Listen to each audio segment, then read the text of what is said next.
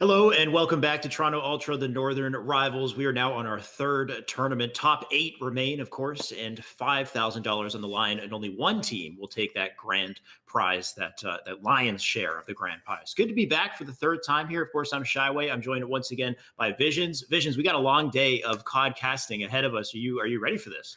I think I'm ready. There's a lot of new mixes coming in towards this tournament here for the very third one, hosted by Toronto Ultra. But I think there's definitely been some roster changes from last time and coming in towards it. So I definitely hope I'm ready for a very long day for what we're going to get here, Alex. But there's going to be a lot of interesting storylines. I think I'm ready to push. There's been a couple of teams that have made it towards today that have not dropped a single map yet. So I Right. think we're going to get in towards these winter semis and these winter finals, and really going to get to see where the test is and whether or not these teams are going to keep cruising through their series like they have been. Yeah, exactly. Right before this tournament, actually, right before we went on the broadcast, we were talking a bit about kind of a storyline change, right? Of Sure. course, we had a bit of a definitive winner with Haller, BZ, Diamond Con in the last tournament, right? And they're an exceptional squad, but this time around, you said they might not be the favorites to win it. We've got another team here with new talent from the first Toronto Ultra tournament that have come back and really designed something to take down Haller and BZ. So what do we have as far as those two kind of, I'll call them the God squads for now, Yeah. how it plays out. I think that's definitely the right term to use for sure. Because O Canada here, the other squad that I definitely think is the one that is likely the favorites for the tournament. This is with 47, who's won the tournament now with two different teams, and he's now back on board with that same squad that we have kind of seen under Yes Sir in that first tournament, which was Gunjar, Royalty, Exotic, Diamond Con, and 47. So that roster's been altered a bit, but it's still the majority of it. You have 47, Diamond Con, Royalty, and then Exotic, and then Med. And we saw Med last tournament that Right. was actually with Haller and Co. And this was a player that came in towards the scene. He's around the BC area, and he had finally got himself in towards a team that I think was worthwhile, where he could actually make these deep runs. He's also someone who's been within that top part of the amateur scene over these last couple 1Ks and 2K. So I think this is the squad that's certainly going to be the one that is likely going to be running through most squads. And whether or not they're going to get a true test or not, I think is going to be from Haller and Co., the team we're about to see, known as I believe we have them as Bull Cut Billy. So that will Yeah. be the squad, I think, of the big matchup here that we might likely see in the winners final. Yeah, so of course these two incredible teams right here, and I just remember you bringing up some of these names. Like Med, for example, was a bit of a new face last time around. He He had was. some of the highest performances in that last tournament as well. So excited to see how he works with this squad. So that's something to look forward to. Of course, we do have our bracket ready as well. I'm pretty sure we can show that on screen. There we have it. We are going to kick off our day with the winners semifinals. Bull Cut Billy, the team that we just mentioned, will be facing up against Infinity North. And as far as I can see on the bracket, Infinity North has been doing well so far. But you said you don't expect things to go too well for them in this first match, just considering how talented Bull Cut Billy is. Um, what do you Yeah, think? I don't want to put them down by any means, Sure. but I certainly think that Bull Cut Billy is just too experienced of a squad. They have had too much success as of recent and as of late, and towards multiple titles of Call of Duty. So I certainly think that they're a squad that is probably going to handle Infinity North. But I mean, without a doubt, they've only lost one single map up and towards this point, and that was against the Warlocks, which was pretty much a combination of a squad full of simply just search and destroy stars. I had actually jumped Mhm. into some of the matches yesterday. I was just kind of streaming them myself and just kind of casting and seeing what we had coming in towards today. That squad looked really good in search and destroy, but the respawn, of course, was not there just due to them being search and destroy players and This not is having that Infinity North? experience. This was actually Or Warlock, the team that they had beat out. oh, So okay, Infinity okay. North did end up beating them 3-1, and they had again only lost that search and destroy. So they look Mhm. pretty good. Infinity North is also a returning team from the last tournament here, just about with the same roster. They have added one extra player in towards the mix to see if that's going to really kind of play a difference for us or not. I'm not sure if it will, but they definitely have some standout players that I think to look for. I think Records is definitely one to kind of Mhm. mention, who's someone who's been pretty consistent throughout the majority of these tournaments with like a 1.54 KD, I want to say. So he's actually been performing pretty well. And then Zeros is the one to watch out within Search and Destroy. He has a pretty decent KD, I believe around about a 1.3 roughly within Search and Destroy. So those would be kind of the two players I think that I have my eyes on going into this match. Right. So it does sound like a relatively well-rounded squad coming up into our match here. So I mean, yeah. So you've got relatively high skill levels across the board for all these players. You mentioned there's a couple specific standouts that we're going to be looking forward to in our match coming up. But can they stand up to this other team, which is just it seems like all five of them are star players, and we've seen them pop off several times here in all three. Well, I guess the past two tournaments that we've had. The one good thing that you mentioned about Infinity North is their squad hasn't changed too much, right? So I That's guess right. most of these players are very used to playing with each other. They're comfortable playing with each other. Well, I do feel like these top players on Bull Cup Billy and the O Canada squad that we mentioned kind of interchange their members amongst each other a little bit more. There's more team changes that happen. So whether or not that'll come into play in a very team setup focused matchup like something like S&D, like you said, then maybe let's say Infinity North could have an S&D advantage there if they're just more comfortable playing with each other, working with each other, and hopefully have some sort of in-game leadership. But as far as like just getting kills and being like insane pressure on the map, I feel like we're going to see that in both domination and hardpoint from Bull Cut Billy. It's going to be rough. We're kicking it off, of course, with Hackney Yard hardpoint, which is the smallest map. It's just a hell of a way to start things off when you have so much slaying power. Yeah, I think I'm not sure who gets side selection, but if for whatever reason, if we do have an Infinity North squad on the favorite side with those P2 spawns, I think that's going to be maybe a good chance for them to actually sneak away a map number one on Hackney Yard. I think that out of all the maps, and then the set that we have for Hardpoint, I think this is the one that could be kind of slipped away because in a lot of instances, this is a kind of a coin flip map in some spots during it when you're playing for spawns and things like this. And well, it's P2 hill, like this is one of the hardest hills to break in the game on this map. I think on average, teams that are set up first for it, are averaging about a 46-second point differential for as far as that actual hill itself. So if you're set up first for that one and you lock down a setup and you shut down the very first push, it's likely you're going to collect a full 60. And if you can translate that into a nice rotation in towards the smokestack, then there's a great chance for you to kind of get yourself that bit of momentum off the start of the game, which is something you really need. And I also think you're going to need an individual to really step up. We talked already about the squad here for Bull Cup Billy, just full of just some big veteran amateur players that have been in the scene for such a long time, been in and out of the pro scene. BZ played last year in the pro scene as well. Like this is someone that is, I think, underrated and has kind of an underrated stock for the most part within the scene, but is someone who popped off in the last grand final. This guy was the MVP that we had awarded and had just absolutely just went off on a tear in that grand final. So you need to find someone on Infinity North to really bring that same kind of energy, that same kind of skill towards the mix, because it's very difficult to try and shut down all 5 of these members on Bull Cup Billy.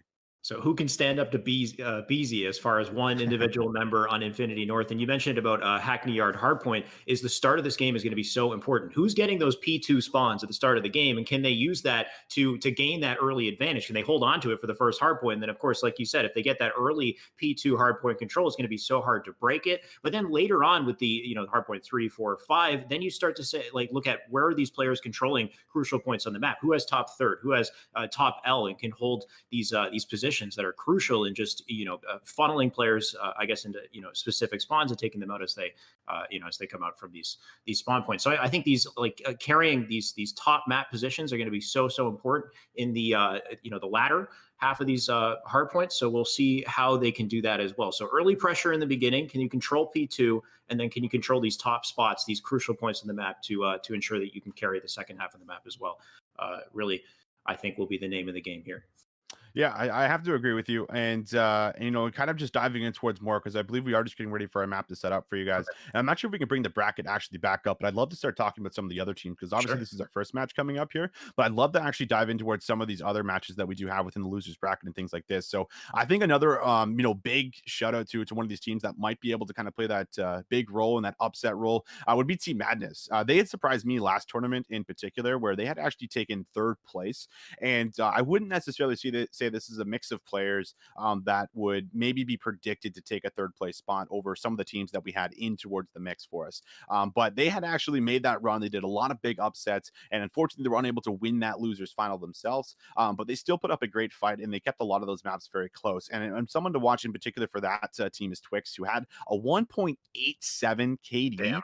Coming in towards, I believe it was the losers final. Like he was just, wow. I don't know what he drank. I don't know what he ate for breakfast, Shyway, but man, he was just doing things that I just had never seen. And I had actually never heard of Twix personally up and towards that point. Well, now I can promise you he is on my radar. And if we do jump towards any of those matches, that will be 100% the player you have to watch out for, who is someone that can definitely go big. And team 3 here as well. That's with like Tunes from Humber.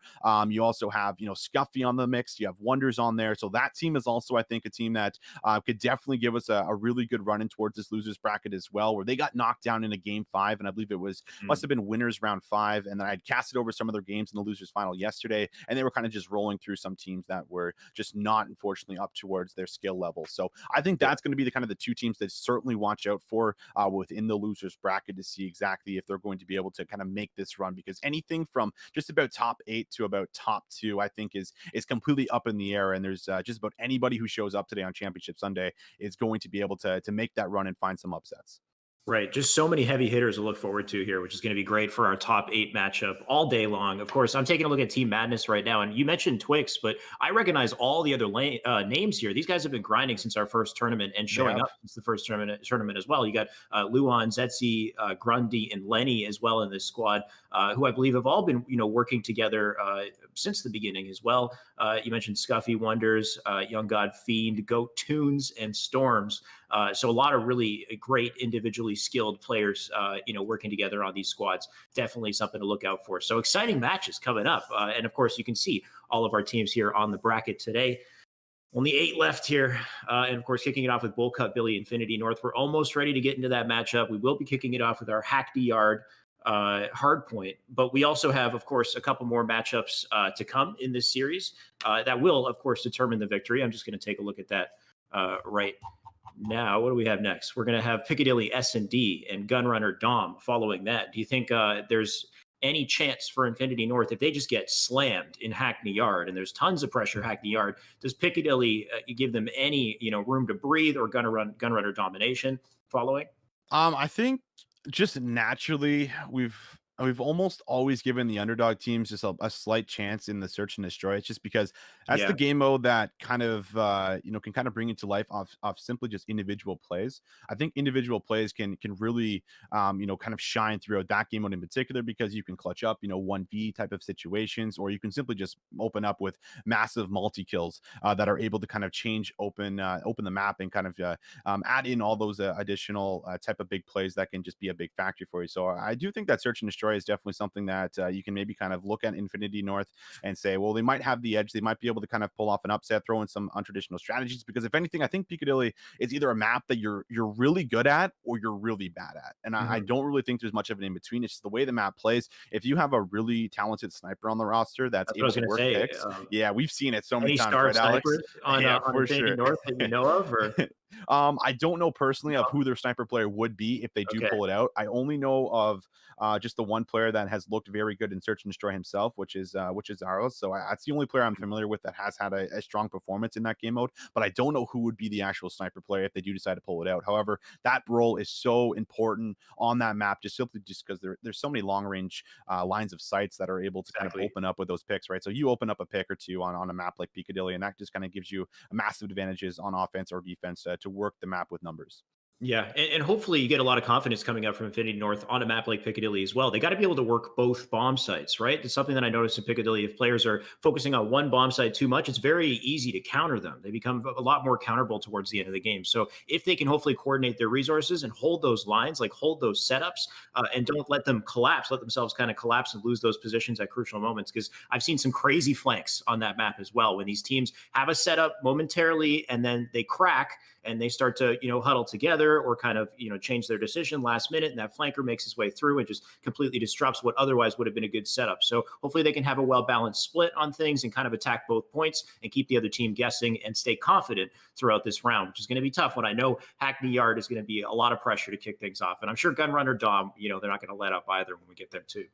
So yeah, most certainly. And I think the one benefit of this Infinity North squad, at least coming in, is you talked about, Shyway, about how the squad is returning just with the change of just one individual player. I don't know that individual player off the top of my head, but I do know that at the very least that they've been obviously playing together for a long period of time. And that's something that it's kind of been vocalized within the North American amateur scene within Call of Duty, is that teams don't typically stick together for too long.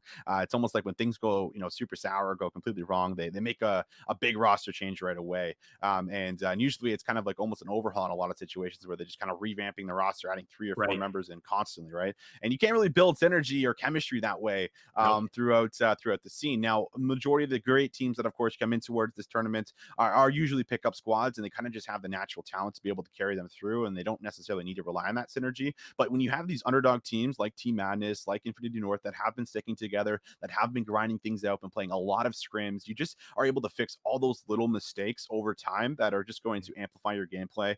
And I think that's going to be something that we might be able to see for the squad, to see if their practice has kind of paid off. They might not be the most highlighted players within the within the Canadian scene for us in Call of Duty, but that natural team chemistry could be what carries them through. Right, exactly. So I'm hearing some background noises. I don't know if you guys got the same audio that I got, but it sounds like things are almost ready to go. I'm excited to get into this match very shortly.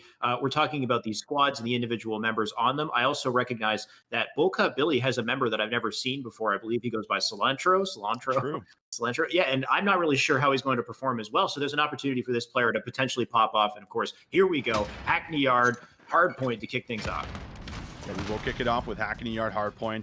And right in towards the mix, it looks like we are down a player right now for Bull Cut Billy. So they are playing 4v5. It looks like Holler is not in the mix from what I can see, but we will see them still play this out. So this could be the map that Infinity Ward are able to take for themselves here, as they do actually try to go for a full push through right away to try and get themselves the favorite spawns. Already at a mana disadvantage here for Bull Cut Billy. So they aren't going to be successful in the very first attempt, but they now have gotten themselves some hill control. And you can still see them just flooding things out, trying to go for that flip.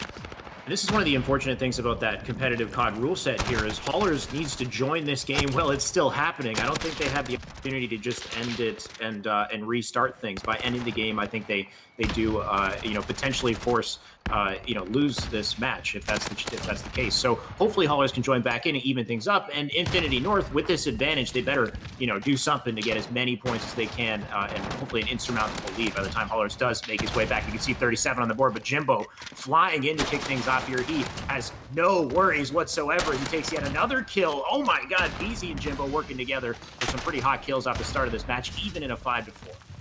That's right. And now the hardest hill to break will be trying to be held by 4 players. So this could be an opportunity to actually find yourself some kind of push through here, as Records up top is going to try and land some shots, but he does get pushed out. So far so good. As you can see, all the submachine gun players just fanning out and flooding forward. So it's just pushing and forcing these engagements a lot earlier on than you would typically expect. And their setup is great. Tom's finding 3 pieces. I'm not sure what gamer tag he's under, whether that is actually Holler or that is Cilantro or not, but we'll maybe get confirmation as we go through the series. Either way, he's frying off the start. He's feeling really good, and you're still not finding a breakthrough. So the first 30 points going to be good for Bull Cut Billy. It's just BZ in the hill, and he's going to win one gunfight. Can't turn for the second, so the scrap time looks like it might go over to Infinity North. Excellent push here from Infinity North, just managing to get their way into the tire shop here for our second hard point, try to get some early points. You can see Archives now with the defense, and it looks like he has spawned his team here as well, which is excellent from Archives. Even with a 5v4, the match is this close. What's going on, Infinity North? You got to make waves now. You got to get the early pressure in while you have the advantage, and if they can't do that now, then I am afraid to see what happens in a 5v5. Yeah, that's right. I mean, you're not wrong whatsoever. I mean, maybe just having the loss of that player is forcing them to kind of just turn on the Jets a little bit more and try a little bit harder just to kind of prove how good of a squad they typically are. And, well, only down by 10 points, not the end of the world. And with the map being Hackney Yard, I mean, you have those close spawns that are always getting you right back towards the hill, as we will see the hill in control, at least for Infinity North. So they do find a good, successful rotation. They're holding the setup at the moment. It's been a bit scrappy with the first 30 seconds, but they're trying to lock things down. Zampa is going to need a trophy system down, but he's going to be needed out. So BZ's going to be able to make great use of that Semtex, takes them out of the hill. The scrap time is still going to be fought for, so it looks like we might get one last hit, and that will be the nades once again. So Infinity North now making this rotation. Subsy with a big kill onto Jimbo, who didn't even react there. So that will be a nice play from him, as I believe he's on a 5 spree. So great scrap time over to Infinity North, and they've won the rotation for now. Yeah, you can see the points trickling in their favor as well, as they've totally gone 1.49. Archives right now getting taken down. Tom doing something to pick up the pieces, and it looks like they do have control of the office building momentarily here and some nearby spawns as well, but you can see all those blue players flying in, funneling in here, doing what they can to put some damage in. It looks like they are successful at 1 kill. This is where the numbers advantage comes into play, as they all just flood into the office building, all blue on the kill feed. All blue, and it looks like we did get confirmation. So apparently Holler has not woken up, and he is apparently still sleeping here at 12:20 in the afternoon. So that is the reason why it is a 4v5, ladies and gentlemen. And we're seeing Infinity North, because of this, actually win it out, as Tom, also known as Cilantro here. He's the one that's going to be able to apply all this sub pressure and do all of this great work for us. I would love to take a look at the scoreboard if we can, just to see exactly what we're seeing Tom drop for numbers at the moment, because it seems to be just completely great thus far in towards towards the game. He's been frying. He's been off to a great start. The scrap time is picked up, and things are still relatively close in this 4v5. Only 10 seconds separating the squads, but this is a P5 hill. This is a hill that you can grab another big 60 on if you can lock down a setup, and they are in complete control to do that. Yeah, we can see Infinity North right now in control of our final hill here. If we can get somebody up on that top third as well and get a little bit of pressure onto those spawns. Archives right now trying to make his way around. Looks like he does. Get up here with the angle, but there you go. Like I said, that top third pressure when you have players up above with these beautiful sight lines, there's not a lot you can do to just thwart them. And here we go. We got Jimbo with his teammate pushing up. Zeros right now on the defense. It looks like they were not successful. We have a chance here for Bullcut to make their way through. Scrap time is picked up, but I think this is okay. You grab the first 30 or so, and you have the favorite spawns leading in towards the hill. That's going to be coming up for P2. So not the one that's going to spawn in the warehouse for us, but at least the one after.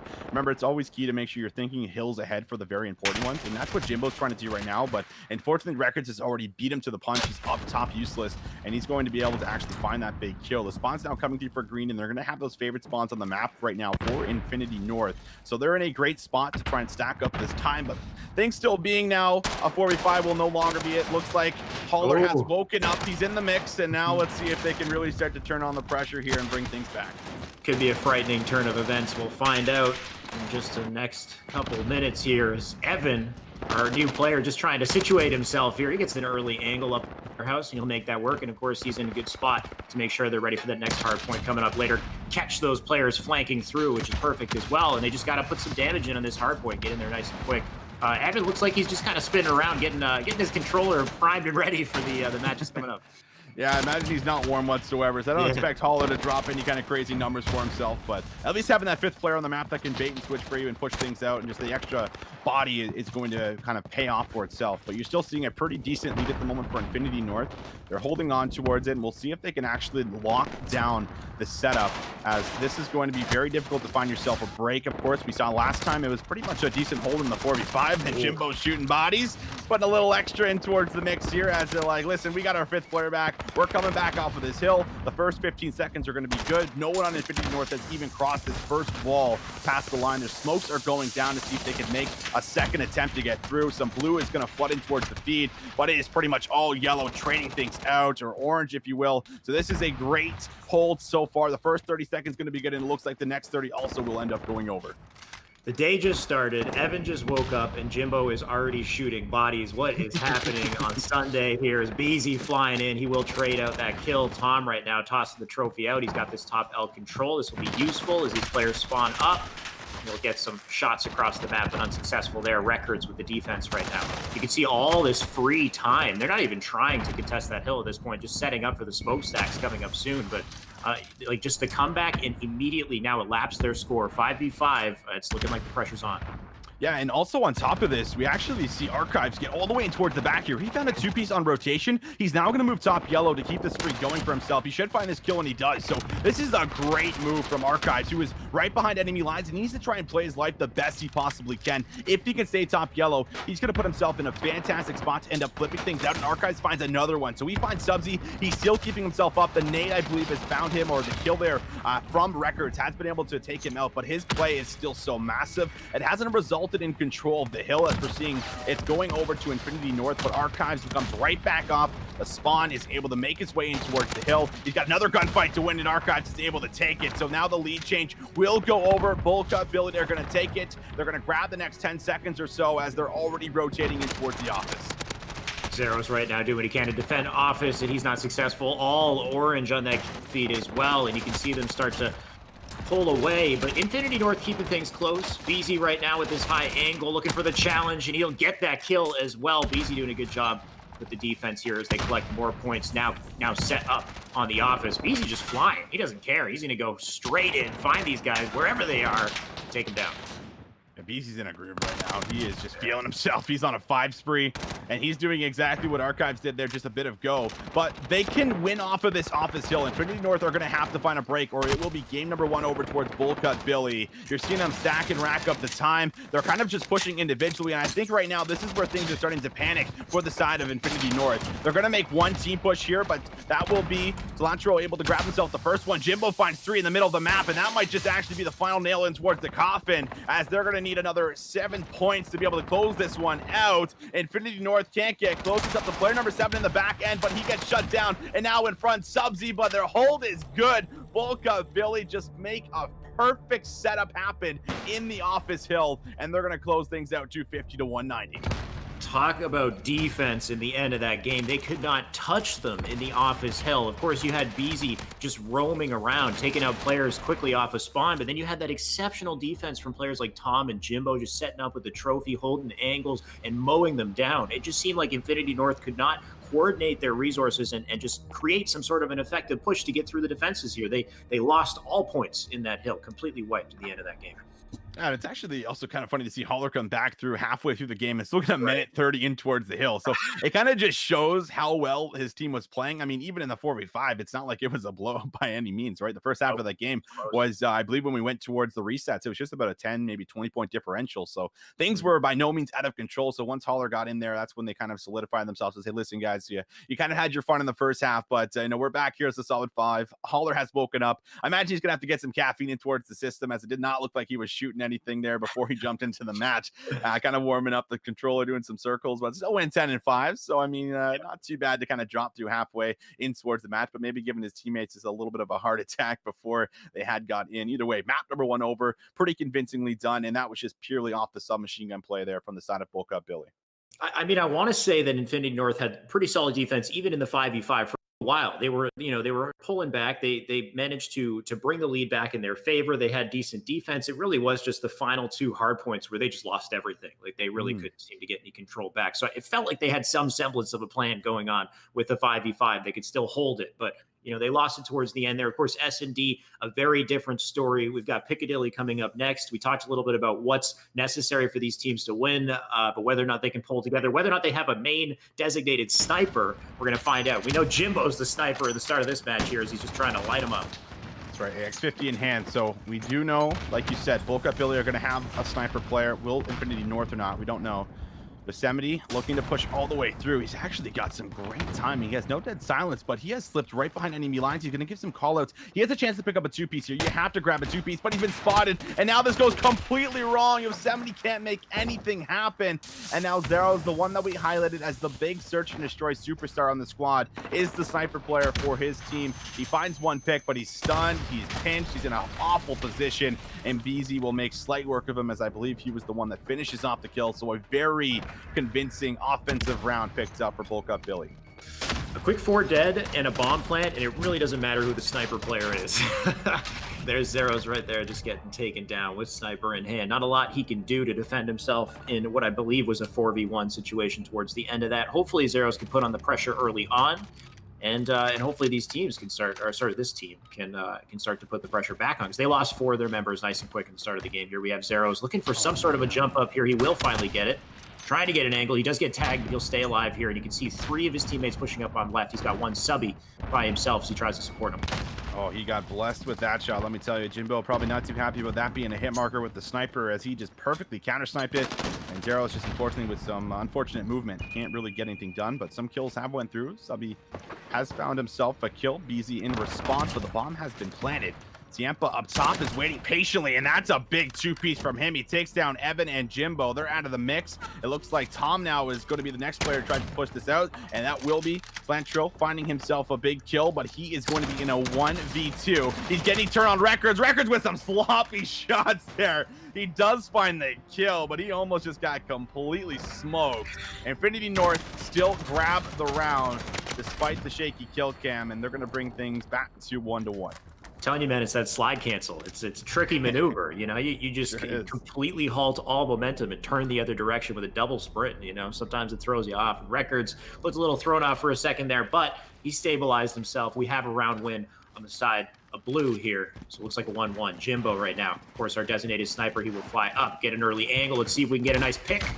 to start the game. Spots one, no tag. He'll go down for now. Sub-Z finds a kill. Archives responds with a trade, but the trade's in favor of Infinity North right now, as a lot of kills actually just rain in towards the feed. There's a very fast, aggressive round for us. And Volka Billy, they did think about planting the bomb there for a quick moment, but it looks like the bomb player did hop off of it, as Ziampa actually stuns himself there. Unfortunate little maneuver, but Yosemite has found, I believe it might have been a Semtex grenade that found that kill on towards Evan. So BZ now with a good amount of time to work with, still got 50 seconds. It does have the bomb in hand. So this is by no means the spot you want to be in, but it is not the worst situations, as he will know there's a player close right for him. He goes for some shots. He finds the first one. There's another player close on him. He does not commit for the kill. So BZ now has information on a second. The other player is going to completely wrap around, and he's going to go for a plant. Just looking kind of risky. Of course, he knows that player is right next to him, but Ziampa not pushing up, and he actually got the time to plant the bomb, but he will back up, and this is not enough time for them to save the round. Of course, there will be a defuse, and Infinity North will take yet another one. Good try from BZ, though. He actually had a little bit of an opportunity there. He did have a bit of an opportunity, just not enough to be able to grab, unfortunately, the right angle onto the player that did pinch. And that was a nice play there from Records, I think, wrapping around just the middle of the map, just trying to pinch BZ and just trying to limit his possibilities of clutching off that situation the best they possibly can. And those are the rounds that you obviously have to take and you cannot afford to give away, because when you give away those rounds, those are sometimes the differential rounds and whether or not you win or take the map. So good discipline from Infinity North to be able to now find themselves the very first defensive win in towards the match for us. Into round 4. Lantro able to grab himself a big kill on towards the sub player here for Infinity North. So already on the defense, going to have a man advantage. We got some dual sniper action going on in Bull Cup. Billy, Tom, and Jimbo both with snipers right now, feeling confident. Zeros right now looking for an angle as well. Looks like 2 players down in the kill feed. We have a 4, now a 3v3. Spots Evan. Ziampa will take him down as well for a 3v2. On the attack here, there's another trade, and that was the bomb player on the A side. Somebody's going to have to pick that up. Still sniper players in the mix for both players, so picks are still very much a possibility that'll come into play for us. Zeros has repositioned completely through the right side of the map, and he's actually going to maybe find himself a slip through. Tom is in the middle. I think he might have gotten a Q. No, actually, this ticket booth is right in the way. Records is just waiting patiently. There's only 30 seconds left. That will be a big play. So Cilantro able to now move over, find that kill, but they think that he's actually over towards the other bomb site because Records plays his life. He does have information on Tom, who will be Cilantro. He's going for the bomb, but he gets picked apart. The sniper play way too strong right now for Cilantro, as he is just finding kill after kill. I believe he picked up 3K or 4K in this round, but just great work from him with the use of the boomstick. Great track right there with the snipe, and if only he had that bomb in hand, didn't need to fly out of position to go grab it. There might have been a chance for a plant there, but great defense. 2-2, of course, on the scoreboard, and now on the attack, we got Bull Cup Billy. Let's see what they do here. I don't know if they want 2 snipers for the attack, but we'll find out. Of course, Yosemite kick things off. Tom right now with the sniper once again. Early angle into the back spots. No one so far. That smoke does such a great job at denying opportunities. And this might change the way Infinity North play. You do see Archives grab himself a kill on to Ziampa here. That does give them a bit of an advantage, but you still have to worry about the sniper play that's in the mix. And BZ has dealt with the second. Jimbo finds the snipe under Records, and now it's all up to Zeros once again, just like that round number 1. He is caught in a 1v5 situation. He actually whiffs his shot, and now he's pinched. Jimbo runs at him with the sniper and says, "No problem, I got him."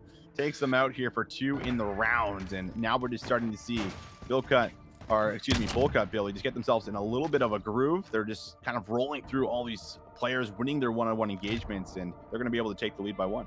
You can't miss on these guys, Zeros. You got to hit all those shots. You reveal your position, that's it. Sitting duck. It's the unfortunate reality here is just everyone on Bull Cup Billy is just so damn dominant, so powerful, and we're seeing that even in the search and destroy. As these players push up here, of course, on attack. Looks like A is the priority so far. Smokes come in, and Zeros will push up through the buses here. Spots 1. He'll take him down. We have an early trade here, 4v4. That's a nasty snap there from Zeros. He does get traded out, but the trade so far is swinging the way of Infinity North in this 4v3 situation. As we see Jimbo still alive with the sniper in hand, but Ziampa has been able to grab now another kill. Yosemite with these snipes, or with these grenades has been good, but the snipes on your screen, Jimbo is going to be caught in what is a technical 1v4, but has now a 1v3.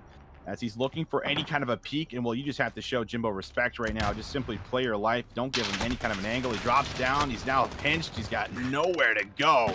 Great setup, Infinity North, not pushing him out, not giving him those peak angles. So they're going to be able to lock things down here and keep things relatively close as we'll go right back towards the tie score count. I thought he was about to do something nasty. He stunned one perfectly and it jumped down looking at another player on his right. But of course, we can see him through the walls and this man can't. Thought he was going to do some crazy stuff, but Jimbo, of course, unsuccessful there. We have 3-3 tied up rounds here, and it's great to see from Infinity North really fighting back in our S&D here. Ciampa to start things off. And what will they do to change things up on offense? Now, you could argue that Bulk Up Billy don't necessarily have to change anything because they've been finding picks, but you can see the defensive setup kind of change for us. But once again, they're at a man disadvantage. Player number 3 has kind of slipped right by. That has been Tom. Evan has a gunfight to win, but he's not able to get the gunny up fast enough. So with that win and Ciampa taking his kill on towards BZ, that man advantage that was once for Bulk Up Billy has now dissipated and is over to Infinity North. But Tom from behind, no one hears the sound cue. Ciampa, you can hear that, brother. I don't know if his headset's on backwards or what, but he is not going to be able to scout out Tom, who makes this play. And this is going to be a 1v1 situation for us, as I believe this is going to be the bomb also down across the map. Yes, it is. So this will be Cilantro having to move across enemy lines and trying to scout everything out. He does have Dead Silence up very, very soon. So this will be very doable for him, but that is another sound cue. This time, Subsy's going to be able to hear it out. And now they have both spotted each other, but the time is a ticking. He has that confirmation on where that player might be, and it looks like he might want to make that rotation towards the bomb now. He is. He's got a little bit of time here, and he might be able to make this work if he's quick. Of course, the B bomb site right beside the bomb as well, and this is perfect because Subby has no idea that it's here. And here you go. We got the bomb plant coming in. He will be successful. We got a 1v1 over the bomb about to take place here, and of course, Subby with the information, he will fly forward. We'll find out how these players set up. Where is he going to sit? Where's a good spot to sit here? Back concrete area can be good, but there's also a spot that, you know, is almost always typically checked. And Subby now, he's going to use his Dead Silence. No Dead Silence available for Cilantro at the moment, but still only 20 seconds. Subby's going to have to try and check things out fairly quickly. He's got to win this gunfight. He does spot him. He goes for the shots, but that will be won there by Tom, able to take him down. Big 1v1 coming through in the swing round to make sure that Bulk Up Billy stay in control of this map too. Great just work overall from Tom there, just recognizing where that player was in that first challenge, and then seeing his opening to get all the way across the map to pick up that bomb, plant it, and then great defense, of course, afterwards. Like you said, maybe that back wall is checked too frequently. The cars seem to work out this time, just spraying him down. We do have 4-3, of course, on the scoreboard, and now we have attack on the side of Bulk Up Billy here. Beezy right now flying up through this bookstore. Early names coming in. Teammate there from Archives. Yeah, that's pretty interesting. Not sure exactly what happened, but just giving your life away there, unfortunately, for Archives. And they've now lost a second. It's up to Cilantro here once again to try and make a big heroic play. He's got someone close, but Ciampa with 2 is just going to stop and hold the entire defensive setup for the side of Bulk Up Billy. And there's Zeros with a beautiful snipe onto Jimbo. It's up to Beezy in what is a 1v5 situation. The bomb is down. He is pinched. He has spotted Infinity North. Take a perfect, flawless round here in round number 8, and they're just going to keep playing this catch-up game back and forth as they bring us right back to a tie scoreline at 4-4. You can't give up easy rounds like that if you're Bulk Up Billy, because that's just a confidence booster for the other team right here as they come into this next round. When they take a full, perfect round just like that, I mean, now on the attack, it's a lot of confidence coming into this. We'll see if they can play with it accordingly. Here we have our Blues starting out. We'll find out where they opt to push. Carry this bomb. You can see Subby's got it. Looks like he's going to go over to B early here. We might actually have an early bomb plan if he can get himself there, which we haven't seen too much of yet. They're attacking A very fast. If we can switch over towards what's happening here on A, I'd love to see exactly where they're going to be able to kind of position and get this bomb down. We do see Evan going to plant this, but Records is actually combined for a massive 2-piece. And again, the man advantage that was once theirs is going to dissipate as it's going to be all up to Evan and BZ, the duo within the Toronto scene that have been together just about every single LAN tournament, are going to be in this situation. And BZ has cleaned up a second kill, so that will bring us to a 2v2. But Evan does not read the top shoe store, so he's been taken down as well as the snipe comes in. So the duo here in the Toronto scene not going to be able to clutch up, and now we're going to see Infinity North take this round, going to put them just 1 round away from closing out this map number 2. This is exactly the defense you want to see from Infinity North here, having such a rough game and started out before, keeping it so close, and then of course losing the moment haulers came in. But 5-4 here, Infinity North now on game point. If they can just seal this one out, they have the best opportunity. Again, I want to know if they're going to slow things down a bit. And we've been seeing both of these teams play pretty aggressive, which I think is definitely the right approach to take to a map like this on Piccadilly. As we'll see the sniper play come back in off the start, and no one's going to be able to convert on any picks. But will things continue to play this fast pace? It looks like the answer is yes. They're right in towards the A site. Tom is once again on this fountain. He spots one that does slip across it. I do not think Siempa did get that cue. Records jumps in towards what is that bottom staircase area. Yosemite finds Evan, but Evan took one down before he fell. Now Tom on the flank with a great angle takes one and gets out with his life. He has another gunfight to win. He gets the snap, but Records has the advantage, but he gets taken down from up top. So Subby, last one left alive, looking for the 1v3. Does convert on the first one onto Archives, but has to work his way through Jimbo and BZ. Subby with a huge play so far. He still has the opportunity here. He doesn't have the bomb, though. You can see the bomb is down in the A site, so he's going to have to make that rotation somehow. Looking for these players, though. He spots one. That's a clear advantage. And what are you doing? That was very scary. He will get the kill on BZ, hesitating for a second there, but now, of course, a 1v1. Jimbo with the first spot, and he will get the kill, and that's the comeback right there. And honestly, I love the opening plays we had from Tom there, working with his teammate and just shutting down those players in the beginning. I think really sealed that off. Subs almost That was scary. Very clean 1v3. It was very scary. To close out the map, that would have been one way to do it in fashion. But holding on will be able to send us to a round 11 where everything will be said and done right here, right now. And it will be the offense for Bulk Up Billy, where they have attacked this A site very aggressively. We'll see if they do it again. Wouldn't have it any other way here. Looks like they are prioritizing B site just a bit here. We have the shots coming in, the smokes down, the gunfire in center map, and the first kill goes to Subby. Taking down Archives. That's 2 kills down. This is great for Infinity North if they can keep up this pressure and avoid any possibility of a trade. And we have it from Evan. Nice shots across the map there. That was a very important kill there for Evan, and he does manage to keep things just to a 4v3.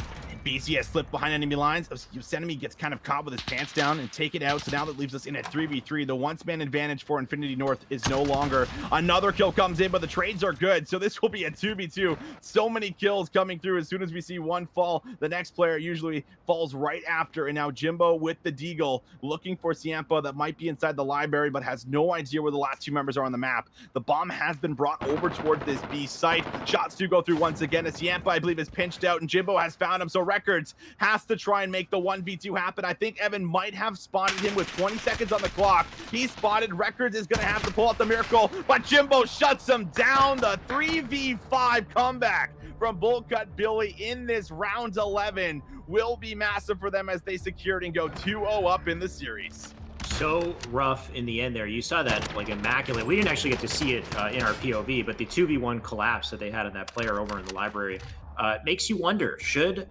was it, I think, Siempa, like, shouldn't he have been with his teammate, right? You want like a proper 2v2 where you're working together and collapsing with each other. And unfortunately, our blue players were completely spread out on the map, whereas we didn't see that on the opposite side with Bolt Cut Billy. They collapsed and conquered. They got the bomb down and all the pressure in their favor in the one round where it mattered. Of course, our match point right there. That puts them up 2-0 in the series. And we have one more match left for them to make some sort of a comeback. And that's a tough one for Infinity North. I think that's one they had to really close out. I'll be honest with you. If they had a chance to somehow pull off an upset in this winter semifinal, I think that was the map to really kind of solidify and do it in. And they had the chance to do it. They're up 5-4. They were unable to. There was almost a 1v3 that came in for Records, but he just couldn't find that last player. And then they fumbled the 3v5. I mean, having a 2-man advantage, you could see them, just not challenging and not playing aggressively, but they just simply were not covering the entire map. And so that allowed BZ to kind of slip through, find Yosemite, a big 1-on-1 win there for Hauler, where he found the headshot by the pillars in the back B spawn. That was also a big influential kill that kind of led towards them gaining all that map pressure around B. So a tough loss for them that might end up costing them now a 3-0 as we head in towards a gunrunner domination. Yeah, so many close calls in that matchup, and a lot of good opportunities for Infinity North as well that unfortunately could not counter and turn into an actual win. Even that the beginning of one round where they had a team kill on the side of Bull Cup Billy and Right. just a complete team wipe, not being able to carry something like that over into the following round is unfortunate. But we are in our final match, the final chance here for Infinity North to mount some sort of a comeback. But of course, Bull Cup Billy want to seal it out here. Most certainly do, and when they have not dropped a single map up towards this point, they are on track to stay that way, heading in towards the winners final. Off the start, Easy opens up with a nice little two-piece inside of the coal mine. Evan trying to follow this up to get on top of this mine crate area, goes for the quick kills, but Records finds two massive plays from him. BZ is going to stay on his spree.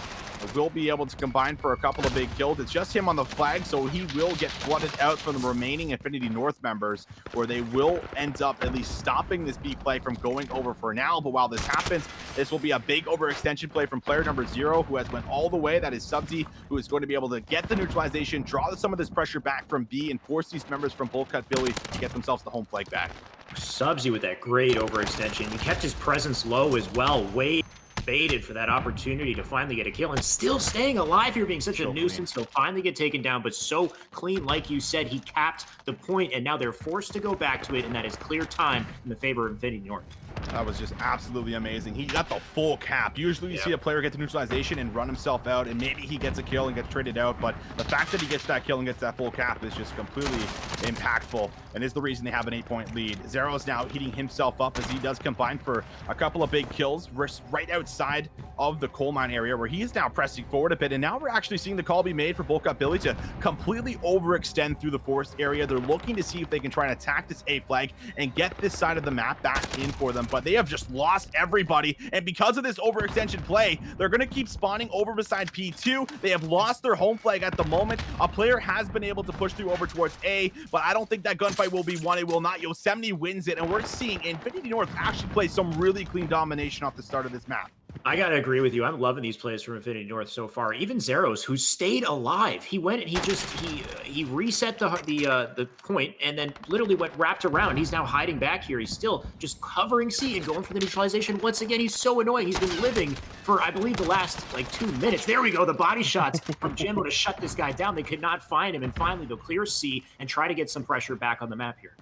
I think they're trying to get into the heads at this point in time. They're gonna have to do something, because with the way Infinity North is playing, they're coming back and bouncing extremely well off of that map 2 loss, which I did not know how they were going to be able to handle it, but it seems to be on track so far. So good. Yosemite again makes the overextension play, and just every single time we're seeing this pay off, almost goes for a 2-piece. Archives is there with the trade at the very least, but they are just struggling to get any mid-map control or B control at the moment. They have forced some plays to go for an overextension where it looks like that could be the play again, but Siempa finding 2 in the cargo crates. Could be 3 as he tries to turn and burn, but Jimbo will be able to land those shots, so won't be able to take him down. Slow start for a lot of the members right now on Bull Cup Billy, where you're only seeing BZ as the positive one, but there is finally some sign of life as they will be able to combine for big kills. Jimbo now on a 3 spree, will try to mount things back from that 2-5 or 2-9 start that he had kind of just been on. Yosemite cleans up 2, but we're seeing now B control at least go back over to Bull Cup Billy, so this won't be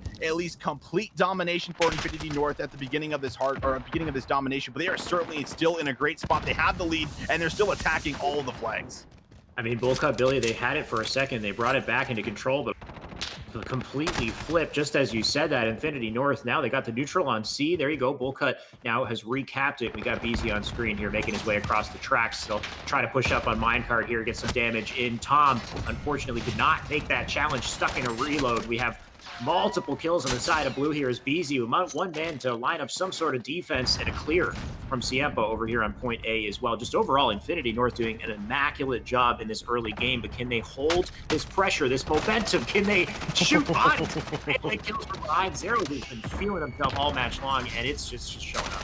Oh, I'm loving this. He has a chance to go big. Zeros now combines for 1 kill on the flag. We're seeing a big win there from Tom. Teantro able to grab that win, so he will be able to grab his home flag back.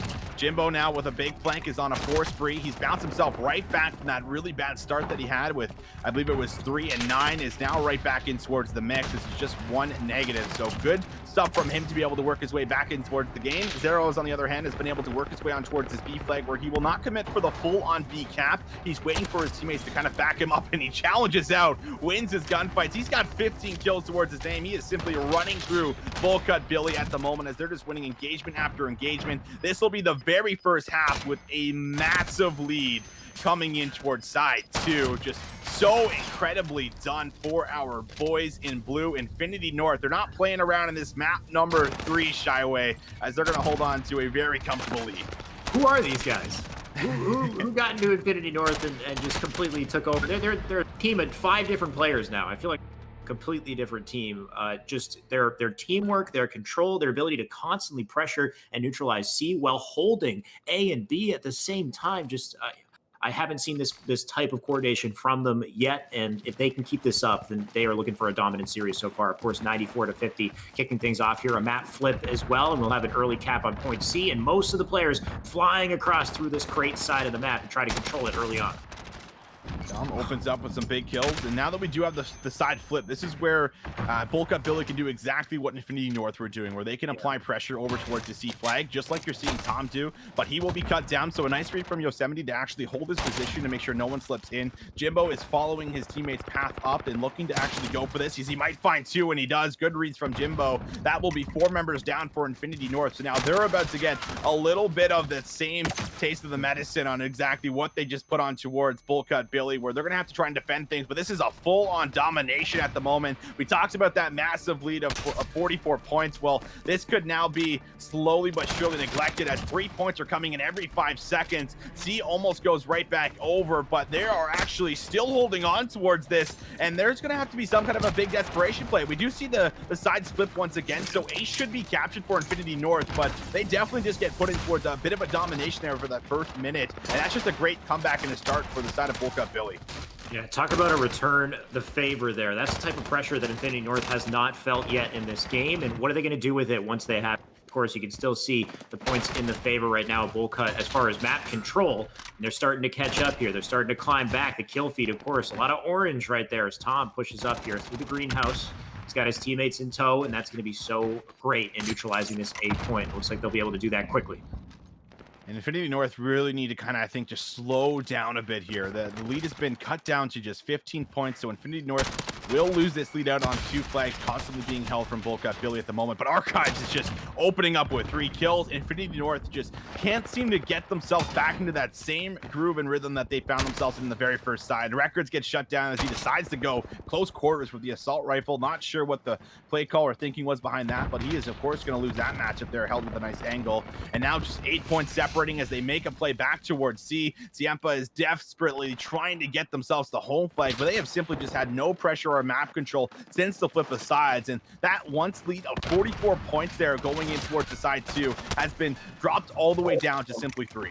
How does Jimbo get out with that? Oh, he almost had 3 kills there. I would have lost my cool. I don't know. But Jimbo just somehow just running into players, getting 2 kills there. And that's the type of trades that you don't want to see on Infinity North. You can see the score right now. They're already in a complete map domination, and they've overlapped their score 113 to 110. I'm pretty sure Infinity North has got just a couple points since the start of this round, which is not what you want to see from these players. How can they fight back and regain control here? Oh man, you got to regain your mental here for Infinity North. That's going to be the toughest part, I think. Archives is just...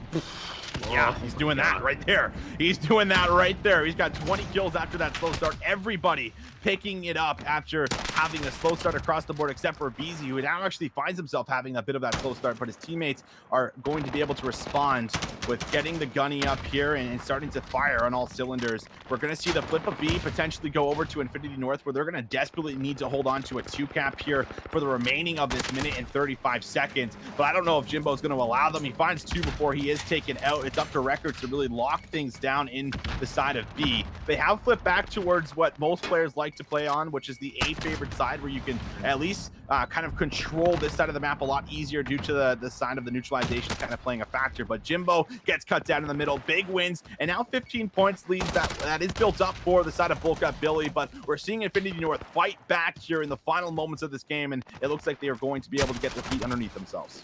I do see a bit of a groove forming here with Infinity North as there.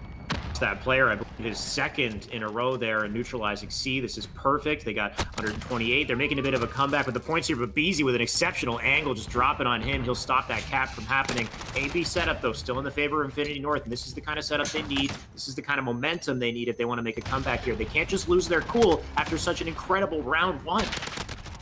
I love close dominations, and that's what we have on our hands. It's going to really come down to the wire, but this is a big play. Subzi needs to be the hero in this. He's got his teammates to back him up, so they will defend C, but A is going to flip over. The big one-on-one gunfight that goes the way of Jimbo on the A flag. Will he convert for more? No. Zeros is there to find the kill. Can he combine for two? Yes, he will. Big wins from him to be able to grab the A flag. So A and B will be held for Infinity North, where they might be able to bring things back here, but I still think you might have to press for neutralization. We should get 3 more ticks, so this could be really down towards the wire, but this play towards B might solidify the series, as they will be able to capture this out. So 151 to 146. There is unfortunately no time. Infinity North, they had a good chance in the end, but overall they threw their lead away from 44 points going into the second side. Insane resilience from this squad of Bullcut Billy.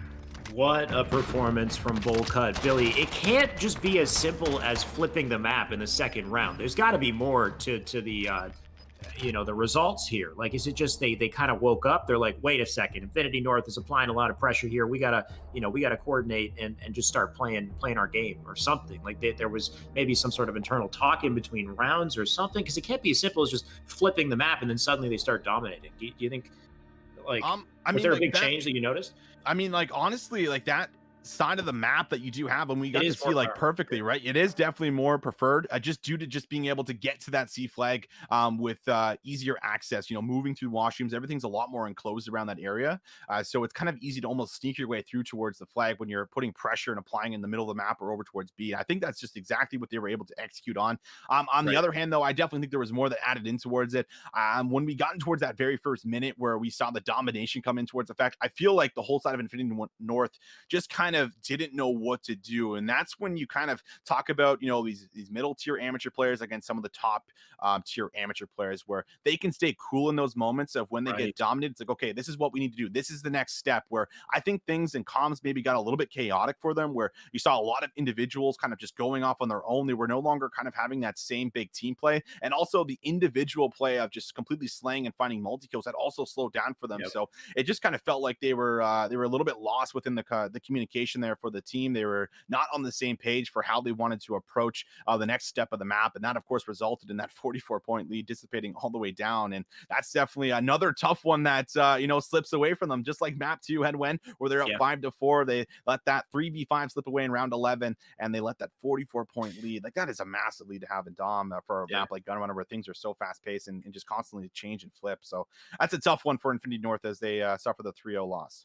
Right. I mean, 3-0 overall on the board, but doesn't really tell the whole story. Like you said, every single one, well, especially the last 2 matches were so damn close. So many clear-cut opportunities for Infinity North to win those games, and unfortunately, they just couldn't pull it out. And, they will not go forward. They will end up in the losers bracket. So Infinity North still with some sort of a chance here to make a comeback. But, of course, our focal point here, Bullcut Billy, these are one of the favorites to win. And this is kind of what we expected, I would say, as far as the overall score. You actually thought it might have been a bit more one-sided, but it's nice to see that even in our first matchup, we've got some incredible, just down to the wire games, and that domination. I'm surprised that they were able to bring back so much energy in that last game, only to, once again, unfortunately not, carry it through. It really seemed like Beezy, Jimbo, of course, some of these main slayers, they kind of adapted their play around the early, pressure that they received in domination as well. Like, for example, the neutralization on C in that the opening round, I felt like Infinity North was so much more successful in neutralizing C.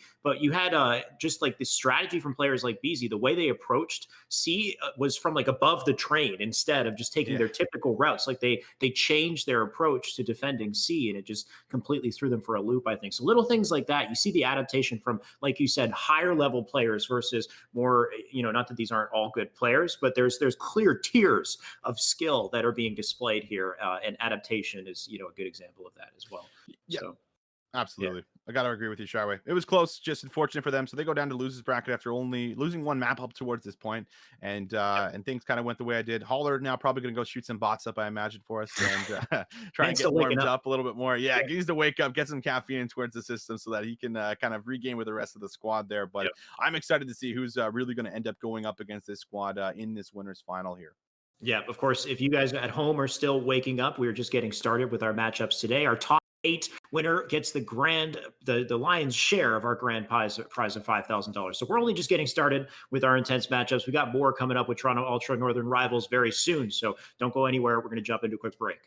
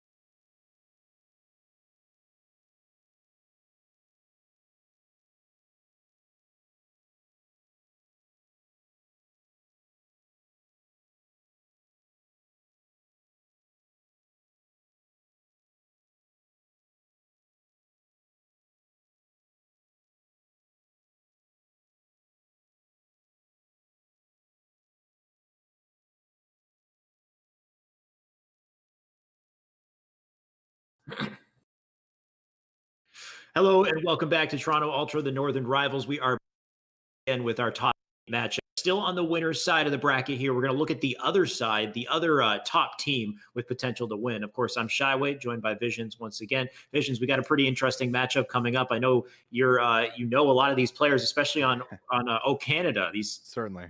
Yeah, so let's talk a bit about these rosters. Oh, Canada and Toronto, I believe, not very interesting or original team names. No. You guys Yeah, got we're kind of talking about that during the break, weren't we? About some of these teams not exactly putting a whole lot of thought into the team names, but yeah, well, Canada versus Toronto, and for this own Canada lineup, I think this is one that I did talk about there in that other semifinals in the winners bracket where we just got off of about a team that's likely probably going to win the entire thing. I mean, we could see Haller and Co there put up a great fight against them, and we could also see, I think, this Toronto squad put up a pretty good fight. But I do think it's still slightly favored inside of O Canada, just simply based off the roster. You know, this is again, this is almost the same roster, kind of returning from the very first Northern Rivals that we had got, which right. was consistent of Gunjar, Exotic, and Royalty. And I highlighted those as the big three that were on Evil Geniuses last year within the CWL professional league. So now they're going to be without Gunjar, but Royalty and Exotic are back together and now mixed in with Med, someone we talked about a lot in the last Northern Rivals, and of course 47, who has won every single Northern Rivals up towards this point, took MVP in the first one, almost took MVP in the second, but took the overall KD for his squad at 1.19. Then you have Diamond Con, who fell short of the last Northern Rivals at second place. So I definitely think that there is a lot to kind of to dissect with this roster and this matchup, for the simple fact that on the other end, you have some top performing amateur players that have also kind of been finishing within that top 32 type of placing within the 1Ks, the 2Ks, some of the Challenger Cups, things like this. That's Good Night, Flawless. Having these guys as the main duo that have been coming in constantly, I think are some of the big players to certainly watch out for. And they have Pharma and they have Mind the Joke. I'm hearing from production, they're from Jammer, who's running our observing, that Mind the Joke apparently is just completely disgusting. He's from Quebec, so we haven't gotten to see him up towards this point because Quebec was not allowed to entry in. But now that Quebec is allowed to entry in towards these Canadian tournaments, that this is a kid that apparently is just completely disgusting. I want to see if he lives up towards his hype, because I want to see some more new blood come in towards the mix for us. Right, because his teammates aren't pushovers either, right? You got Good Night, right. You've got Pharma, the God, Flawless Slayer, and Kush Point. These are all names that we recognize very well. We've seen them in all the Northern Rivals tournaments so far, and like you said, are a bit of a wild card here. Mind the Joke, and hopefully he really pops off. He's going to have to, because like you said, this is potentially the favorite to win the tournament here. We got some incredible talent. Of course, you can see on our top 8 bracket, things starting to develop themselves. We just had our matchup, Bull Cut Billy, it looks like a dominant 3-0 with Infinity North, but actually a very close series overall. Went down to the wire, especially in those last 2 games. But they will move on to the winners' side. Then you have O Canada, Toronto, we're just about to watch. And then the losers' side as well. Infinity North just recently getting knocked into losers. We got fourth Marks the Spot that just took out Team Madness. Apparently Team Madness is already out of the tournament. I know we had our eye on Team oh no, they did they take out Team Madness? Yeah, Team Madness is out. Yeah, so I know we had our eye on them as far as top performing players. I was not looking at fourth Marks the Spot, so I'm going to now. Kind of curious to see what they got there. And yeah, I'm almost kind of interested to see how the rest of this kind of unfolds. Team 3, I believe, last time I had checked, they were 1-1 in their series. That is being live updated there for us as well. So it's very possible that there could have been a third map that's coming towards the mix here for us. So I'll take a look at the bracket to see if we do have that third map kind of coming in against those 2 teams, because those are also, some really insane matchups that we do have within ourselves there. And it does appear that we have Team Madness up against fourth Marks the Spot. And then on the other side there, of course, so it looks like Team 3 has actually advanced, and now they're in that map number 3 still. So it's currently 1-1. That's also a banger series. Map number 1, I believe, did go over towards Revenge. So this has been a very interesting kind of pickup there, just within the losers bracket for ourselves on who we're really going to get. And then we just had Infinity North that just dropped down, of course, losing their 3-0, but also some tight games that had played out for us. But on the other hand, kind of talking about the squad here for us for Toronto. This is obviously going to be probably one of their biggest matches, I think. If they can show some kind of signs of light, and whether or not that is keeping things close, or on the other hand, trying to be able to pull off this upset and take this map number 1, even in a sense, you can kind of build off of that. I would not count this squad out whatsoever. And also, coming in towards the day, there's some very high rated players on the side of O Canada that maybe won't take this tournament as serious as some of these other players that might be able to kind of get the jump on them. So that is something to kind of watch for too, as I think we're getting ready to jump in towards our game to see who is really going to be able to kick things off with a hot hand. Exactly. And of course, we have the exact same setup that we had in our last matchup that we just had. We have Hackney Yard. Hardpoint will kick things off. And of course, that will bring us over to a Piccadilly S&D and then a Gunrunner domination for our first 3 maps. So we'll see how that, of course, plays out. But Hackney Yard, Hardpoint kicking it off now. Of course, a lot of wait, I take it back. They might be leaving. It looks like they are. They're going to reset things. Something needs to be fixed over on their end. We'll jump right back into the match. But of course, Hardpoint on Hackney Yard, a ton of pressure going to come in on this small map to kick things off here. And I think it kind of leans in the favor of our winners, our potential winners, as far as O Canada is concerned, right?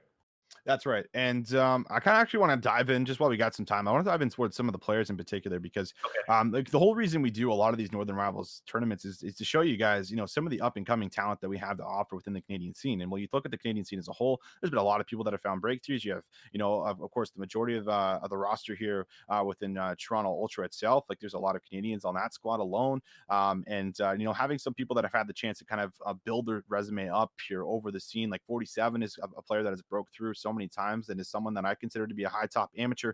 Diamondcon, also another one who has finished, the Challengers Cup 3 that I had actually cast over. Diamondcon had went all the way to the grand finals and had finished second in that with his squad. So, I mean, he had just done some immense things, and that's with, all of North America's top talent, not just the Canadian talent. So he had obviously found some big breakthroughs there for himself and had made some big dents in towards the scene. And he was also firing and playing out of his mind. So if you can carry that performance on with Royalty, who has also had some big wins as of late within some of the Challengers Cup and some of the opens at the CDLs, then maybe you will have enough just to simply stomp them over. But they are playing 4v5. They do not have their 5th player in towards the mix, which means that this could be a chance for Toronto to take big advantage of this and see if they can do exactly what they did there in that last time we saw them in the losers final. This is some sort of a run back of our last series. And of course, it's the strong team who seems to be starting off with 4 players once again. I wonder if that means them sleeping in or whatever it is, a miscommunication. Regardless, let's see what they can do with their one-man disadvantages. They have the early points on the board so far. Med with the defense, and I know we talked a lot about Med in our last tournament here, and I'm just curious to see what he's going to put together as he flies out here. He's got 3 players at least on him. They will take him down quick as they push up and start to collapse. They got to get these points early on with their one-man advantage. Yeah, Toronto want to grab as many points as possible off this P1 hill just simply because they don't have the spawns leading into P2. Now, they can battle through this with the man advantage, but we're seeing this at least go the way of Toronto. Med does find 2, but can't convert for anything more, as it will be Kush Point that actually shuts him down and takes him out. So Toronto will grab the majority of this time off this P1 hill, but O Canada, despite being a 4v5, do grab a good 20 seconds. Now we'll see if they can actually lock things down in this 4v5 push. Mind with a big kill is going to be able to deal with the air player. Actually deals with a second. Mind the player we talked about out of Quebec.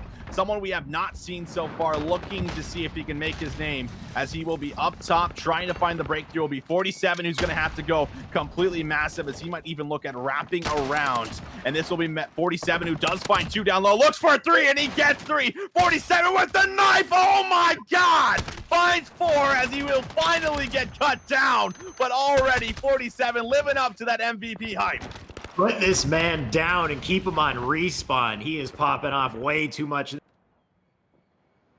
So maybe he has to. Let's see if Med can pick up the pieces here. Of course, they still got control of this point. Mind right now with that good angle, but he removes just a second, and he will get shot in the back and taken down. They still have that advantage of the spawns. You can see them pushing up from that spawn and controlling that hard point once again. So here we have it. The 5th player has jumped into the ring, and they have a lead as well. This is not looking good for Toronto. Not looking great for them. Exotic was the one who was unfortunate on the start, but now that you have in, things are going to likely pick up with the pressure. Med is cruising through the middle of the map as he does find 1. He gets himself already on double digits, just leading in towards our 3rd rotation. Diamondcon cut down in the middle, so far looking great with the very first hold and already netting yourself a big 20 seconds, as Toronto actually have just about a lockdown setup. And when you're locking down this P3 hill, it's based off usually keeping a player in this top L, just exactly like you're seeing Mind doing. He's playing in and out of this position so that he can peek out in towards the middle of the map and just control his advantage position from the high ground. It nets you so much time, as you're seeing him put on a clinic right now. He finds 3 in a row. He's 11 and 6, and he's doing exactly the important job in order to net yourself a lot of points off this P3 hill. Immaculate control from Mind here on top L. He'll continue to put in that defense as Diamondcon looks for a rotation here around the office building. Good night here looking for some sort of defense. That player will just flee so quickly, he can't seem to figure out where exactly he went. But of course, he'll hold down Office. It has now switched over to Office Building. Goodnight with a nice kill as well, and he knows those players are below. And if he can just time his push with his teammates, there's one. Hopefully he can fly up and continue to put on this pressure. Looking for another, not able to take him down. Diamond defense and 47 there in tow as well. They'll continue to get points in this hard point. Canada in control of the hill. There's still 40 seconds to play with. Med finds a two-piece in the middle of the map. That's going to relieve a bit of this pressure in the push, make that 3 before he's taken down from Mind, who now needs to piece together a couple of multi-kills for him, but he will not be successful in that. So big kill from 47 and great control from O Canada to respond in this P4 hill, where they lost a good amount of points off of the smokestack, but they have made a big recovery where we will see at least the scrap time maybe go over, but they're more importantly playing for the spawns. And Diamondcon is going to now, with the AR, get himself back to where Mind was earlier on when he was controlling P3 Hill, and you can just kind of watch this entire cross, but someone has slipped in towards the back. Royalty will be able to deal with him as he has someone up close and personal, but can't combine for a multi-kill. Meanwhile, though, they will be controlling that close spawn, so they will be able to flood more members in towards this dock building, where they're going to hold at least the very first 10 seconds strong and retake the lead for themselves. Great work from Royalty there, just rotating through early and getting those spawns. It looks like it's coming handy right now.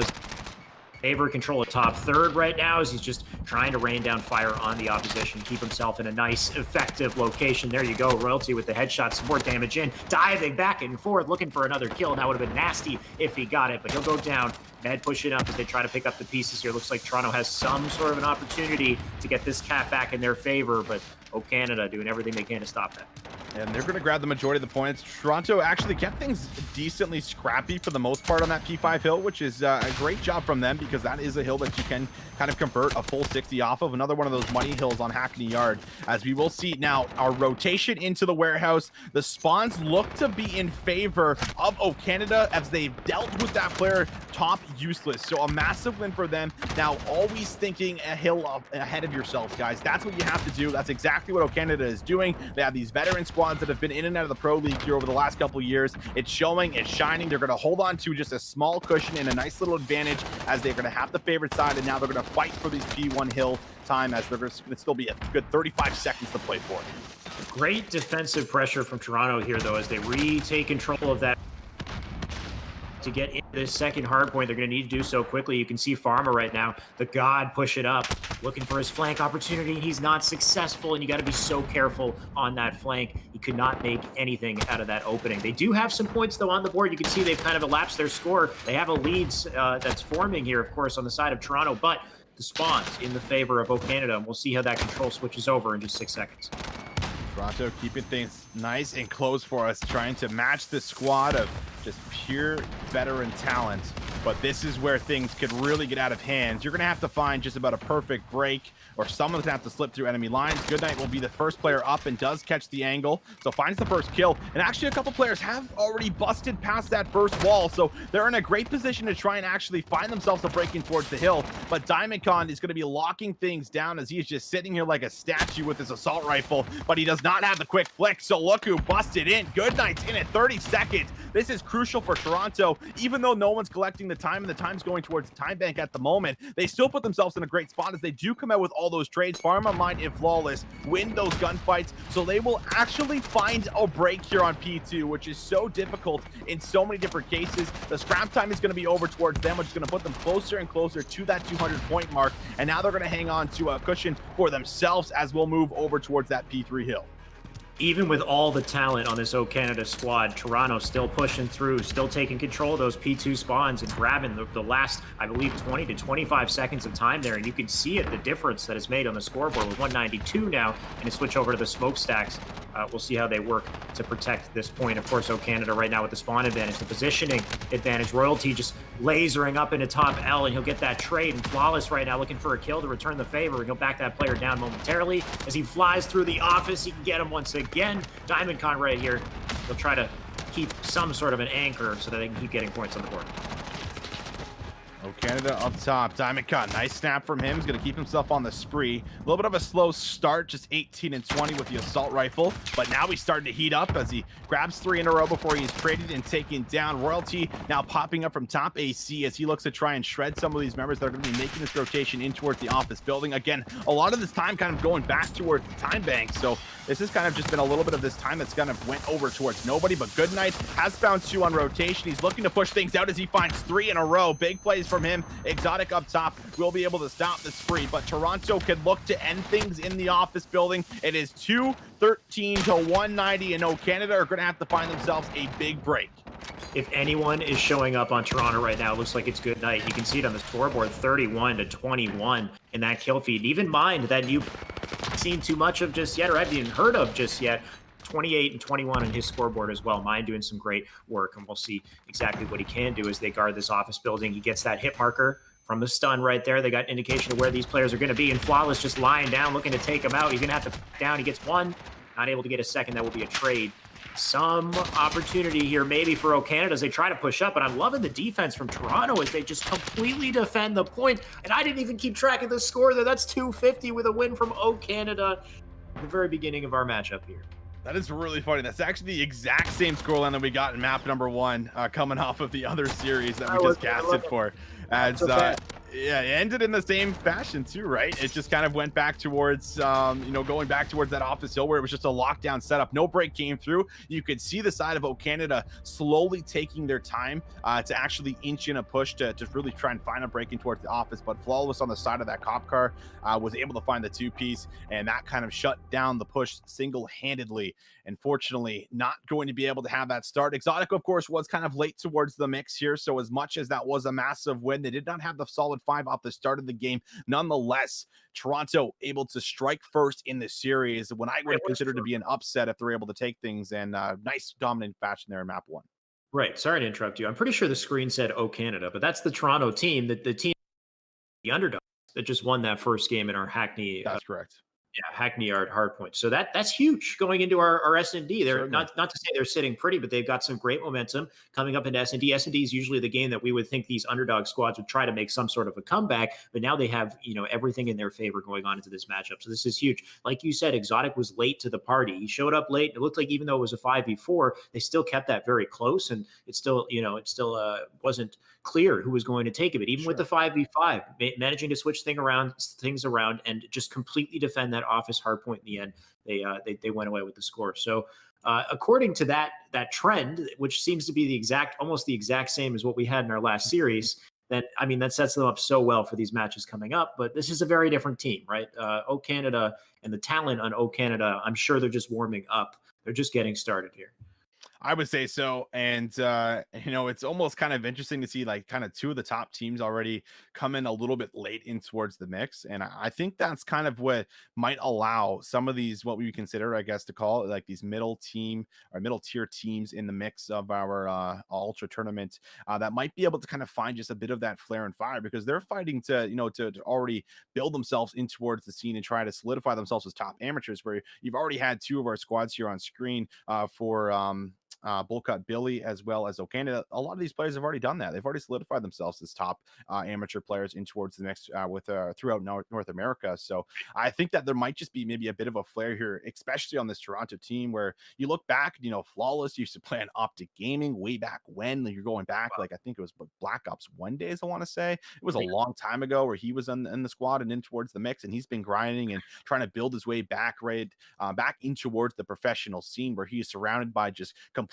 raw talent. And I think he has the ability to kind of direct these players a little bit more, kind of be the big voice, the big shot caller, if you will, to be able to kind of make those big in-game decisions, just due to all his experience through so many different Call of Duty titles. So I really do think you have an excellent mix and a great mesh of players that are up against this Canada squad, and taking map number 1 in the fashion that they did, definitely puts them on track to maybe convert that momentum in towards this map number 2 on Piccadilly. Yep. Now, you said Flawless has a bit of an in-game leader opportunity. So much history in COD, especially going all the way to Black Ops 1 with that Optic Gaming presence. So if that's the case, in-game leader presence is going to be so important in this Piccadilly match coming up. We got S&D, Piccadilly. second opportunity for Toronto to solidify that lead. And O Canada, you know, they're just warming up. They're just getting started. Just getting started. Med with a nice first blood as Exotic is going to put himself in the bottom staircase. But Royalty actually finds another kill. Royalty has sometimes been the sniper player in the past. As Goodnight has a great angle up close, takes 47 off the bomb, trying to get away with his life, the pistol, but Exotic is there with a shutdown. Can Exotic escape with his life now, as he is just going to be regenning his health? He gets a little angle on Flawless, who's the last player alive, but Flawless able to outmaneuver him, take him down, and now he'll find himself in a 1v2 where he will be shut down just about immediately. So first round already going over here to O Canada. Good attempt there from Flawless to put together some sort of defense, but ultimately a 2v1, and they're the shots that take the man down. It was a pretty close round, something we've seen in Piccadilly over and over. And Bond doesn't go right in and just get the Slays a bit of a, you know, team deathmatch sometimes on this map. So we'll see what happens, see how they prioritize their resources, try to get themselves onto a cap point. Looks like we'll see the split in just a second here. Looks like B's the priority. Still not seeing this. There it is. There's Royalty with the sniper. I was going to say, I'm not seeing the sniper yet, but now I'm seeing it. And that's the player that I was looking out for to find these picks. And Goodnight was the sniper here for his squad on Toronto. So I think Cushpoint has picked this up on the other hand and has been able to take out Diamondcon, but man advantage still over to O Canada at the moment as they're looking to get aggressive. Flawless with a big pick, and that will be a nice kill on towards Royalty, where we see Cushpoint now take out Med. And well, the one-man advantage there for O Canada has now diminished to 47 Exotic. 47 has been spotted out with a stun. He's going to try and hold his angle, but the bomb is going to make a swift rotation over towards A, where they'll now try and set up with a post plant. You can see the bomb being planted, a 3v2 situation as 47 now been to play his life carefully here. Exotic going for the pick as well, and if he can make this work, look at the shots come in, and unfortunately he doesn't get the kill. 47 now left in a 3v1, and I gotta say, I don't know if this man can do it, but gotta give him the chance though. They know exactly where he is. They'll put in the cross. He's got the damage coming in, but I don't know, man. It's a lot of pressure you're dealing with here. Everywhere he looks, there's a guy. That's tough. Tough for 47. I've seen him do some, you know, crazy things that, you know, no human being should be able to do. But this one, a little bit too much out of his controls. Everyone is locked onto him.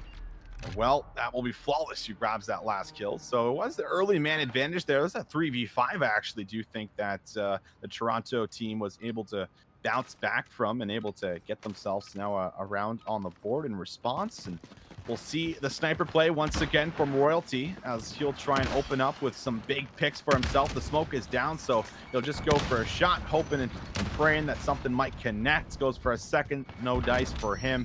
Already someone has pushed up very aggressively. I believe that is going to be a player. A Goodnight actually finds Exotic. He will be shut down, but a nice move from him to be able to kind of stop this push very early on. But 47, it would be none other, and he's going to be able to find himself a two-piece and bring us right back to a 3v3. Yep, 3v3, quite an opening to our match here, and things have slowed down to a crawl. Pharma, speaking of which, down on all fours here. He did get tagged by that nade, which is pretty huge, and giving out information. He'll fire the shots in. He needs to get down, and he'll go down for good there, taken out with the headshot. Royalty with the sniper right now as he makes this rotation around, looking for an angle here. And oh, he didn't spot Flawless, but he might be able to spot Cushpoint if he just plays patient. He knows this angle. Every player loves to go here. Easy read for Royalty. He's got that completely unlocked. Flawless with some tough shots there, kind of in another difficult situation, just like they had 47 pinned in last time. That was kind of the same result in this round number 3 as Royalty cleans up a couple of big kills in this round for him, at least a 2K or a 3K put together in our round number 3. And now we're going to see O Canada at least remain in control of this search and destroy. Yep, just waiting for our timer to tick down. We get right back into the action on board with Blue here. We'll see how they play out their lives. Exotic right now on screen. Toss some smokes in. Just keep up that wall. Make it so difficult to figure out where these players are, where they're rotating. Armor right now.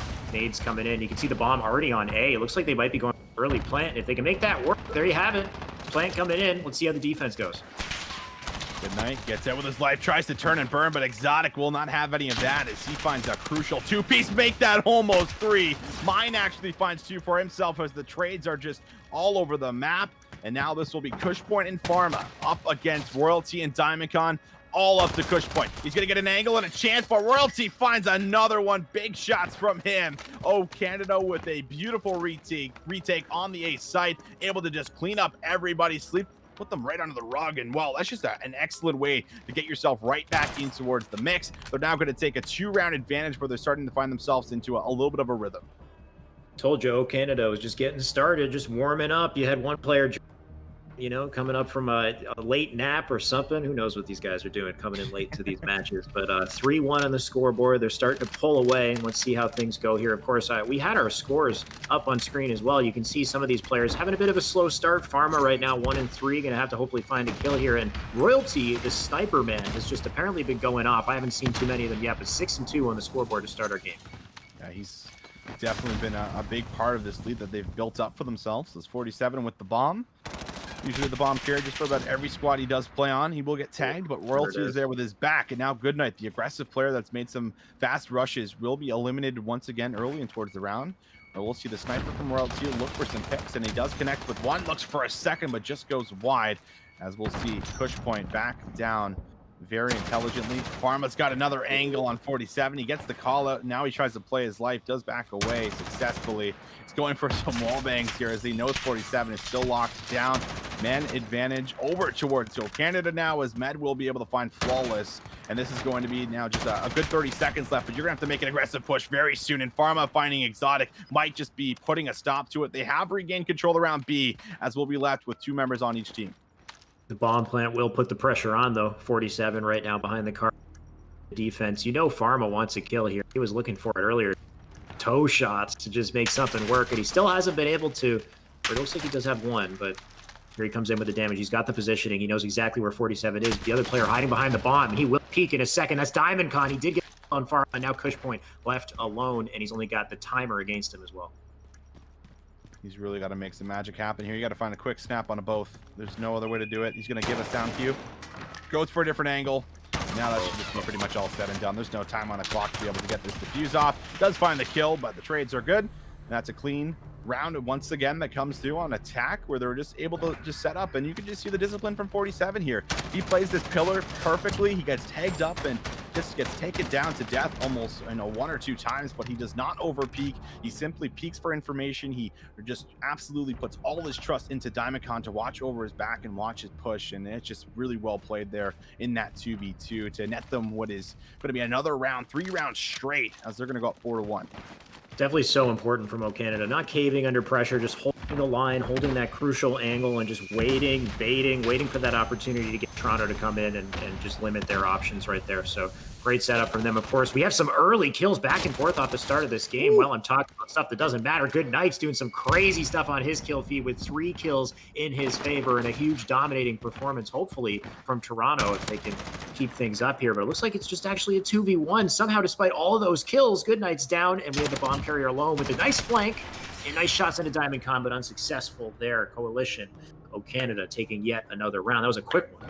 That was a very quick one, and this one would have been so big for the side of Toronto. Flawless in a great position to make this round work. As you can see, both players on your screen, Royalty and Diamondcon, they're looking to go for the push through to kind of rewrap the spawn and trying to see if they can outflank the last remaining player, which was Flawless, and can't get the second snap. At least crisp enough to find the kills and the shots. So 5 rounds to 1. Canada just need 1 more to close things out. Toronto have tried a couple of different strategies on offense and defense, but they've just kind of just been shut down here time and time again. Nobody with anything on the kill feed just yet. Mind right now getting a little bit sure where buying beside Royalty and in between Diamondcon as well. There's the kill on a Diamondcon. Looking for Royalty right now. He does get the shots in, but not enough to take the kill. So crucial trades. You can see all that blue on the scoreboard as they take down 3. Royalty right now with the sniper. He's been popping off all game as well. You do not want to get this man's line of fire. Pharma, a lot of pressure on him. Oh my god, this is the worst spot to be in. Terrible. You're caught in the back of Library where you are just pinched in on every single angle. You have to go for a challenge like that, but so well coordinated as he was tanked up, already weak. I think that was Exotic that just flew through the window and took him down there for the final kill. That was a very dominating Piccadilly search and destroy. And I kind of went back towards the point of saying there when we saw this map the very first time about how you have teams that are usually really good at this map set and this game mode, or are really bad at it. I think we just kind of saw the side of O Canada have all of this extra reps on towards this map. It paid off for them pretty massively, as they were just able to run away with this one, finding 5 rounds in a row, and there was just nothing else that you saw there for adaptation, unfortunately, for the side of Toronto. They didn't really work to slow things down as well. They were very fast rounds, especially the Agreed. last couple rounds. Literally just, slays right off the bat. No real time for any kind of bomb plan or a setup or whatever. You think to kind of combat some of the pressure, they would try to form some sort of a setup and play slow in the opportunities they had. Didn't quite happen though. 6-1, very dominant performance. And O Canada swinging things right back, 1-1 in the series. It's a good thing Toronto won that first game. They got some padding to work with going forward. At least we know we get a game 4 here, but the pressure's only going to continue as we go to our next match. Of course, Gunrunner domination will continue our series. Yeah, we'll jump in towards that, and like you said, we will see another hard point at the very least. Where I do Right. think that this squad for us under Toronto definitely have quite a few reps within the respawns and scrimming and practicing. I mean, Goodnight and Flawless, a duo that have been together through multiple path to pro teams throughout the regular season here in Modern Warfare, so they have a lot of synergy kind of built in amongst themselves. And with the addition of just some raw talent, I think you can just rely on the back end of Flawless to kind of coordinate you in some of these respawns and try to put some focus on what are some of the most important parts of the map. So I definitely don't lose confidence in this roster by any means. I really do think that Piccadilly is just a map that you're either good on or you're not, and that's just, I think, a case of just O Canada displaying some of the work that they put in towards this game on how to play that map correctly and how to play with man advantages, and just clutching up in a lot of individual situations where they're able to play things correctly and not over peak and give away lives for free. So just a lot of that veteranship kind of showing once again within some of these top amateur players and these players that could be on the professional team themselves. But into this general domination, this is where things I think get really exciting, because it is, of course, our swing map within the series to see exactly who is going to be able to go up 2-1. But more importantly, this is a map that is just going to be SMG heaven. And I think something that we actually haven't talked about in towards the mix is there were some GAs that came into effect for us within the whole competitive scene. So some gentlemen agreements Okay. on some things that are no longer actually allowed. Okay. And seeing, tack sprint was one of them, where you automatically get that double sprint off when you do go for that sprint on your controller. That is actually no Right. longer in towards the mix, as Ooh. well as Merc foregrip has also been taken out from the actual MP5 attachment. So there's a couple things that these teams are kind of also getting familiar with and are kind of adapting to based off of shooting your gun one way for 6 months in towards the game, and then Yeah. all of a sudden getting a change and having to adapt. That sometimes people can be a little bit slower to get on page with that than others. So that's also something that we haven't talked about that is also in effect for us in this tournament. So pardon my lack of knowledge here, but tactical sprint, this is a control setting that you just switch and you You get got it. instant access to your double sprint speed, You basically. got it. You got it. Yeah. So you're saying that's typically banned in That tournaments, has been or is it removed. No, no, general? no, just been removed. Yeah, with the gentleman's agreement this Okay. like last week it just got implemented. Right, right. You could think of the power of something like that, being able to Sure. instantly double sprint out of your slide cancel, whatever you're doing. Something like tax sprint, of course, so powerful. So having that out in gentlemen's agreement, that might slow down the pressure from players. I don't know. We'll see. I mean, gun runner domination, you're going to be wanting, you don't want to put on the pressure, and something that we saw, which could potentially be exciting if this is anything like last series. It went down to the wire in that That's last right. series where we saw, especially the A side map spawns where you can get hopefully some sort of an A and B control and have somebody fly through the crate side of the map and neutralize C. We saw that a lot in the beginning of our first series match, and it created very exciting gameplay, very close matchup overall. So I think there's some real opportunity for Toronto to make some sort of a comeback here, even if they did kind of throw some of their lives away in that S&D. They can afford to throw a couple lives away, let's say, in gun runners. They try to play efficiently here and keep up the pressure. Yeah, and I am hearing that we actually have a game 5 at the moment, down in towards our losers bracket here, just for an update Oh, wow. on what's been happening down there. So, Revenge of the Canadian Geese, who have been in every single Northern Rivals, and they're looking to kind of make that deep run. That's, of course, a roster that consists of Careless, Risky, Aoxin, Mir, and White Fang. I think we are hearing that it might actually be completed and over with here, but the other squad for Team 3, of course, Scuffy, Wonders, and Fiend, Goat Tunes, and Storm, some big Toronto locals that have played in just about every single LAN. And seeing that go the way that it does, I'm trying to see if I can get a refresh exactly on who will advance, as I think we got the bracket up here in front of Yep. you, so you can see that match that is currently going on in that game number 5 right now in Search and Destroy. So that is going to be a very interesting matchup to see who will advance. Of course, a big one I think for Team 3 to certainly try and get themselves further in towards the bracket. I think it would be a bit of an upset if they were not to actually close out that map number 5 and get beat up by the Canadian Geese, but there's still a lot that can, of course, happen. Wouldn't this not be like revenge of the Canadian I Geese think or you're something? right. I'm pretty sure they've been Canadian Geese since tournament 1, and they just keep coming back. So this, I guess, would be their last opportunity to do so. That game 5, hopefully that gives us some exciting results coming up, going up in that losers bracket. Of course, we are just getting ready to jump into our Gunrunner domination. I think they won it. I don't know if you heard it. I just got an update. I think Canadian Geese won. Okay. Team There you 3 go. is out. Right. Wow. Again, that's Gotu and Scuffy Wonders. Like, Right. These are 2 teams. Team Madness and Team 3 were the other 2 teams we talked about to look out for. We don't even get to see them today. So pretty crazy news. A couple, I don't know if I want to say upsets, but it only really bodes well for the matches we got coming up. We got some exciting matchups to look forward to, and Pharma and Team kicking it off in our domination Gunrunner. Look at those shots across the map from Diamondcon as well. Diamondcon, he's been a solid AR. Someone that even Marky B in the last Northern Rival said he had actually kind of had his eyes on within the scene, and someone to look out for. So getting a lot of gas from one of the GOATs himself from the European scene. And well, that's why Diamondcon just completely prones and relies on his teammates in some of those very situational moments as he puts the dagger to Pharma's face and says, good night, you're going back to spawn. Nice plays from Diamondcon, already starting things off in 2-0 fashion. They don't have control of the B flag in mind, of course. At the back end of this, has a chance to peek out. Real clean teamwork from the side of Toronto to make sure that they don't fully lose this B flag. But with that kill from 47, that will be some more additional pressure with a nice flank from player number 1 in the back. And now with all those kills going through, it looks like they should be able to capture this B flag. Yeah, nice kills from 47. A good cap on B in that site. You can see players on A right now. Somebody's flying through. That's Good Night looking for the neutral on C, and he might be successful. If you look at that kill feed, you got 4 slays in the favor of Toronto right now as they start to bring things back. Looks like he might actually be able to cap that point. 47 trying to do something to stop that. Shots to the flawless, unsuccessful. And it looks like they do have that C capture. A, C. Make it work on B in a second. This is pretty good from Toronto. 26 on the board to kick things off. We could have a very close match ahead of us. Close match indeed. Also update. So it was a round 11 from that win there in that semifinals that Team 3 had lost. It went all the way to a map 5 round 11 where they were eliminated. So it came down to the absolute wire. It doesn't get any further than that.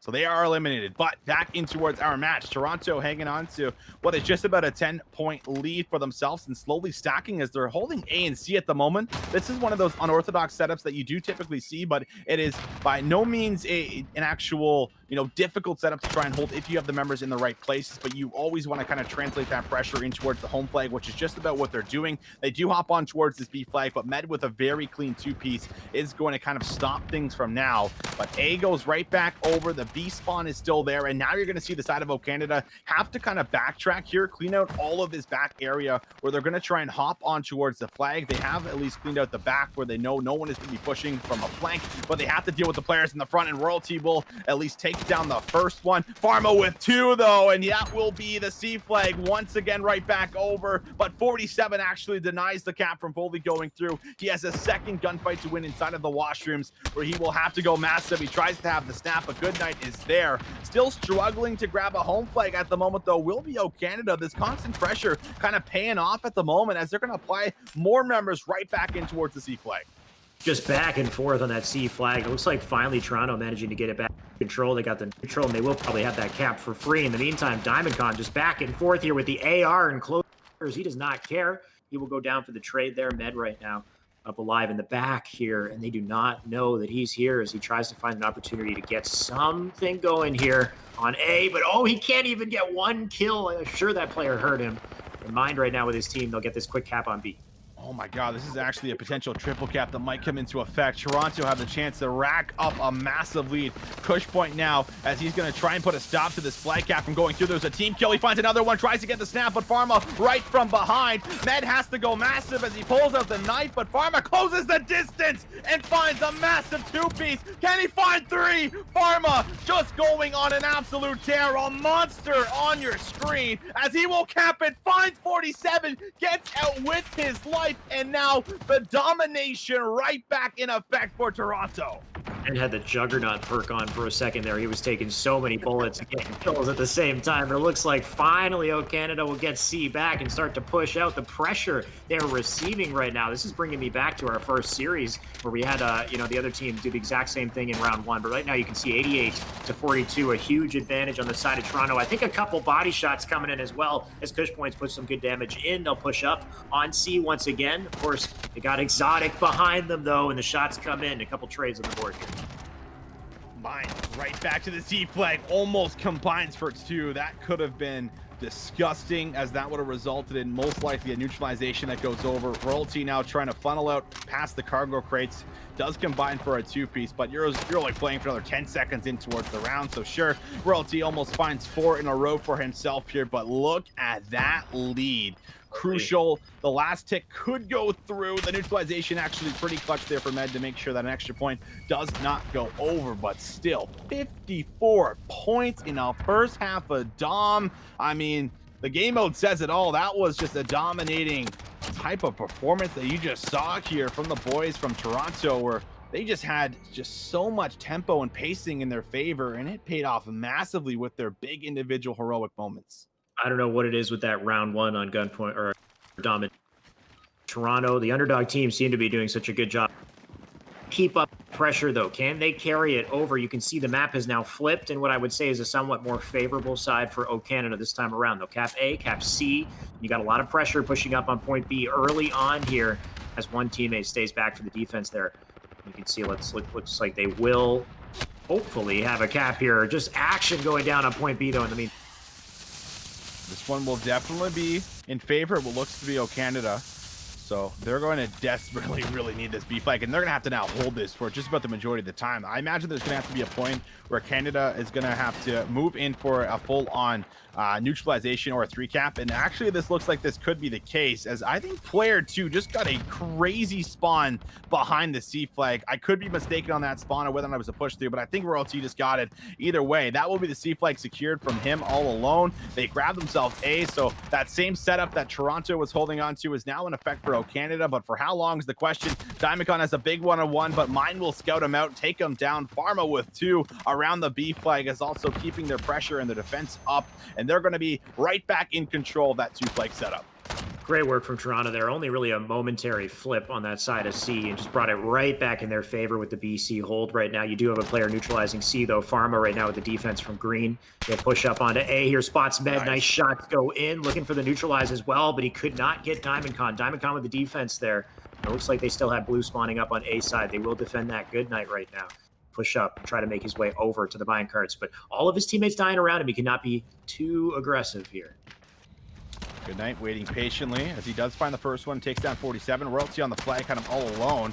He is going to find Kush Point. Kush Point with some very interesting positioning and how he wanted to attack that flag. Kind of goes for the wide peak there. Well, that's Diamondcon to make slight work of him. Exotic now looking to push through and maybe trying to get himself on top of the C flag, where this lead that was once in favor of Toronto has been at least brought down a tiny bit, and they're looking to maybe make that even further as Exotic finds one up close and personal. He's going to have his teammate right behind him. Goodnight is just playing the off angle and not challenging. Very intelligent from him. He will go for a challenge where they're kind of just playing hide and seek, and Goodnight will make the best of that gunfight, but 47 follows it up with a 2-piece. Mine's now the last one on the flag, but Royalty will deal with him, and now we could actually see that neutralization or even a full-on triple cap come into effect. See, but even if they're not quite getting that neutral, all of this time delaying Toronto is so huge for the score here as they start to slowly claw their way back on the side of O Canada. Flawless right now pushing up, unsuccessful. He'll go down. Goodnight right now. He's got players all over him. Med dropping him as well as they keep these players back past the 50-yard line. It's so difficult for anybody in Toronto right now to just get to B, to get to A, to do something to stop the points. It looks like they do have some pressure on B right now. Quickly spun back into the favor of O Canada as the pressure stays on. Yeah, I do believe they're going to need a neutralization if they're going to win this game. I don't think they can purely win off of the 2-cap, and 47, I think, realizes this as well, as he does try to push his aggression over towards the C flag, but that is 4 down, and this gives now a little bit of room over to Toronto to actually move up for some map control and get themselves maybe right back in favor of this B flag. But Exotic is going to be the last line of defense, as he's going to have his teammates behind him, but he is really kind of left alone to win some gunfights, land some shots, out positions flawless, but Mine from the side from Boiler is able to actually find him and pick up one in advance. Well while this happens, all this pressure over towards B. The spawns actually flip out at the moment, so the spawns come right beside P2, where we're going to see an overextension play over towards A. It's up to player 7 at the moment. That is Goodnight to win some big one-on-ones. He's going to tag up Exotic, who plays his life there, does manage to get the neutralization, but this one-on-one is going to be so crucial. Good end around the corner, does take him down, and now the spawns come right back over towards C for the side of Toronto, where they're going to try and get the C flag right back in control. Huge kills back and forth here, but ultimately Toronto defends, and the time is now definitely them as they lead with a pretty sizable lead here, about 30 points between these two teams. And I mean, we don't have a lot of time left on the board. It might actually be out of the realm of possibility unless they get some sort of a trip cap on the board here. You can see the pressure on C. It might be too little too late at this point. Yeah, you need a triple cap to come through, and there's no one in position to do so. So I think this one might be done and chalked up for us. Wow. We saw a massive lead of 54 points in that first side of the domination for Toronto, and they do not end up throwing that lead away. They hold on to it, and this was a big swing around as Cushpoint puts some shots into 47. They're all good friends at heart. These guys all knowing each other throughout the local scene, of course, but it is a big win for the side of Toronto. And I talked about Canada being the team that I favored to win the entire thing, but this teamwork from Toronto certainly paying off for them as they're going to lead the series 2-1. Gotta love this performance from Toronto right here, holding on to that lead, which is something to do in that series, but Toronto just showing up, firing all cylinders here. A pretty dominant performance. I'd say they held that lead majority of the game. They had a massive lead in the beginning or the end of the first round, and all they had to do was just keep that in their favor. I think they did a great job in that. So that does bring us to 2-1 overall in the series score. We will have a long series ahead of us. It's pretty exciting stuff if you're a viewer, and of course, if you're myself and Visions, we got more matches to cast. I believe we will be jumping into Petrograd, Hardpoint coming up next. So a little bit more action to get into, sink our teeth into here.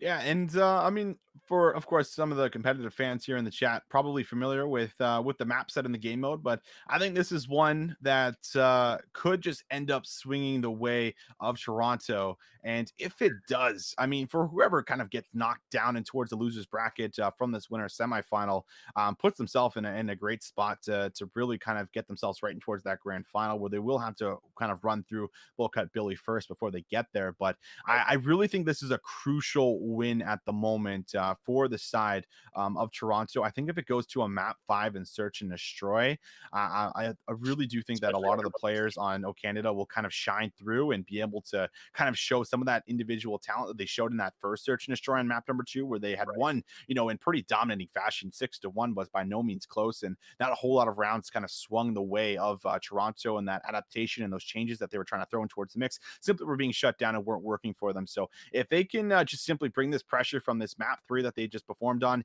in towards this hard point, I really do think this will be best case scenario for them, and will be their best chance at actually winning out the series completely, as I think we will get a reset on towards the map, a couple extra players there on one side of the team. So we'll be just again waiting to jump in towards that St. Petrograd hard point, but it's going to be a great one for Shyway. It's going to be all about those rotations, long rotations across the map. So there'll be some big one-on-one gunfights that come into play, and a lot of 50-50s that are going to have to swing the way of the team that, of course, is going to come out ahead. Yeah, way more map to work with this time, and just a lot more to control and team. So it will be interesting. Like you said, Toronto needs to close it here. I completely agree with you. If they can't close, scared to see what happens in the S&D. We already saw an S&D match, and it wasn't even close. Maybe it's Piccadilly. Like you said, Piccadilly can be kind of one-sided. You either know how to play it well or you don't. But S&D so far has been very in the favor of O Canada. You do not want to push these guys to a game 5. So huge opportunity here from Toronto. They win this in winner's side. They're looking comfy. They'll probably be jumping into winner's finals, I believe, afterwards to go up against the other top team. But it's interesting to see how things have panned out, because we put O Canada as one of the favorites to win this tournament, and right now they're bleeding. They've got their backs against the wall in what is potentially a match point here.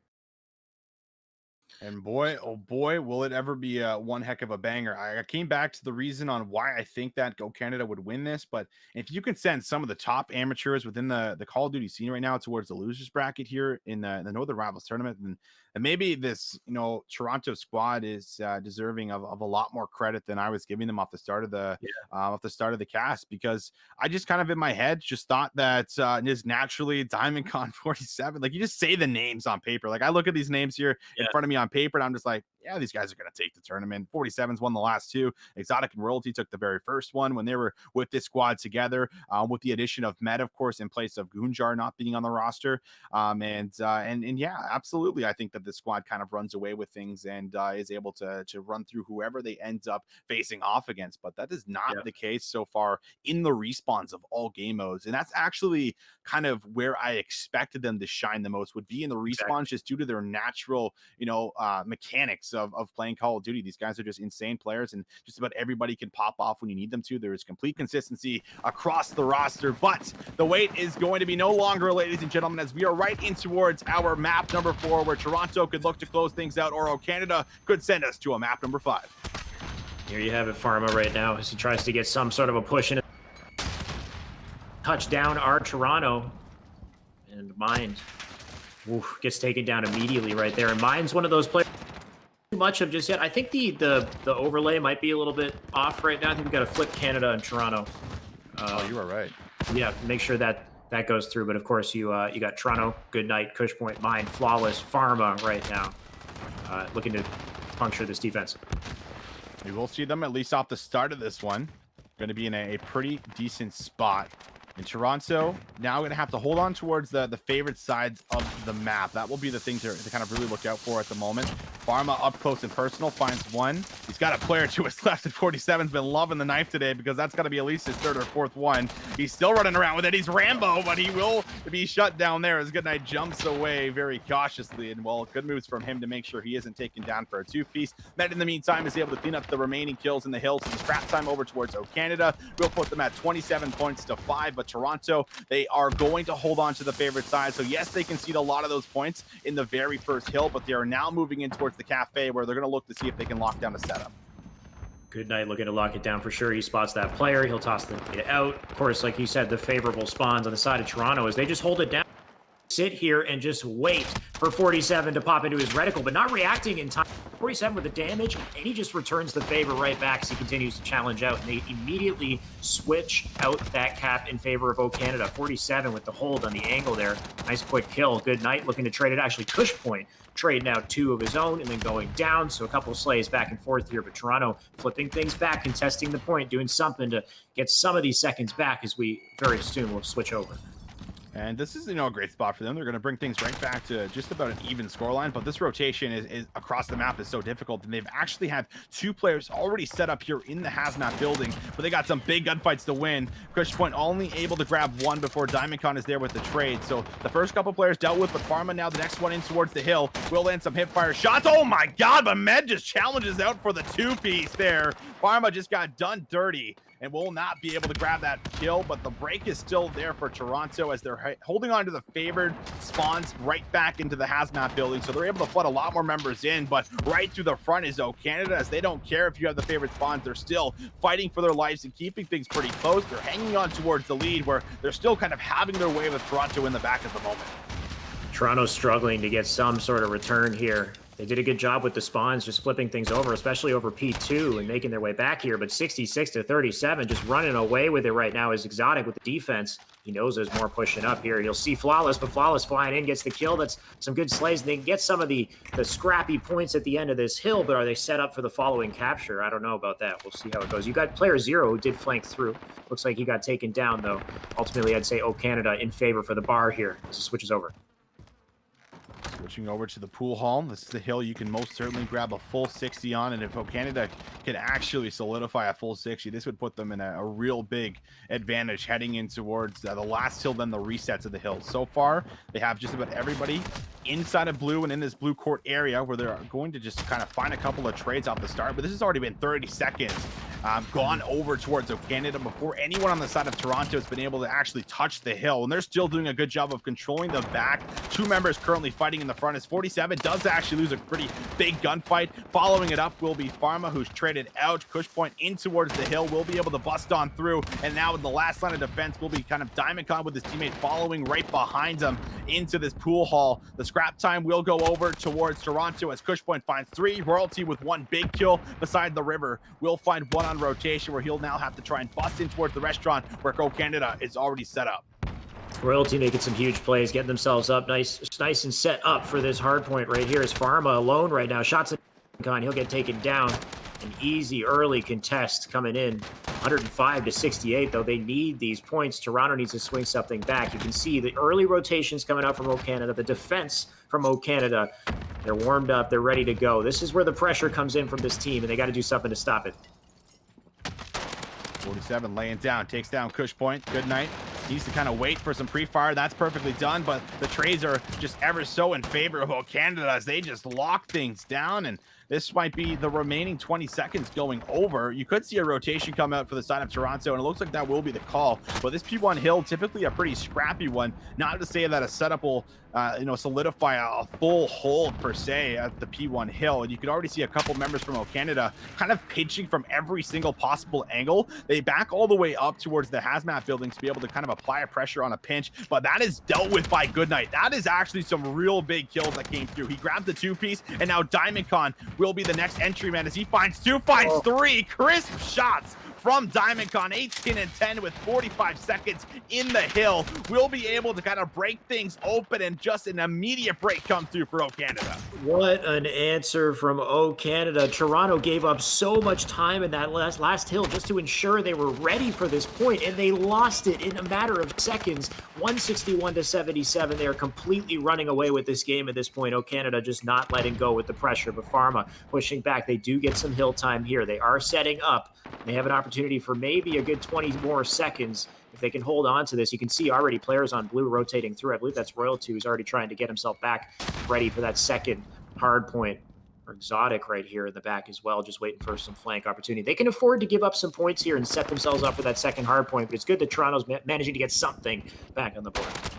Exotic with 2. Oh my god, Exotic just single-handedly makes the big heads-up play. He's not done just yet, though. He finds 3 before he's cut down, but all those kills were just so important because Toronto, they need to grab this hill time to get themselves back in towards the game. You cannot afford to lose the majority of this time on our P2 hill on the resets, because if O Canada grab this, they're just going to be in such a great spot to start playing for scrap time with all the remaining hills, and they are still breaking their way in. Goodnight, the last one in the back here, needs to try and find some big kills. The team kill did come in, and 47 on reload will be caught and taken down. Diamondcon and Royalty now trying to flood in as Diamondcon will win his gunfight, and now 20 seconds that's up for grabs. Might end up going over. Exotic finds 2, so that will be the majority of the time over to O Canada, and they've also already placed 2 members set up in rotation, moving across the map to the hazmat building. You gotta love the efficient rotations from O Canada on top of just couple, but they had made that early and they got the spawns in their favor. Number 1 sitting in the back at med right now, just hiding. That's him in the back in the spawns, keeping it locked down. But Goodnight getting the advantage there as he flies out. Goodnight looking for some sort of return to favor here. Royalty, he knows he's here, trying to find him. He can slip back there for the 1v1. Royalty will take him up, secure the spawns as they continue to contest the hazmat building. Kush Point at least there with a kill, but Exotic with a very nice Semtex grenade takes down a couple of members. 47 now the one next to fall, and this is a very interesting hill because O Canada, they can just play for the scrap time. I think the call would be made to play for the scrap time. On the other hand, Toronto, they can't give this up. They almost have to keep fighting for it, so they're going to actually dedicate 3 of their team members in towards securing the hazmat building, and they're doing a good job of actually keeping them spawn trapped at the moment. This is kind of best case scenario. If 47 finds a couple of kills like this, then that will be truly unfortunate, but nonetheless, you at least stop a lot of that time from going over. O Canada will break past that 220 mark, however, and this is going to allow them to just need 30 more seconds on these next couple of hills to send us to a map number 5. The pool hall is in control of Toronto, and this time around they will be early to the rotation, but you need a full 60 here, just put plain and simple. Toronto set up on pool hall, but you can see the pressure already coming in as Bob looking for an angle here.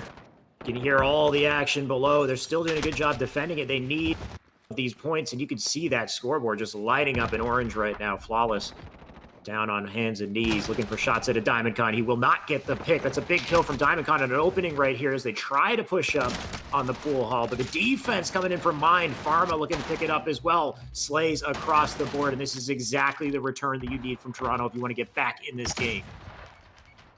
Toronto now need to find themselves a swift rotation towards the restaurant where O Canada is set up. A Goodnight, he's the first one here. He has a chance to go big. He finds two before he's taken down. Big kills from Goodnight to be able to get in, but Med could look to respond. He is denied the chance. And now 220 to 186. A one lead over to O Canada that was blown open out of the water. Toronto has fought their way back in towards the game, but they could still close things out on this hill. Exotic is going to be taken down as it's so scrappy. It's so back and forth. The hill in control right now for O Canada as they're pre-firing. Med is there. He finds the kills and he finds the two-piece, as we'll see Goodnight, the next one, just contesting it the best he can. But Toronto, they're in shambles. They're panicking. They need to find some big crucial kills, but they are being denied every single opportunity. They're not getting in. This is all blue in towards the feed, and with only another 10 seconds coming in, this might just be it. They're fighting for their lives in this map number 4, but it's all O Canada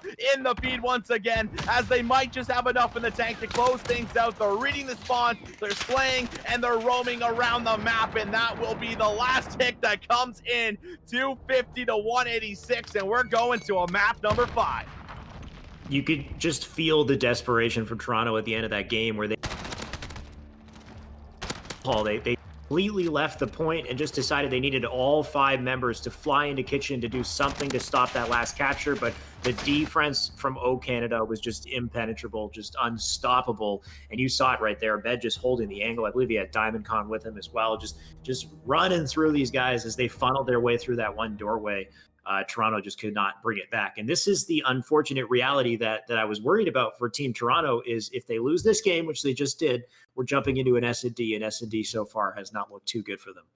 Yeah, that first Piccadilly map, definitely did not look great. They were outmaneuvered, and they were kind of just picked apart on a lot of those offensive and defensive rounds, not really finding success on either one per se. So they're not in a great spot, that is for sure. And I do believe our map number 5 will be a Ramaza search and destroy, which means that a lot of it is going to be dictated through the middle of the map in that bottom area where you're just kind of busting open doors and trying to get yourself in towards the mix. So that will kind of be the one thing to just certainly watch out for on the offense. Most teams are looking to execute on that left bomb site there, which I believe is by B.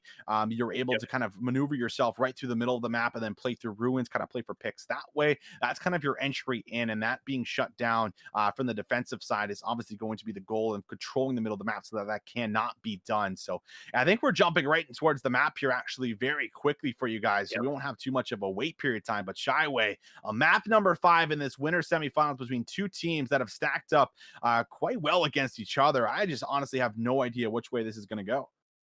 I hope it does not go like Piccadilly did. That's for sure. We're going to find out in just a second. Of course, you talked about the B bomb site being so helpful, so important. If they can get in there, plant that bomb, and hopefully get into that B bomb house, the building overlooking the site, if they can control that, that's just amazing for the attackers. But we got 2 quick kills from Mine to kick things off. He's going to deny any opportunity from the bomb, and he's got the bomb down in front of him. He knows exactly where it is now. Yeah, and I wanted to see this out of Toronto. Just play this smart. Don't go for over challenges here.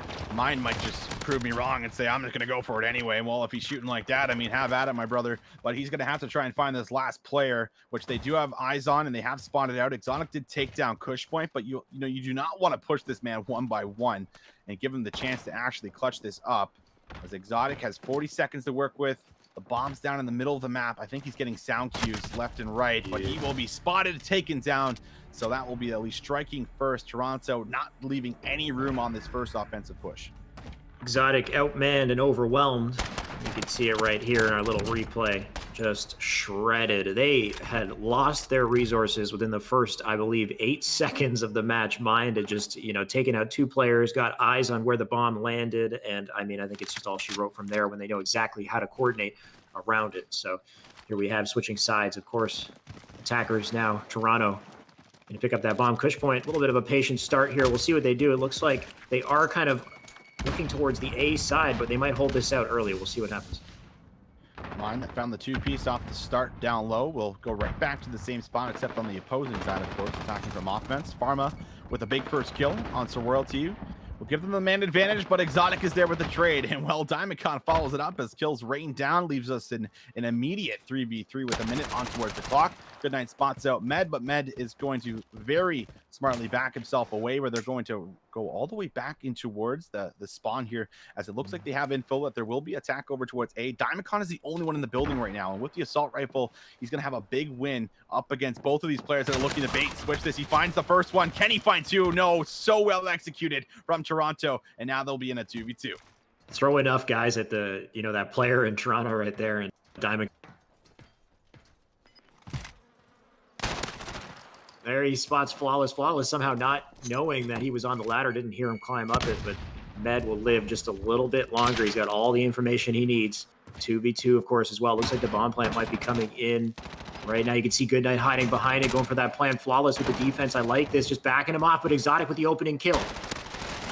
There you have it. If they clean this. Oh my God, did he just... What? I didn't even get to see it from his POV. What an incredible display of talent right there from Goodnight with the defense. This is it.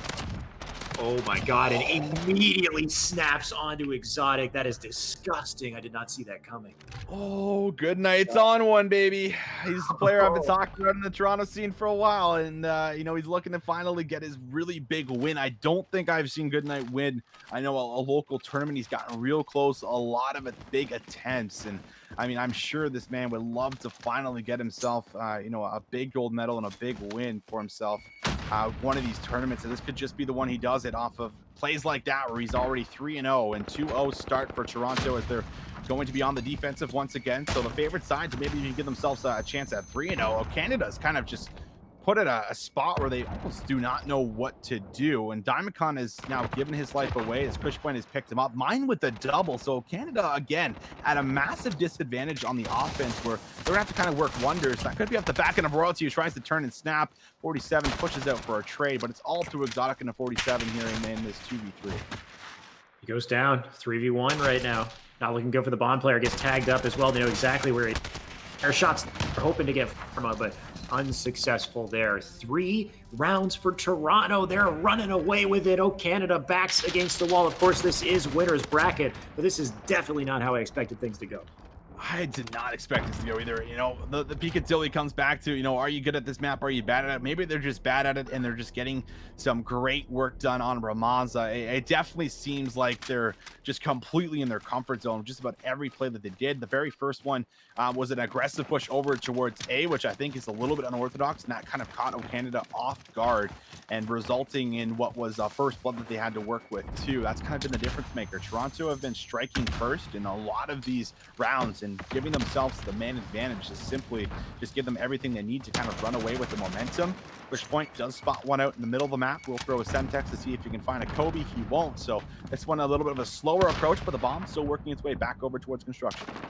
Nice little late rotate to the A site we got here, but Diamondcon with the defense did pick up kill for the trade though, and Flawless pushing up. Now they've given out some information. It looks like there's a lot of players, 3 players over on that A bomb site, but the defense coming in. Little 3v2 battle going to take place. Well, the shots go in. Goodnight going down. Med with the trade onto Pharma as well, and the bomb plant coming in. So this is pretty good. That player 0 got taken out in the background also. So we only have 2 more players, 2v3 situation. Make that a 2v1, 3v1, sorry, situation, as 47 cleans up yet another. Flawless.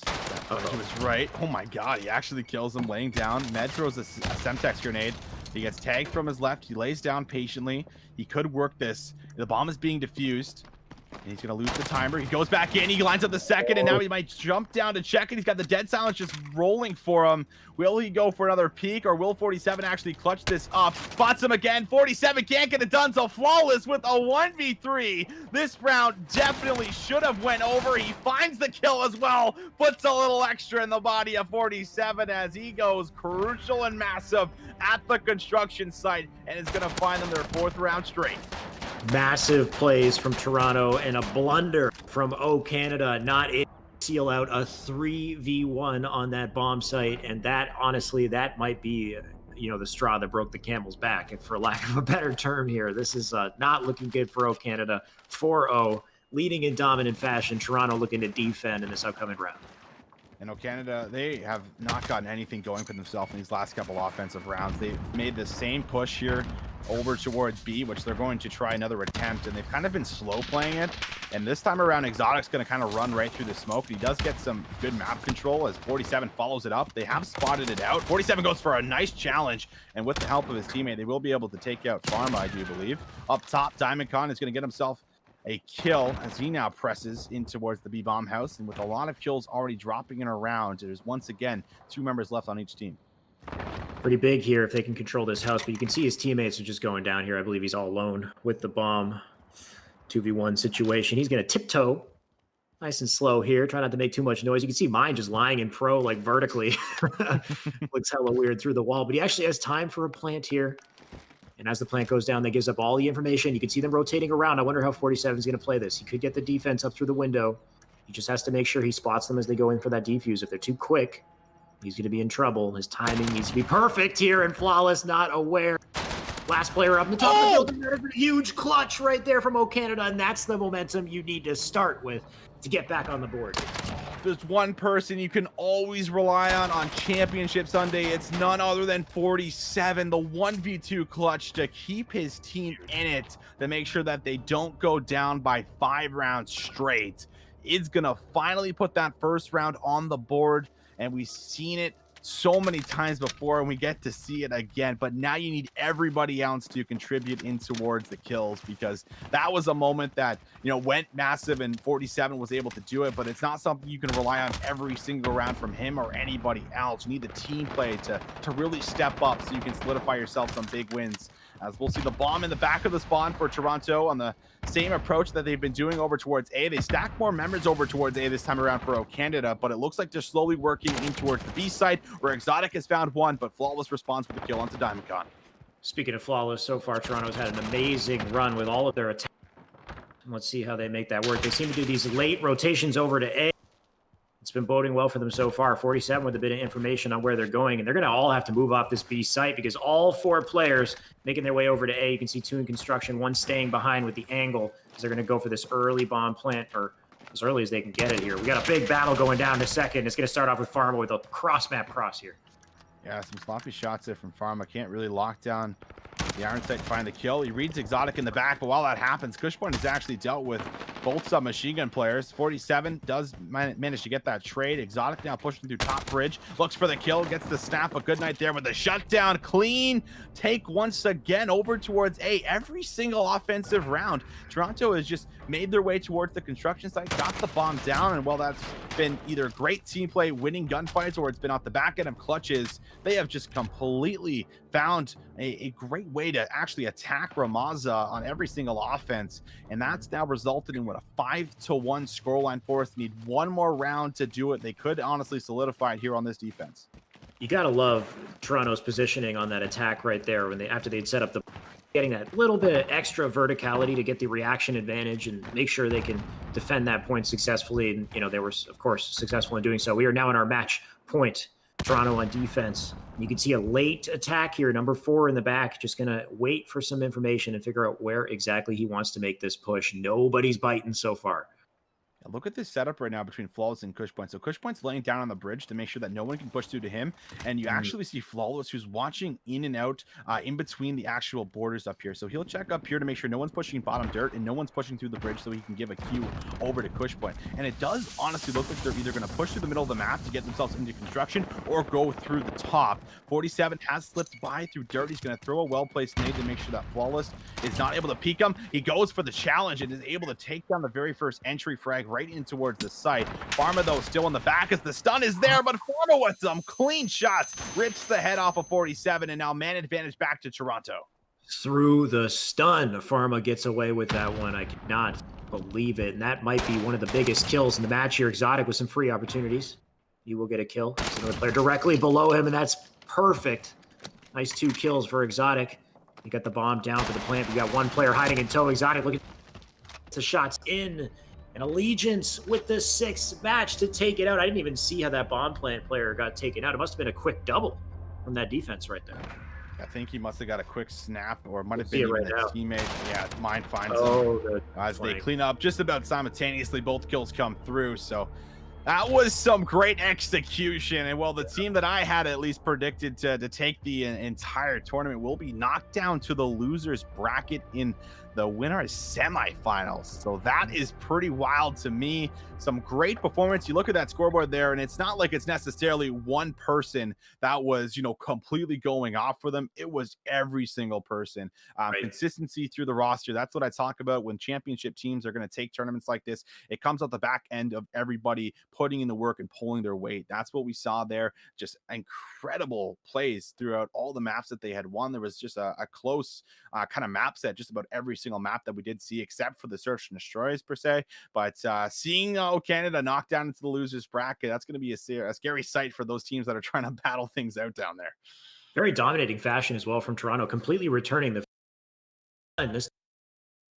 so amazing work from Toronto and a team that we didn't expect to even, I don't know about get this far, but especially not win this matchup. They're now going into our winners final strong against the other, heavy hitter team. But Sure. this is now a team to look out for. Toronto, like Good Night, Pharma, Mind. We talked about Mind being kind of a wild card here, and it looks like he is living up to his name at this point. He seems to be a pretty exceptional player. On top of that, Flawless and Kush Point just working together so well. Even in S&D on Ramaza, they're working together well. And in the slaying game types as well, when you look at something like Domination and Hardpoint, they won those also, which is incredible to see from these guys. Yeah, I would certainly say so. It is incredible to see, and trying to now get themselves a big win is where I think we're going to get fourth marks the spot up against the team that just dropped down in towards this winner semifinal. So that should make for a pretty exciting matchup. I do think fourth marks the spot. A team I believe with Kayam, they have themselves also Quasher, Figure, 40. These are players that have been playing in and out of these Northern Rivals tournaments here over the past couple of months. So I think that should make for an exciting matchup. It's going to be a very difficult one for them, but you can maybe kind of carry that off the back end of how that went with this very exact series, where maybe you can kind of just have that win based off of them getting knocked down and not being able to regain potentially. I think that's very unlikely for this squad of just full on veteran talent, but Yeah. it is a chance that you can maybe look at here. Either way, it is an incredible performance that we just saw there for Toronto, who will go up against that squad of Bolt Cut. Billy with Holler and Co to see if they can Yeah. maybe get themselves a ticket right to the grand final. Honestly, it's just exciting overall. Even from what we heard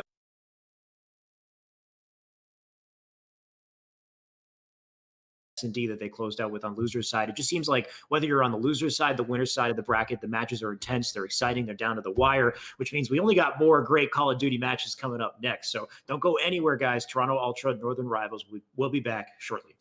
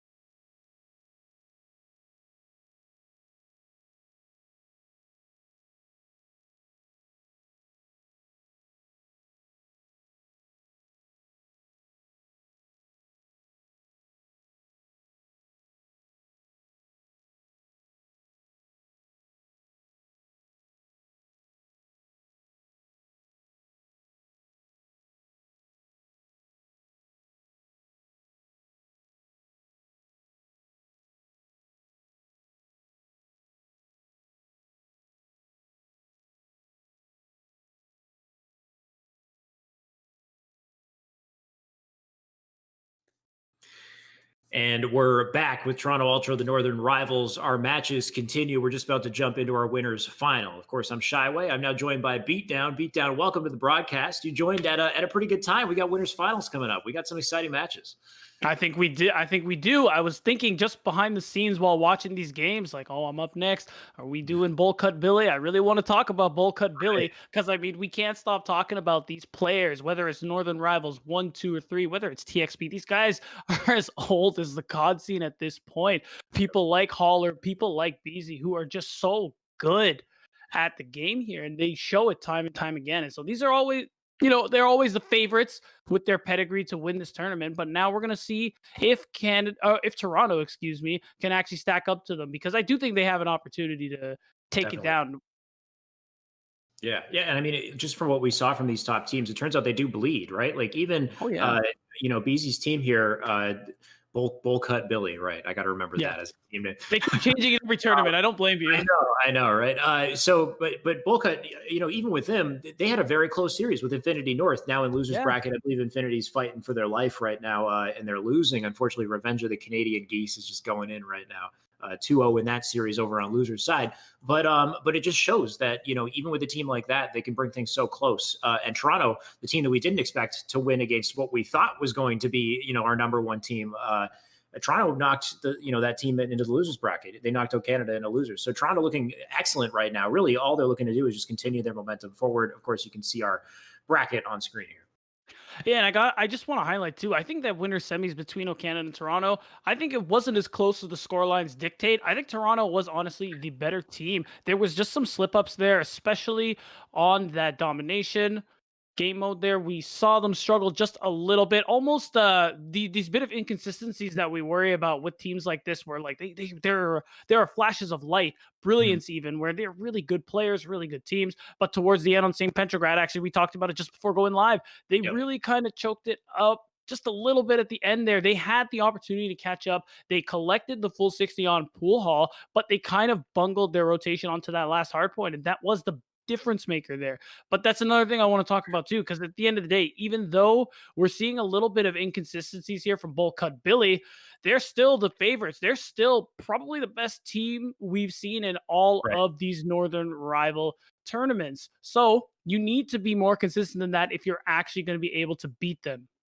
Yeah, definitely want to still give Bowl Cut the edge going into this matchup, even though Toronto's displaying some incredible stuff. And like you said, at Toronto, do they crack under pressure? Like Petrograd, I think, is a good example of pressure right there, where they just they were just flailing at the very end of that game. They couldn't keep it together, but they completely brought it back in the S&D, and they did so in dominant fashion. So Toronto definitely has it. And I would say, from what I saw from those two teams matching up, I agree with you. Toronto looked like the better team in that matchup. So if they can carry that level of play, and I mean, they've got that new member, they got our wild card Mind on there as well.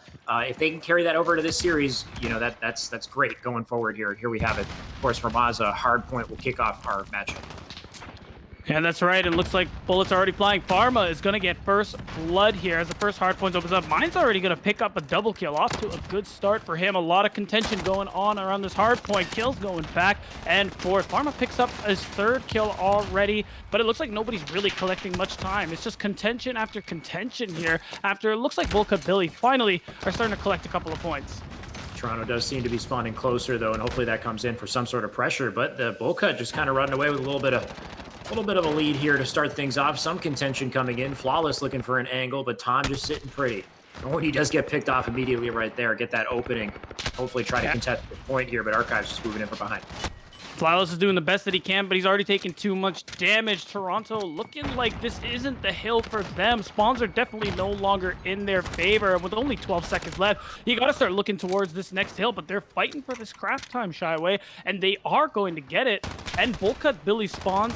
So actually, as they spawn, they're moving over to the next hardpoint. They're abandoning it. They already have this lead, and they're comfortable taking it. Bowl Cut did a great job flipping those spawns and getting themselves closer to the second hardpoint so they can get these early points, which is huge going forward here. Pharma trying to get something going, but Jimbo will deny him. Archives right now with the nades flying in as they continue to defend this point and just kind of run away with the score a little bit here. You can see Flawless coming in with this flank, with that high ground, the pressure, the defense coming in as trades go across the board. Mind looking for one. He'll get taken down also. Ultimately, the contest. Good night, Oh, sorry. Good night, Archives and Kush Point really just fighting for top fragger at the moment, just getting kills back and forth. And Shyway, look, again, a hotly contested second hard point here where not a whole lot of points are being gained. Definitely seeing that right now. A lot of contests coming in. Kush Point just slowly creeping out the door, only to get a barrage of bullets to the face. He'll get taken down as they switch over to the next one. That's right, and again, good rotation here for the side of Bullcut Billy. They're always doing a good job at keeping themselves ahead of the game here, but it's interesting that Toronto keep just behind them by collecting the scrap time, but towards the end of the game, that's not going to work here. We got a lot of frags coming out for the side of Bullcut Billy as they try to push out farther ahead, as Tom is just collecting all that time, just hanging out, just chilling. Definitely seems like early rotation is the name of the game in this map so far, and Tom's been one of the ones who's just on top of those rotations right off the bat. He's been collecting so much free time, and it's coming in handy right now. 70-33. His mine flies in. He will get taken down. A couple trades across the board here. We'll see what Blue can do to keep that defense up. Of course, they got the favorable spawn, so these players just keep pouring in over and over. Nothing you can really do to stop it without some sort of a flank. And at this point, there's no reason to do it. Toronto have to start rotating. They have to start getting ahead of the game themselves, because all of a sudden, Bullcut Billy have gotten a 50-point lead on them. And Jimbo, again, with the double. We see Remind with the wallbang trying to answer back, but it is really tough here. We're getting to this next hard point. Toronto have first dibs, but can they hold on to it? Flawless and Pharma are actually, Pharma ends up getting his own teammate there. Goodnight can't quite get the drop on Evan, but they're still collecting time here. Actually, Kush Point, the last member on the point, has been taken off.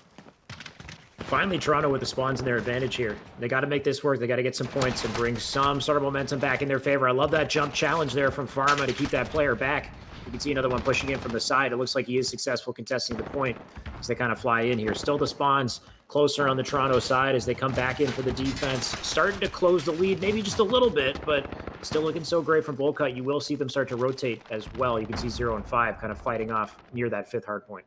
And that was a really clutch play there from Kush Point. Manages to win 3 separate gunfights to guarantee we get more or less a full 60 points here for Toronto. So as you said, Shyway, they are closing the lead. And I like that the rest of Toronto are already starting to go for the rotations. Unfortunately for them, Bullcut Billy are going to have the positional advantage. But if they keep fighting like that one, Toronto might have the chance to close the gap here. Tom right now looking to do just that. Looking to extend the gap. He just holds down this angle here. He does not want to be too aggressive. Jumps out for Goodnight with a flurry of bullets in his face. Goodnight looking for another and just not stopping right now. He'll hold that angle. That's an easy, I want to say easy, but Beezy just completely denies him. Mind with the defense right here, though. This is great. You just mow him down. We're getting some really good frags here from the side of Toronto. Even though they aren't getting first dibs on these hard points, they're starting to catch up here. Flawless Slayer's on a 5-speed right now. Mind couldn't quite get the kill, but he managed to hold down long enough to keep this within 8. Flawless, another, just got a multi-kill in the background, or excuse me, right in front of our faces, and that's it. We're going to have the score tied up. He couldn't get his 4th kill. Archives is going to shut him down, but look at that, Shyway. We're within 7 points now. Yeah, just through P4 and P5, Toronto did an amazing job controlling that nearby spawn and just grabbing all the time that they could. Of course, resetting the hard point back to our first one here on the bridge. Evan with the defense. He gets a hit marker. Nice shots across the map as well to keep things in their favor. And it looks like he's going to deny some of the pressure temporarily here, but they're all flying in on the bridge.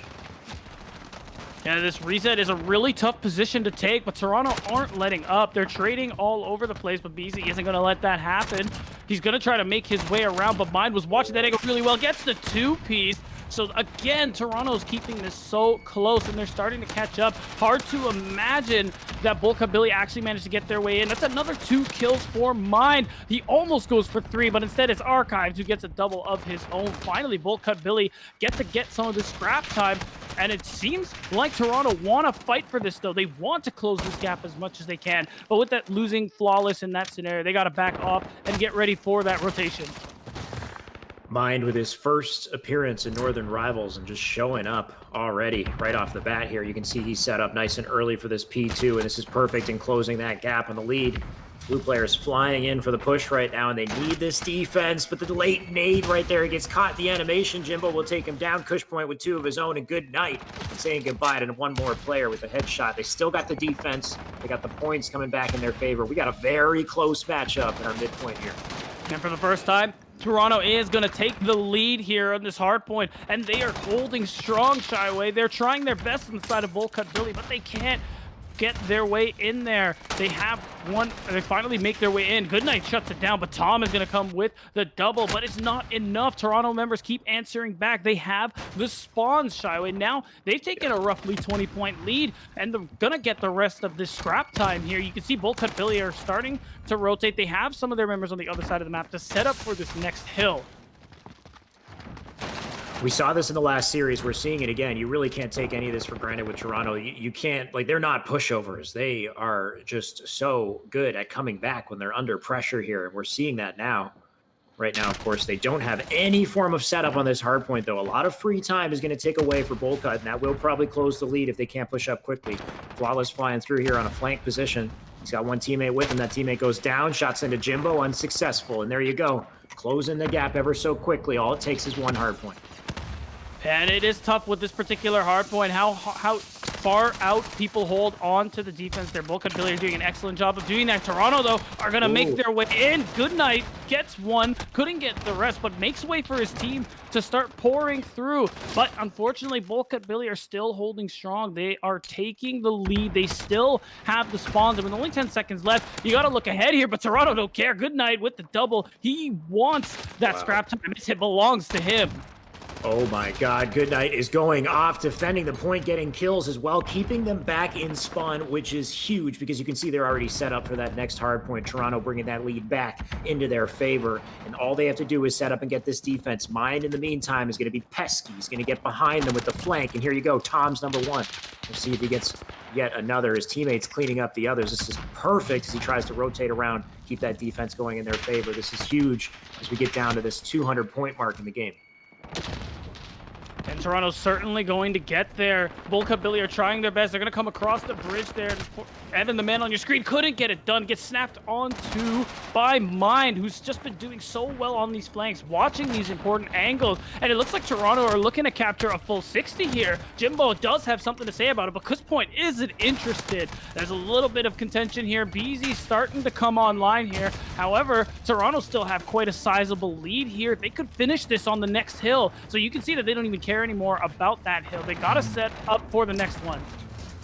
Any kind of reservations I had about this Toronto team have just been wiped away. They are a completely different force to be reckoned with, and it looks like they also have a shot at taking out our winners finals champions as well if they continue on this track record. Of course, leading the pack right now, 213, but Bullcut set up on this fifth hard point. They could get a lot going here. You can see they got the windows. Nice shots from Flawless to deny that, and as they take out that setup, they can start to push up and hopefully break this or contest this capture.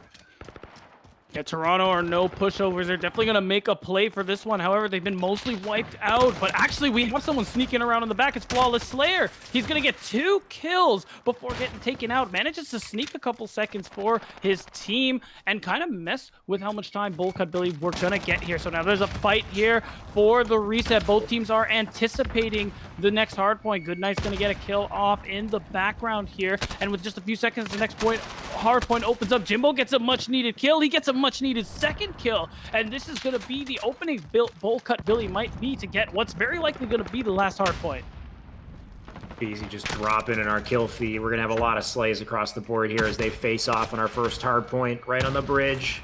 Just clashing both sides. You can see Toronto kind of has some sort of a setup ready for that hard point following, but they can win it here if they don't do something to get in here and apply some pressure. 42, 43, and counting. The defense comes in. They are running out of time. They need to push and stop this, because if they don't, 250, they will finally collapse and take that W. Bullcut Billy leading the pack for majority of the game. They lost it for a second there. I thought Toronto had it, but they came right back with those last 2 hard points.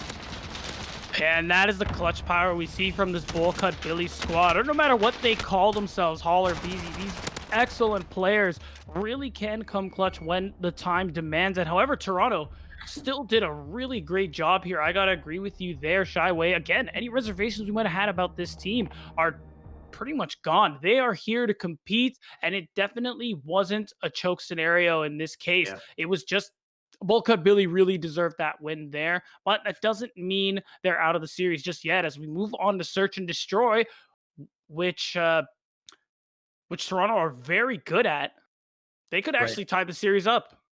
I believe I did see hear some info about the Infinity North series. If you just want to let me know again, or actually I can see it on the bracket. No, Canadian Geese won 3-0. Yep.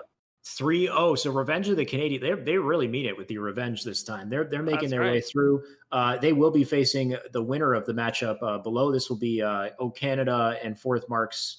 The Spot are facing off currently. Winner of that will go ahead and face Revenge of the Canadian Geese. So great performance from them. We might get to see them on the broadcast in just a little bit. But of course, now, like we said, focused on our match that just took place for Maza Hardpoint.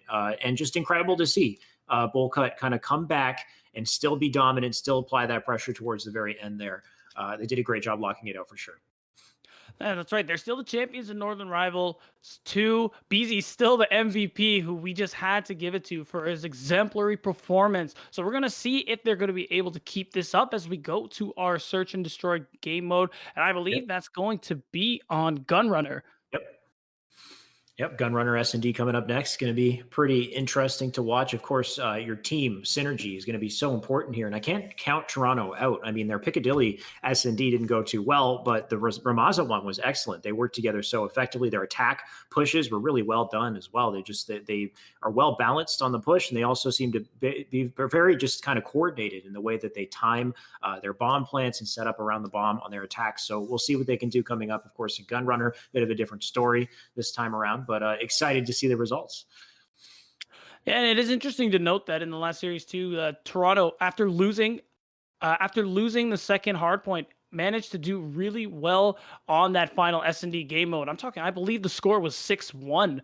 So they do really, they have a really, even though we talked about inconsistency and the potential of mental boom, I really like how well they're able to mentally reset themselves. Because I was really worried after they lost there on St. Petrograd, thinking, oh, Toronto's boom, they might lose S&D as well. But nope, 6-1. They dropped one round there. I believe it was on defense, and they managed to pretty much bring themselves back and win the series. So I don't think they're going to be discouraged by losing this first round. They're going to go into S&D with a fresh mindset, a game mode they're very comfortable in, and I would not be surprised if the score is 1-1 after this. We'll see. It's unfortunate pressure for Toronto. They started out the last series hot, winning their Hackney Yard hardpoint. This time, unfortunately, losing. They will have to defend themselves and try to take things in our upcoming or in our current match. S&D, we already got kills on the board. Mine getting some nice shots in. You'll fire some into Archive as well. Get taken down for the trade. And Tom with the bomb in front of him. He knows there's multiple players out there and he can't afford to push just yet. Things will slow down for just a second as they just look for an angle.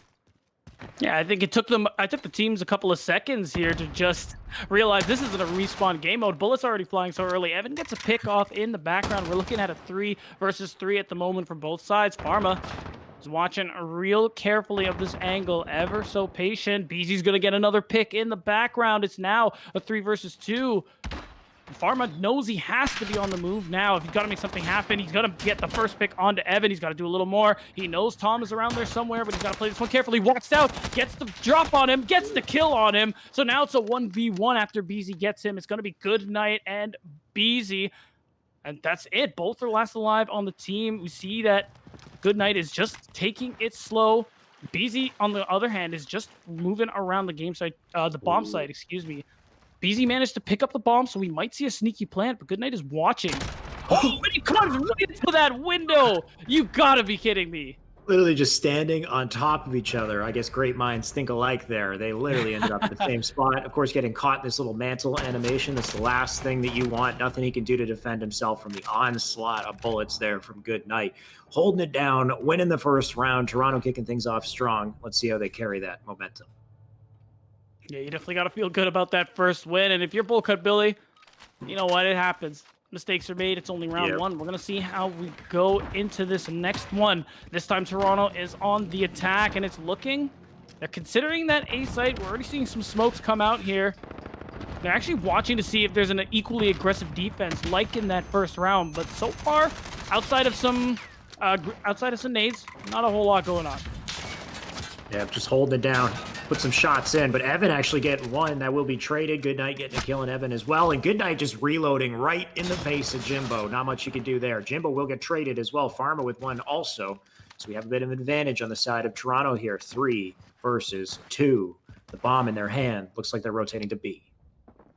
Which is definitely the play. BZ's definitely going to get the drop on somebody, though. He goes for the shots. He's going to take out Flawless. He's actually going to get Pharma as well. This is unbelievably clutch sideway. It's a 1v2, and unfortunately, Toronto can't get it done.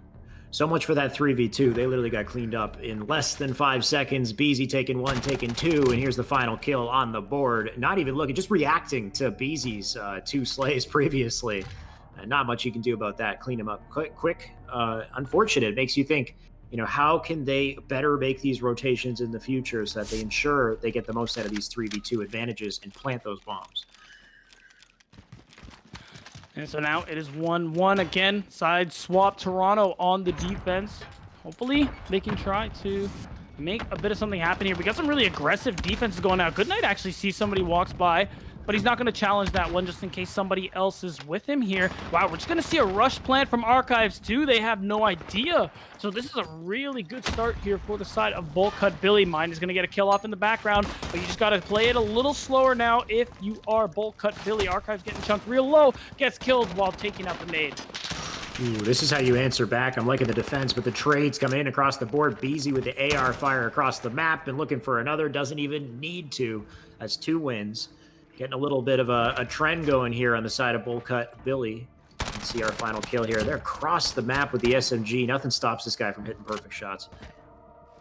Yeah, seriously, you guys gonna start convincing people that MP5s work at range, but I think it's really just. I mean, it does sometimes. That gun's pretty.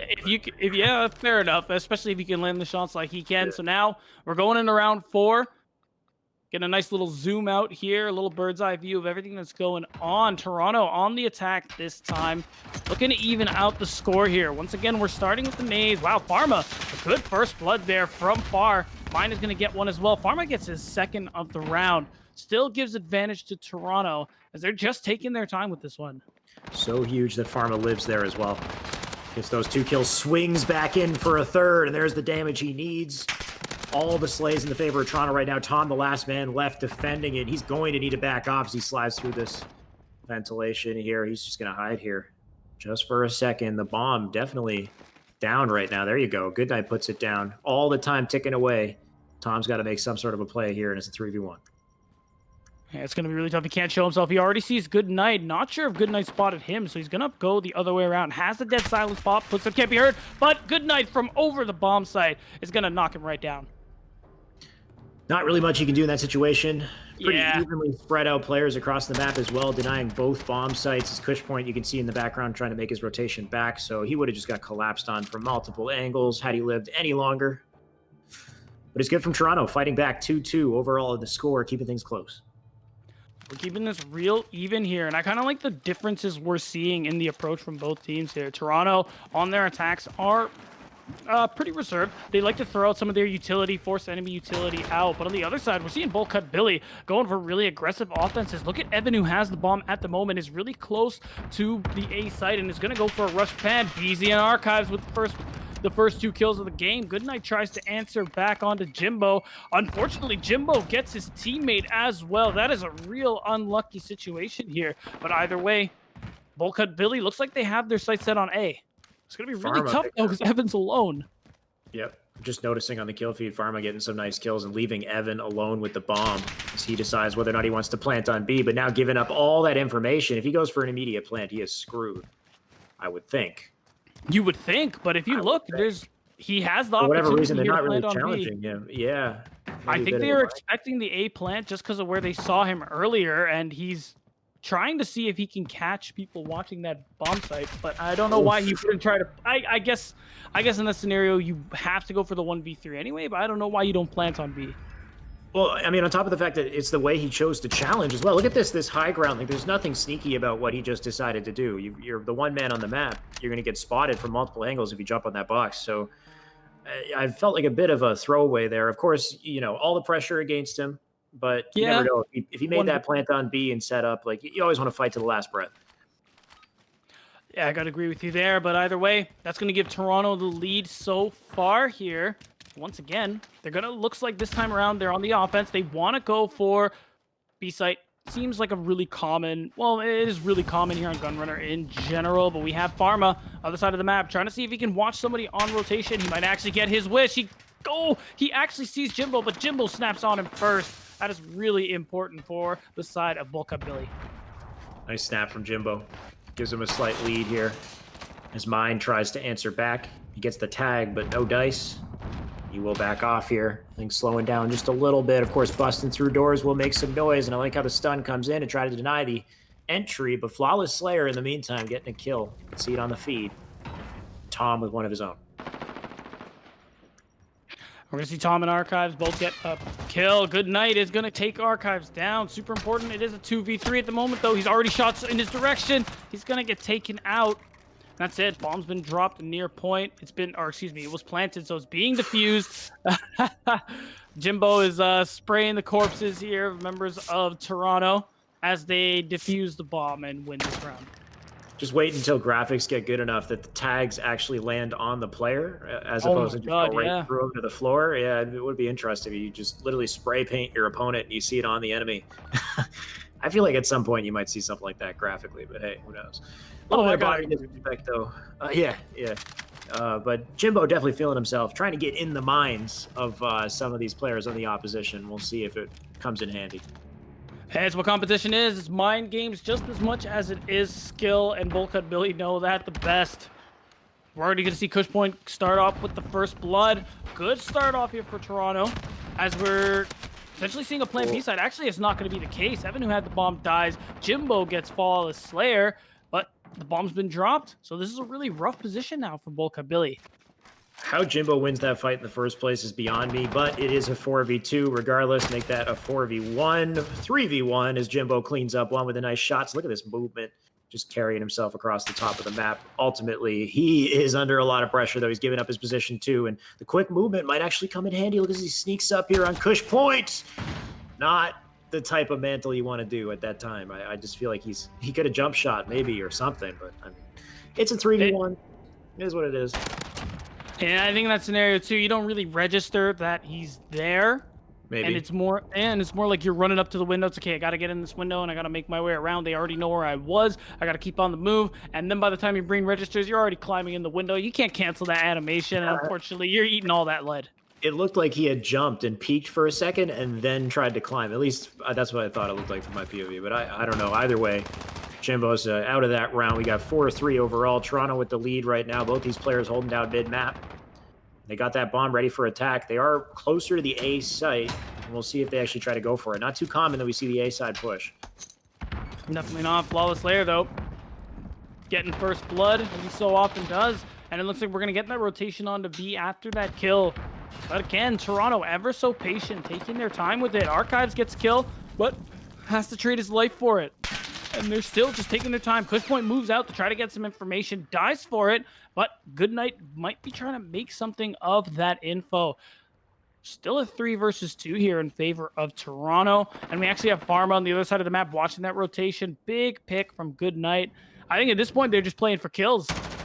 Yep, it is now a 3 versus 2. Make that a 2v2. Good Night goes down. That's crucial. He dropped the bomb as well. BZ with the protection. He knows where that bomb is. He can just stay here and hold it down. Nice shot from BZ. Looking for another, but of course, Pharma will get that kill for the trade. And Pharma answering right back. 5-3, put themselves up in the match point. Love what I see from Toronto right now. I couldn't agree more, Shyway. That is going to be 1-1 in the series. If they can just win one more round here, and I'm really curious to see how Bullcut Billy is going to respond. It seems like their aggressive defense isn't really working out too well for them. You see a lot of early pickoffs here by Toronto. They catch people just trying to move around, trying to move up just a little bit too far. And that's what's been giving them these early advantages that they managed to convert into wins more often than not. Pharma just going to hold the angle. Lie down for a bit. You can see in the kill feed, Mine trading out, Archives going down. Good Night and Flawless Slayer with a couple kills of their own, giving an advantage to Toronto. They can afford to play it safe. You can see the bomb down on the floor right now. Tom going to have to push forward and do something about it, but doesn't want to be too greedy. Oh, nice nade. Yeah, Tom spots out. Good night, but unfortunately couldn't quite get it done. And on the other side, Pharma is going to take him out, and that's going to be 1-1 in the series here. Toronto tie it up against your tournament favorites, Bullcut Billy. Really got to love the exceptional teamwork coming out in these S&D games from Toronto. I mean, we saw it in Ramaza in that 6-1 finish. We're seeing it again in Gunrunner. Maybe Piccadilly is like a weak spot for them, but when it comes to all these other S&D maps, they are working together efficiently. If they're not planting bombs, they're getting the slays. Like, look at Pharma, 12-5 on that scoreboard. You can see it on the bottom. Pharma going off for sure. All players performing pretty well, except for, I guess, maybe Kush Point having a bit of a tough time. But when the rest of your team is playing that hot, I mean, all you're really doing is you don't have a lot left to kill or to work with, right? So yeah. I was gonna say, like, it's not a respawn game mode. There's only so many lives to go around, but you know what? Everybody contributed to that victory. Yeah, exactly. And now we're gonna go back to St. Petrograd as our third map. A little potentially a sore spot here for Toronto, just based on what we talked about before the match started. However, this time it is not hardpoint. It's going to be domination, and I'm really curious to see if they can shake off that early loss that they had, that early we'll call it mental boom when they were in their previous matchup, and we'll see if they can actually win this one out. Yep, I think typically you're looking for an A-B hold as far as this domination goes. So something they could do to throw them over to the C side of the map and keep them spawning far away from those points. Holding down the middle, obviously going to be so huge. That's going to be the bloodbath center of the map there. Yeah. So curious to see how players work to control the tops of those buildings and keep those lines of fire or keep up good lines of fire for the opposition.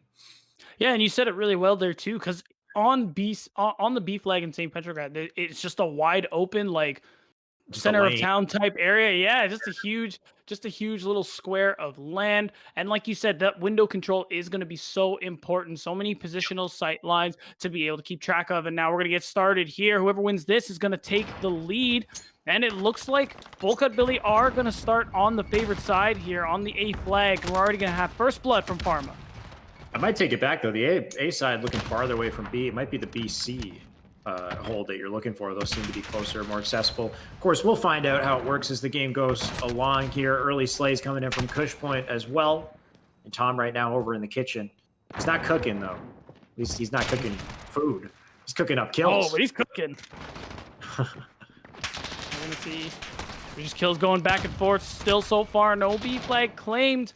But it looks like we're having a little bit more of a presence from Bullcut Billy as they're starting to make their way over. We actually have a little flank here from Jimbo, too. He's going to get at least one person. He gets good night. They know he's there, so he's going to go up the stairs. He walks right by somebody. Oh, no. He's going to get taken out.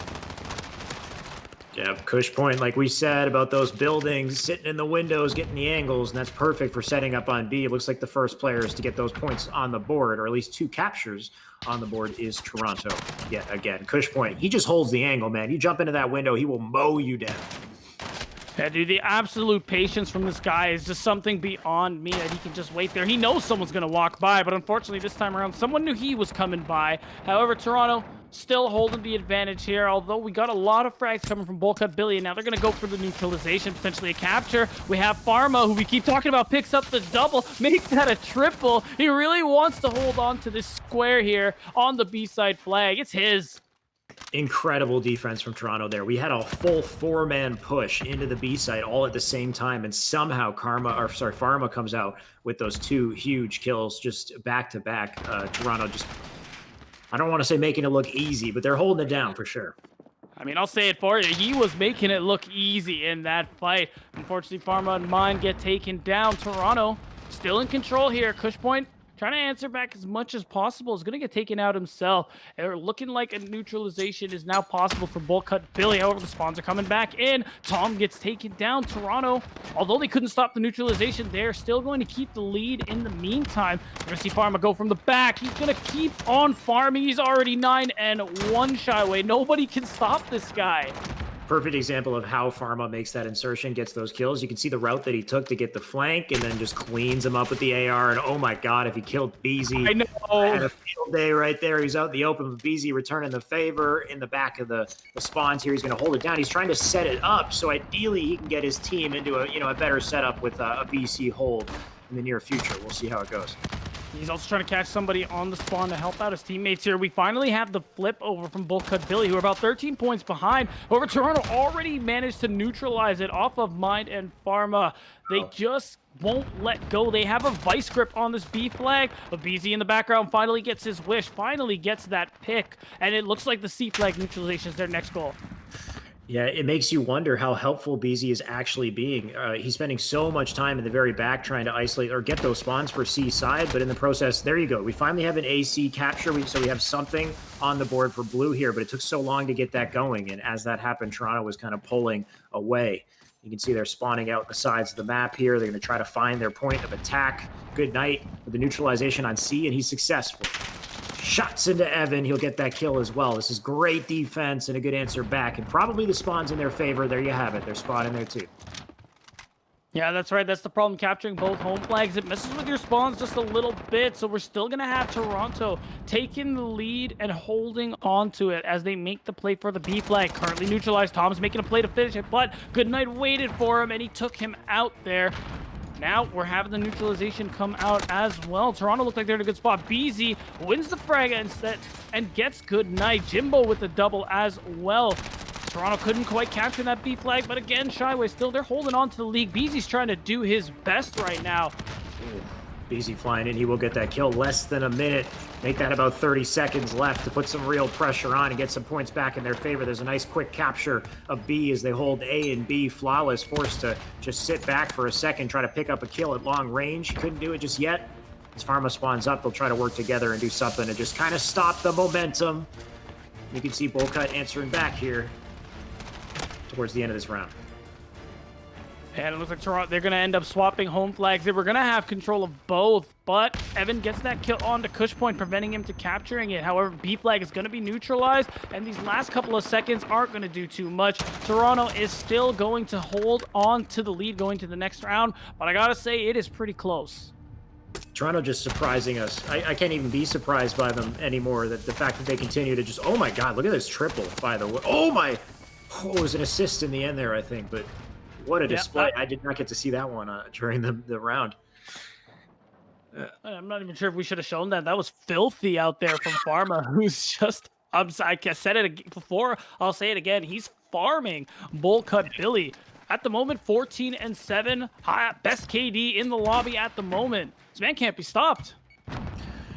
Toronto now with the A side spawns. They'll get that quick cap on A and see if they can rotate through and get some early control here. Tom already up in the buildings looking for an angle from below, but the smoke in his face. You can't even see Kush Point is directly in front of him. I take it back. He got the kill. And here we go. He gets some defense here. Look over B side. And this time around, the sides are swap. Bull Cut Billy looking like they have the positional advantage. However, Pharma doing what he does best. Gets the sneaky little kill. He might see Evan as well. Gets the snap. That's already 2 for him. And it looks like, again, this courtyard is going to be controlled here by Toronto. They're going to get the flag and continue to cement their lead even further. Shyway, if this keeps up, I think Bull Cut Billy, we're going to be at down 1-2. They're definitely in trouble if this keeps up. You can see BZ holding the angle up above, and Goodnight looking away at the wrong time there. But it looks like he gets a kill before going down from BZ. Archives right now flying in. They'll do something to try to contest this B point. It looks like they are working towards the capture. Flawless just trying to live here as he backs down. Nice shots into BZ, but BZ gets the best with him with the pistol as well. No doubt, just flipping in and making it work. BZ going off. Yeah, and we're at a bit of stalemate right now, which favors Toronto at the end of the day because they have the lead. Jimbo tried to make a play on Toronto's home flag, but unfortunately paid for it with his life. Goodnight gets a double, and now at this point, you can't do anything about it. Bull Cut Billy are going to lose that B flag. BZ gets the exit frag, gets actually 2, but he can't stop the secure, although in the background, you can see that, again, Bull Cut Billy are neutralizing the home flag, doing their best to give themselves an advantage. Not sure if Jimbo can get the flip, though. He's going to get caught out by Flawless Slayer. We actually have Archives who spawn nearby, though, who's going to get him. So that was actually pretty fortunate for Bull Cut Billy. I want to say it was a big play to disrupt those spawns and get back there at A, but in the process, I think they flipped things around. You can see Toronto now has a BC hold, and that's exactly what they want, because Kush Point just rotates around this hazmat building, finding one player. Hopefully he gets the best of them, but Archives with the weirdest movement I've ever seen. What happened there? He could not get a kill. He got taken down as Jimbo will just push up and control the back of C here. Yeah, Archive said if I can't predict me, they can't predict me, and gets a double off of it. However, the lead is getting further and further away, moving out of Bullcut Billy's grasp. They're doing whatever they can, but Pharma can't be stopped. Well, as I say it, Tom manages to shut him down, but Pharma still 18 and 10. Most frags in the lobby. He can't be stopped at the moment, and it's getting tougher and tougher for Bullcut Billy to be able to catch up. They just can't get 2 flags at once, and we're gonna get to a point soon where they're gonna have to do more than that if they actually want to win this. When it comes to slays, it does feel like Toronto has the edge right now. You can see it on the scoreboard as well. Pharma leading the pack 18 to 10, and Good Night on screen here 16-13, doing pretty well so far also. Archives right now with the rotation around. Mine not aware of it. I take it back. Mine knows exactly what's going on. He's going to put that man in the menu for the sense switch. And with this triple kill, he's going to be making his way around. Actually, he's going to get taken out here by Evan just now. But still, these frags aren't enough with a 23-point lead. Make it 24. Bullcut Billy. They almost don't have a leg to stand on here. Pharma's getting the frags. Flawless Slayer with the double. Make that a triple with the pistol. Although he finally gets taken down. Finally, we see a double flag capture for Bullcut Billy. But it's going to take more than that at this point, Shyway. They need to at least get 2 flags and a neutralization, if not all 3, if this keeps up. Jimbo trying to get things started, and time definitely becoming a factor at this moment as we get down to our final minute of the game. Toronto leading the pack. Mind keeping that going, just getting some nice kills here. So push up into the center point for B. If they can stop this double cap, this is definitely all she wrote. If they can just keep this B out of their hands, and there you go. I mean, it's becoming mathematically impossible at this point if they can't turn it around. Yeah.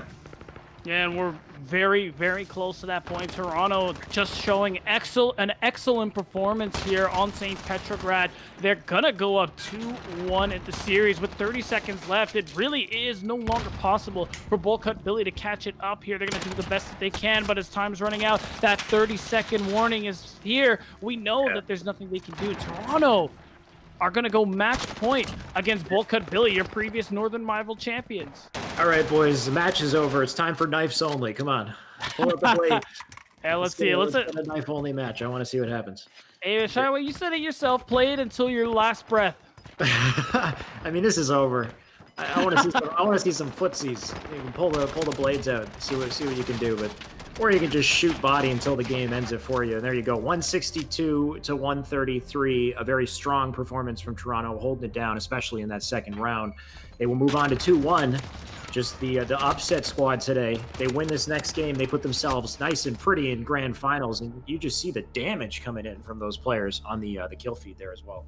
Unbelievable. More than 20 kills from 3 members of Toronto, and just putting up great performances. I keep saying it because it's true, and it is really impressive now. And we're talking about how whether or not Toronto could overcome the mental behind their previous St. Petrograd performance, whether or not they could actually overcome a Bullcut Billy in a respawn game mode with people like Holler, like Beezy, who we talk about, who are just amazing fraggers, overall amazing players, experienced veterans in the Call of Duty amateur scene. And so far, they're doing that. They got their backs against the wall. And now I'm really excited to see where map 4 is going to go. What is map 4? I'm just trying to figure that out right now. If I look right, it's going to be Azure Cave Hardpoint.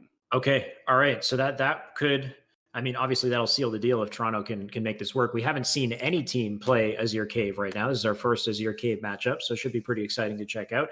Nice to see Toronto playing as well as they are, though, completely upsetting our predictions and now putting both Beezy's team at just the same thing that they did with O Canada, just putting their backs against the wall in this match point.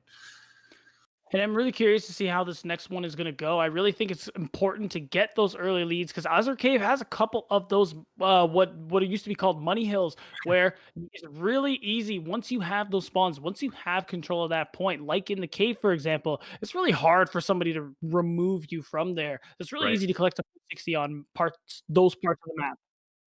Yeah, I completely agree. So we'll see how it works. Of course, like you said, with when you have points like hardpoint 2 and 5, where spawns are going to be so important to control, especially off this start right here. They're going to clash in the center of the map, but they need to make sure, especially in Bullcut Billy's case, who I believe is spawning on the opposite side. They want to make sure they flip things over so that they can get the spawns for hardpoint 2 following. Damn, we already have first blood over to Bullcut Billy. They're going to get control of the first hard point so far. But Toronto, as we know, are no slouches. They're answering back on both sides, trying to contest that hard point. But unfortunately, a nice double from Evan guarantees that Bullcut Billy are going to collect a nice little bit of time. And wow, it's another kill from Evan. All of a sudden, Bullcut Billy, really strong showing so far. Despite the opening points from Bullcut, you can see a bit of a widespread defense coming out from Toronto. They want to make sure they don't leave any gaps for a flanker to potentially get in the back of the spawn and screw them up for that second hard point. So pretty good from Toronto to try to defend them there, but they got to make sure they put some contention in, and they are doing that just a little bit. Anything they can do to just avoid an insurmountable, or not insurmountable, but just avoid a large deficit. And you'll see Tom is just trying to fight back and collect points in their favor. Yeah, and at that point, you can see Toronto are just backing off now. They know this next hill is what really matters, and they set themselves up really well for it as well. Bullcut Billy going to capture that little bit of scrap time and take a 40-point lead so far, but Toronto are going to very likely catch up. Yep, players going down back and forth here. You can see Toronto right now controlling that second hard point. They had the spawns, but look at that flank coming through and the spawn flip from Bullcut Billy as they make their way back into the second hard point and more points into their favor. And that's really the name of the game here. If you can get those early points, that early scrap time off of point 1 and then flip the spawns for point 2, then you've got an excellent start to your hard point. Speaking of flipping the spawns, Bullcut Billy actually managed to overcome this P2 hill and flip the spawns as well. They broke in, they're in control, and they have the favorable spawns. Tom is going to get a triple kill as well. So the catch-up we were expecting didn't happen, and Bullcut Billy are just cementing their lead even further. Everyone in Bullcut Billy are really coming alive right now. We're seeing doubles and triples all over the board, and Evan is at 11-2 right now. And Evan needed that. He had what I would say was maybe the worst performance in that last game. So to start out strong in this game and come back is huge for Evan. Mind right now, he will be taken down by Beezy. You can see Blue making their way back over to this third hard point on the gun. They didn't have the setup for it before, but very quickly they were able to rotate around the opposite side of the map, and now I believe they've put themselves in position for favorable spawns for P3 as well. Bullcut Billy just coming in hot right now. Just from a macro and a micro perspective, it seems like they have full control over this game. But so far, Toronto do have something to say about it. As I say it, though, they've wiped. Both teams have been wiped out for the most part. Toronto, though, are spawning close by, and they've made their way back. They look like they're collecting the majority of this time, but Bullcut Billy still want to fight for it. They still want to keep their lead shy away, and we're seeing the frags from both sides. Nice long shot there from Kush Point, but unfortunately, again, the point has been flipped. Bullcut Billy are still collecting time, and unfortunately, the name of the game is you gotta abandon the scrap time if you're this far behind. Toronto needs control in this cave for peaceful. Yep, efficient use of the team's resources right there, defending, just getting the last few points on that hill and still rotating around for P4. As you can see, the early control coming out for Bullcut. Number 4 on screen as well is looking for a big flank behind these players, and that might come in handy later. As he wraps through, it's Evan who will go down. And they can stop that defense or that attack just momentarily. And this lead is just getting bigger and bigger here. 105-41 and counting. Toronto seem like they don't have a leg to stand on here. They're losing all of these gunfights. They're losing control of hills. They should get Tom, low HP, gets the double kill. He still doesn't die here, is actually going to recover as well. And you can see they're abandoning that, not abandoning, but rather they've sent most of their members to the other side of the map for the last hill before the reset. And the one member Toronto tried to get this hill with, some of that scrap time just gets taken out. Flawless Slayer couldn't get it done. 135-41.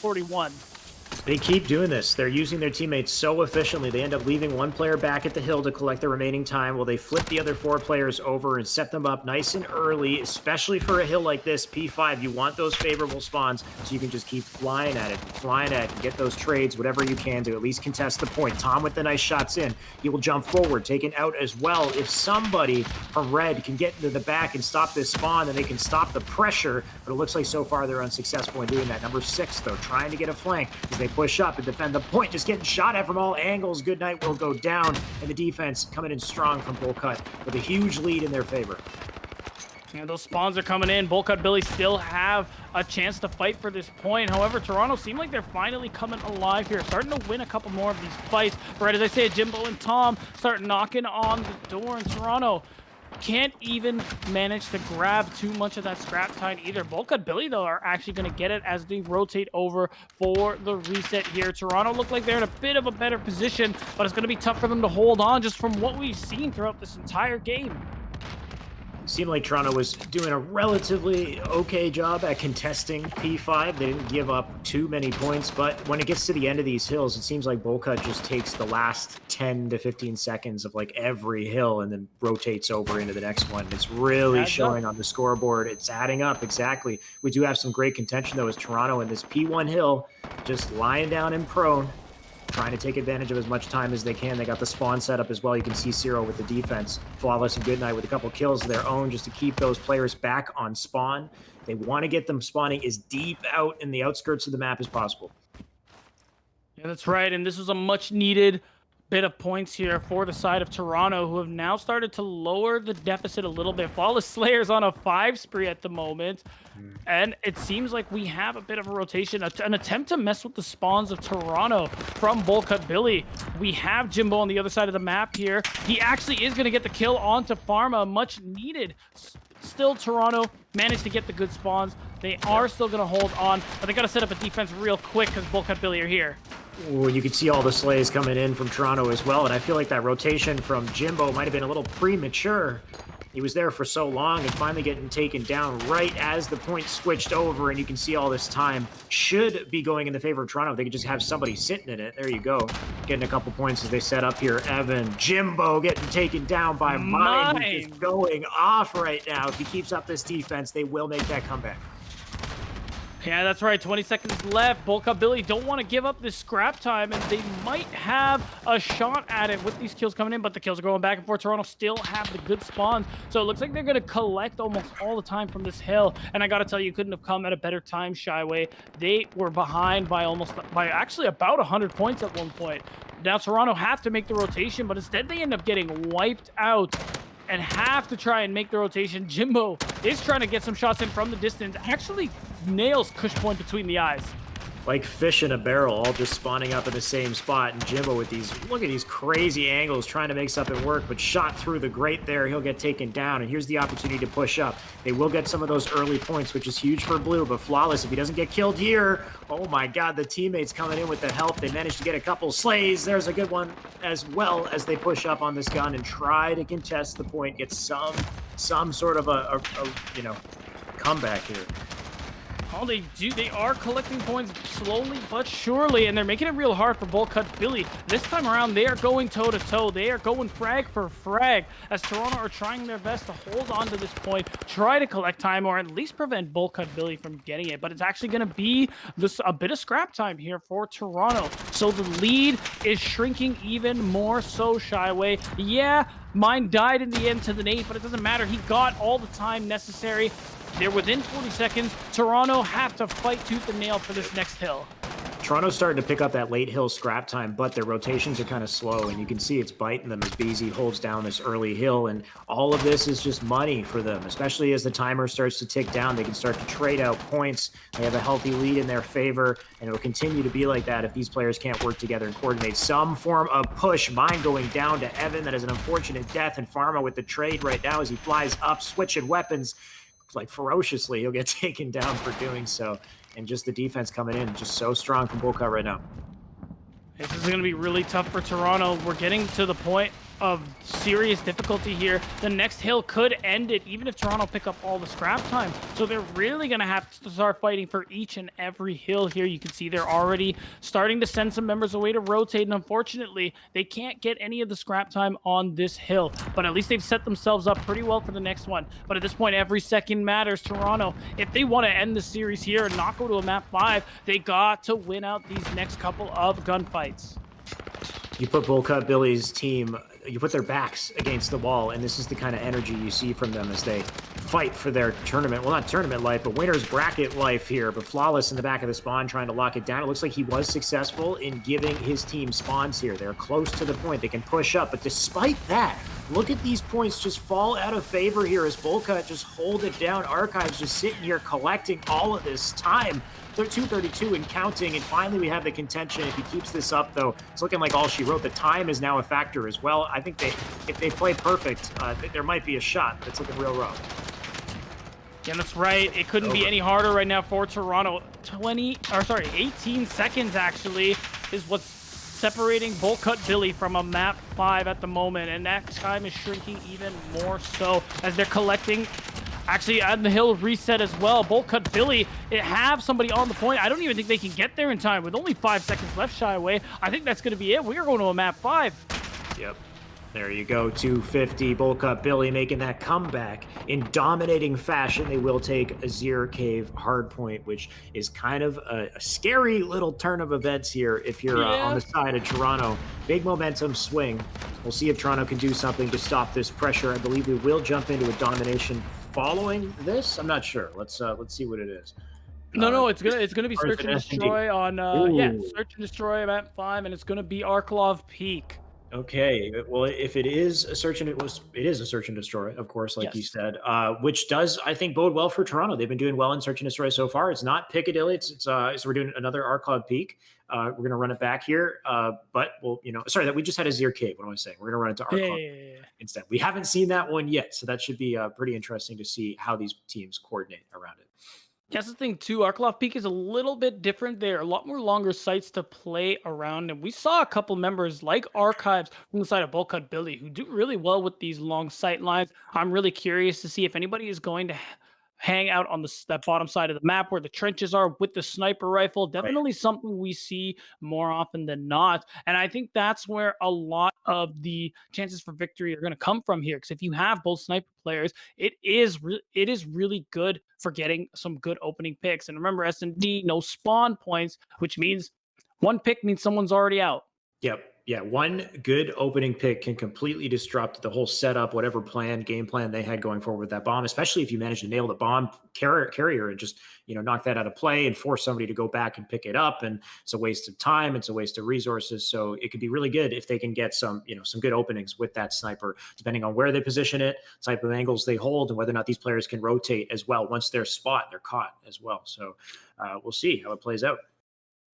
Yeah, that's right. And you know what? Even though the Bolcut Billy are probably the last team I would ever want to go to a map 5 against, I still think Toronto have a decent shot just because of how we've seen them play Search and Destroy before. Even previously in this tournament, we've seen them do really well in these map 5 scenarios. So it's going to be on Pharma, who did really well in Search, did really well in Dom, didn't really show up at all on that last round of Hardpoint. So we're really looking at him to try and clutch up for his team in this scenario. Here we go, guys. Map 5, winners final positions on the lines here for both Bolcut Billy and Toronto. Yep. Is Pharma going to show up like he did in those previous matches? We'll find out. But is Evan going to show up in this one? Of course, we got him on feed right now. Looks like a priority in the push. And like we said about early slays, Kush Point with the first one to kick things off with that sniper. He's holding this angle as well. Pharma grabbed one also, and Archives with a trade. We do have, I believe, a 4v3 at this point. Or maybe a 4v2. Good night with a nice nade onto Evan there. Oh, yeah, you really love to see that. And again, a good start here from the side of Toronto. They've already spotted Archives, and they're not going to do anything. Like, the onus is on Archives. He doesn't even have the bomb. I take it back. They actually double peek him. BZ does get a kill off in the background, but still, he is the last one alive. 3v1 scenario. He's going to have to do something real fancy with that AR. Yep, definitely one way to ensure that you take out one player is to double peek him as well. Those two players jumping out and grabbing out the other, or finishing off the other teammate. There's BZ. He will get taken down, of course. Overwhelming odds against him. That's the first round in favor of Toronto. And Toronto just doing a really good job keeping, even when the pressure's against them and you would consider them to be underdogs, just in comparison to the talent on these rosters, they show no signs of slowing down. They show no signs of stopping. So it's great to see from them. Yeah, super promising opening round here for the side of Toronto, but they're going to have to keep it up now that they are on the other side.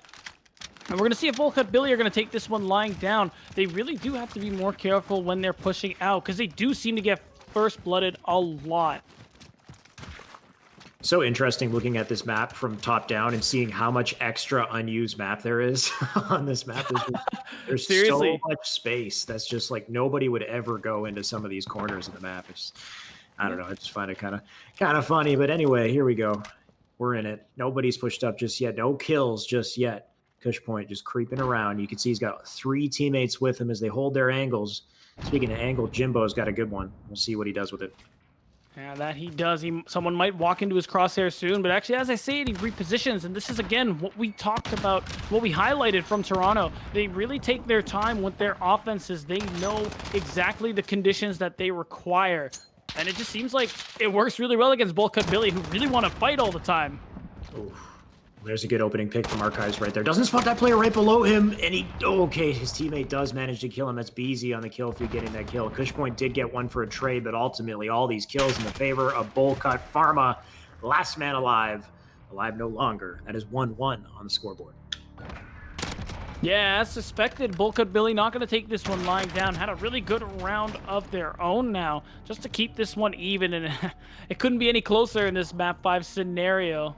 As we switch sides yet again, we're going to see how this one goes. It's interesting, though, the sniper play didn't really amount to too much for the side of Volcut Billy, but you still got to respect that if you're Toronto. Just the fact that you know somebody's going to be watching those sight lines, and it really seemed to have affected their approach.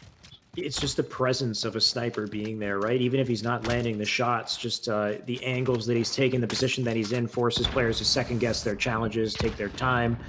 So Jimbo right here, if he's just pesky, I mean, if he picks up a couple kills, I won't mind either. Let's see. Kush Point's getting one on his side. Here's Kush Point's POV. Looking for an angle through the smoke here. Of course, doesn't have too much to work with. Maybe a zoom in and zoom out. You can find somebody. Yeah, you never know.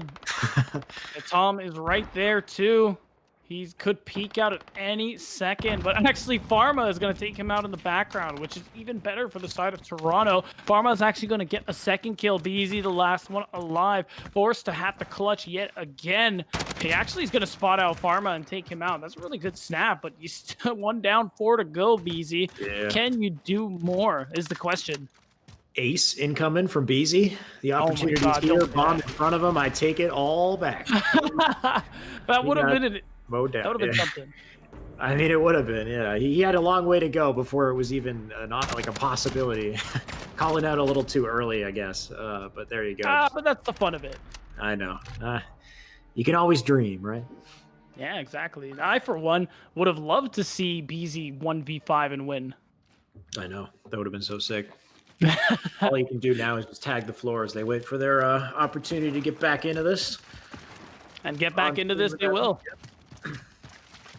Toronto's on the attack this time. Goodnight is the one who picked up the bomb. We're going to see if this attack goes better. It seems like Toronto, actually neither team can really get themselves sorted on the attacking side. We're going to see how this one goes. We're seeing a lot of utility being used at the moment, trying to see if a pick can be caught. And it looks like Mind is going to get first blood. It's off to a good start again for Toronto, this time on the offense. That's right. Mind with 2 kills, Tom with 1 also. Couple trades across the board here. Kush Point looking for an angle. Open a couple doors. Doesn't spot anything so far. No, still an advantage here for Toronto. There was until BZ got that pick. We're looking at a 3v3 now. Good start here from BZ. That's the guy who was the MVP in Northern Rivals too. Definitely a player to look out for Toronto. They got to take their time. They're really not in too much of a rush. Pharma is alive there in between both sites. But with 30 seconds left, you can't be patient anymore, Toronto. You got to make a play.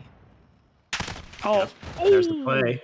Pharma pushing up. Pharma and Goodnight working together, getting some nice kills. The plant coming in as well. This is big. A lot of pressure on our number 5. I believe that is Beezy, the last man alive. Yet again, he's behind somebody somewhat. Oh, no, he's going to get killed. There you go. You keep jinxing him, Shyway. I think that's what's happening here. I don't know, man. There's an immaculate setup from Toronto. These guys don't go down. You put their backs against the wall, especially when you put them in an S&D, and they just seem to play so damn well together. It's as if they've just been grinding, and we didn't know about it. It's just been happening in the background. They've been leveling up. Yeah, and that's honestly the kind of thing you'd love to see here, too. What an upset it would be if they managed to be able to get this one done here on the side of Toronto. They got to be feeling good now, taking the 2-round lead 3-1 as we swap sides. Toronto haven't lost the defense yet, so if they keep this up, their lead is just going to grow even more. Cushpoint, the man on your screen, been so good with the sniper so far, so impactful. Gonna see if he can keep it up. Jimbo, on the other hand, 0-3, unfortunately, with his sniper performance. Hopefully he can get something on the board. Mine did get a headshot, so there's an opening. Right now, Archives looking for some sort of defense, but he is mowed down. Tom picking up the pieces. He'll have to back off. You can see Mind right now. Close quarters situation with the AR versus an SMG. Might get a little dicey in here if he isn't careful. Yeah, Thomas picked up the bomb. He's there. He knows he wants to go for the challenge. There's actually 2 people here, so they go for at least a trade. Oh, but Mine doesn't even manage to get a kill. So now we're going to go for the plant. The rest of Toronto knows, so it's time to scramble and try to make something happen here. And Good Night with an attempt to wallbang, but doesn't quite get anything. Yeah, you miss 100% of the opportunities you don't take, so I guess you just fire a couple shots into that window, see what happens. Of course, we have a 3v2, I believe. The bomb, tell me the bomb went down. The guy's still holding the bomb. I thought they planted it a while ago, but it looks like, oh, that's not going to happen now. Good night says good night to 2 players. He just has to run now. He's just got to play his life. There's no way they can plan in time. Wait. Oh, nope, actually, I take it back. There was enough time, so Good Night has to try and get something happen here, but he gets in with the dead silence with enough time to shoot the body and go for the defuse. Toronto go up 4-1 in your last map here in the winners final. I mean, that one was all Good Night. I think Good Night just went up 4-1. I don't know. Those 3 final kills that he got right there were huge defending. And it took them too long, I think, too, to get that bomb plant, right? Like, they were planting at one point. They must have taken it back, stopped their plant, and decided to do it again. Their second opportunity got completely denied. You can see the body shots there. Yeah, I do wonder what was going on there as well. I think they were going for a bit of a fake and waiting for somebody to come into the house. But unfortunately, like you said, they wasted their best opportunity there and are pretty far behind in the series. Volcut Billy on the defense. They gotta make something happen here. Otherwise, they're just gonna end up more or less getting swept by Toronto. Cushpoint has the sniper, and like you said before, Shyway, hasn't been able to get anything done with it yet. He's gonna have to start soon. Yep, looking for that angle. Oh my God, through the wall. Bang. He knows he's there. He's just narrowly missing him. Oh! Was that like the tip of his head? I could see that was literally the helmet. Oh, yeah, the helmet, maybe. Oh my God. Oh, what a shot. My. Still, Volcut Billy being like, all right, beat down and shy away. Calm down. We killed him. It's still 4v4. Oh, but as I say it, 2 more members of Volcut Billy fall. Make that 4. All of a sudden, Tom is the last one alive. As everyone falls around him, he is not deterred, though. He picks up 1 kill. He's going to need to pick up a little bit more. He gave away his location, though, and Pharma is going to take him down. Shyway, this is it, man. Match point. Series point. Before Toronto sends Volcut Billy to the loser's bracket. Damn. Seen a lot of 6-1 so far with Toronto, and we might be seeing another 6-1 in just a second here. Match point and series point, like you said. One final opportunity for defense here. We'll see how it works out. Jimbo, I wonder if he's got anything on the board yet. I'm pretty sure he was that designated sniper, and we'll take a look at the score. And it looks like is he still sitting with the goose? He's still 0-5. Unfortunate for Jimbo right here, unable to get anything going. We will jump on his POV. It looks like he decided to put the sniper down for a little bit. Pick up an AR instead. Hopefully that serves him well. Yeah, Cameras getting Horn is doing him so well. Jimbo takes out Pharma. Flawless gets 1, but unfortunately is answered back onto Toronto at a bit of a disadvantage here. They're taking their time. They haven't lost the defensive round yet, and they aren't planning to start now. So far, Volcut Billy are actually taking their time as well, uncharacteristically. Tom gets a very important pick onto Mine. Oh, Jimbo just wanted that cross so badly, but every time he mantles up, he reveals his position. Cushpoint I want to say smartly back it down here, just waiting for a second. He knows there's a player behind that bomb point. Oh. Looks like they did manage to get that plant. This is big. The pressure is on. The cross comes in. Oh, Wolcott looking to deny this from a 6-1 opportunity unless Goodnight, the final player, has something to say, and he doesn't. and Bullcut Billy aren't going down without a fight. They're going to win their second round here, win their first offense here on Arklov Peak as well. This might be the start of something here, Shyway, but they're going to have to clutch it out just a couple more rounds before that's even a conversation.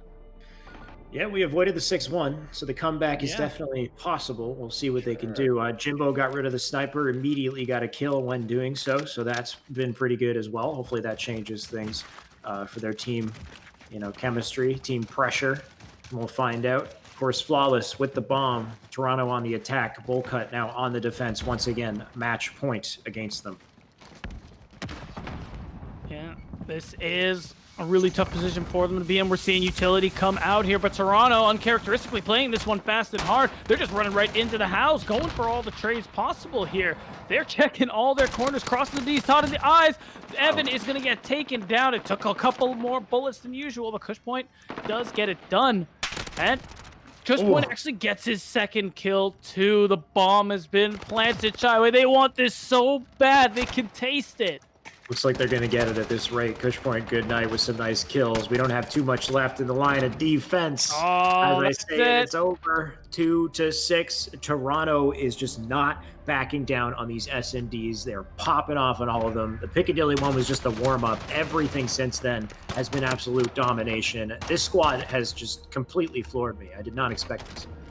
I can't say anybody did, Shyway. Visions and I talked about the fact that this would probably be the dark horse team here, Toronto. But even then, who thought they'd actually go to map 5 and win in the winners bracket against your previous Northern rival champions, against players who have just has such a storied history in the Toronto Call of Duty scene, who are just some excellent players, and now they're sent to the losers bracket. Yep. You know what this means? Toronto now put themselves, they're sitting pretty in grand finals. They just wiped their winner's side grand finals, meaning those other two teams, O Canada and Bullcut Billy, that we had predicted would be first and second. One of them will now be forced into third place, or maybe even worse. I don't know. I mean, Canadian Geese, the revenge of the Canadian Geese, they've been doing pretty well so far also. And I believe they will be coming up just next in the following series. But overall, Toronto solidifying themselves in grand finals, and it's fitting. I mean, it's our Toronto Ultra Northern rivals. Yeah, So good team pick right there. Yeah, it's almost the script too, funny enough. But that's it. They're doing Toronto proud, it looks like. They're doing a great job here. So now after this matchup, we're gonna throw it to a short break, but don't go anywhere. Soon we will follow up with the losers finals with Canadian Geese versus Bullcut Billy.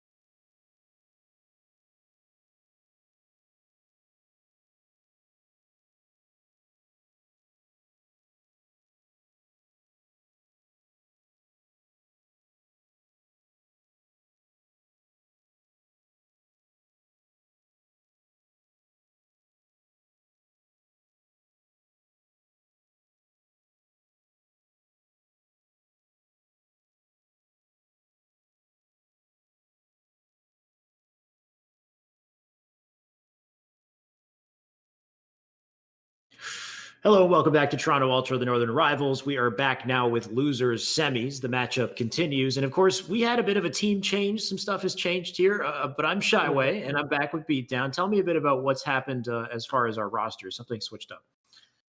Yeah, that's right. Unfortunately for from the team, Revenge of the Canadian Geese, one of their players, White Fang, no longer able to play in this match, so they had to get a sub for him who goes by the name of Clicks. So that is Right. going to be really rough so late in the stage in this bracket for you to have to lose one of your players like that, someone you practice with more often than not, and have to play with a sub. So this is going to be tough for Revenge of the Canadian Geese going into this matchup.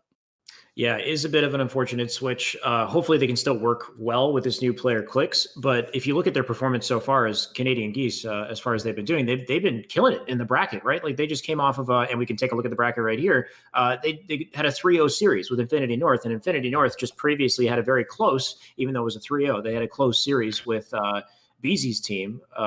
So it's interesting to see just how incredible Revenge of the Canadian Geese has been so far in this tournament. They won against number 3 as well, which was full of pretty great players. We didn't even get to see them today. And here we have them up against O Canada. Now, O Canada was one of our favorites to win the tournament, so a little scary coming up against this team. But you think they have a shot? Beat down? I think you're rooting for Canadian Geese.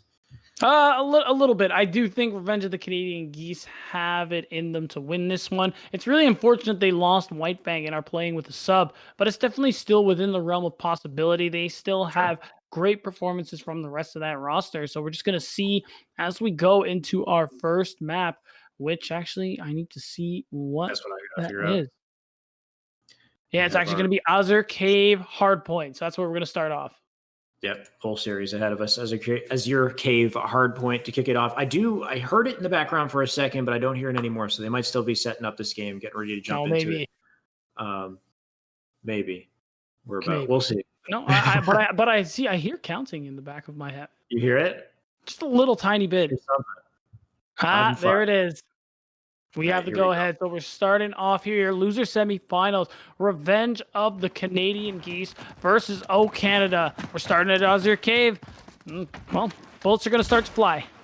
Yep. Canadian Geese with a bit of a spawn advantage to start things off here. They're well set up for that P2 hard point, but they can't give up anything. And Aoxin just kills himself. Or Oixen kills himself. Is it Aoxin? It's Aoxin. We're getting I back believe to it's this. Aoxin. It's Aoxin. He does kill himself in the day to kick things off. They're not off to the best start, but you know what? Revenge of the Canadian Geese are still starting to make their way over, but it's tough. O Canada have control of this hard point at the moment and are actually picking up a lot of the kills.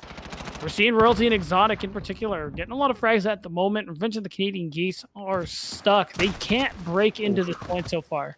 Finally, that little prone position coming in handy for Royalties. He gets that kill. They will have a dominant start on this first hard point, which is great for kicking things off, but nobody really successfully flanking into that opposite spawn to set up for P2. You can see number 9 there holding down that useless house and just keeping that. Well, I mean, that's what it's called. Yeah. And now that's basically going to almost be the entire hill time here picked up for O Canada. So off to a great start on such a tough hill. Although we finally got some good frags coming out here from Revenge of the Canadian Geese, and they managed to pick up a really important heal here on P2. Although Exotic does get near, it's going to take more than that for O Canada to actually break their way through. Yep, this is good for Canadian Geese right now. If they can just hold this down, they got the nearby spawns. They can push in, apply pressure, and hopefully get some time here because O Canada has a bit of a lead to start things off. And even with the spawn advantage, you still see players like Diamondcon flying all the way into that cap to just contest and be such a nuisance. But the sleigh's in the favor of Canadian Geese, if only for a little while. They can't seem to get very many points, though. They're constantly denied. And here's a perfect example as Diamondcon just rains down fire from above. That's what makes it so tough for Revenge of the Canadian Geese to close this lead here. O Canada doing a really good job at basically just pestering them. If they can't get the points, that's fine. Neither can you. And they're still getting these kills. Diamondcon, who you mentioned, just picks up another double. Careless finally takes him out. And we're going to have a nice bit of points here captured by Canadian Geese. However, they are not set up at all for this next hard point. Yep, nice quick flip over to that third hard point. And like you said, they're not set up. 47 taking advantage. He will trade. But ultimately, the points in the favor of O Canada as they just hold down this setup. I'm sure they'll have a player in the God spot, maybe on top of the broken house. We'll see Diamondcon just peeking out windows, looking for something to hold them back, and it's working out so far. All these points just trickling in the favor of O Canada. And it's so difficult. It seems like Canadian Geese can't even get O Canada off of this hard point for very long. The gap is widening even further.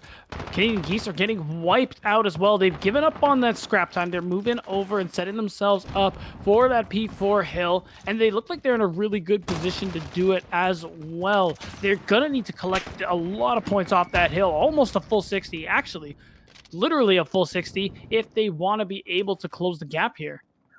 Yeah, O Canada making it look kind of simple so far, just getting all 60 points, I'm pretty sure, in that hill, and now making this wide rotation around to the fourth hard point. 47 just narrowly surviving here. He'll back down, try to get back up, but Mir taking advantage, and he'll get that kill. And now Diamondcon looking to pick up the pieces through the well there.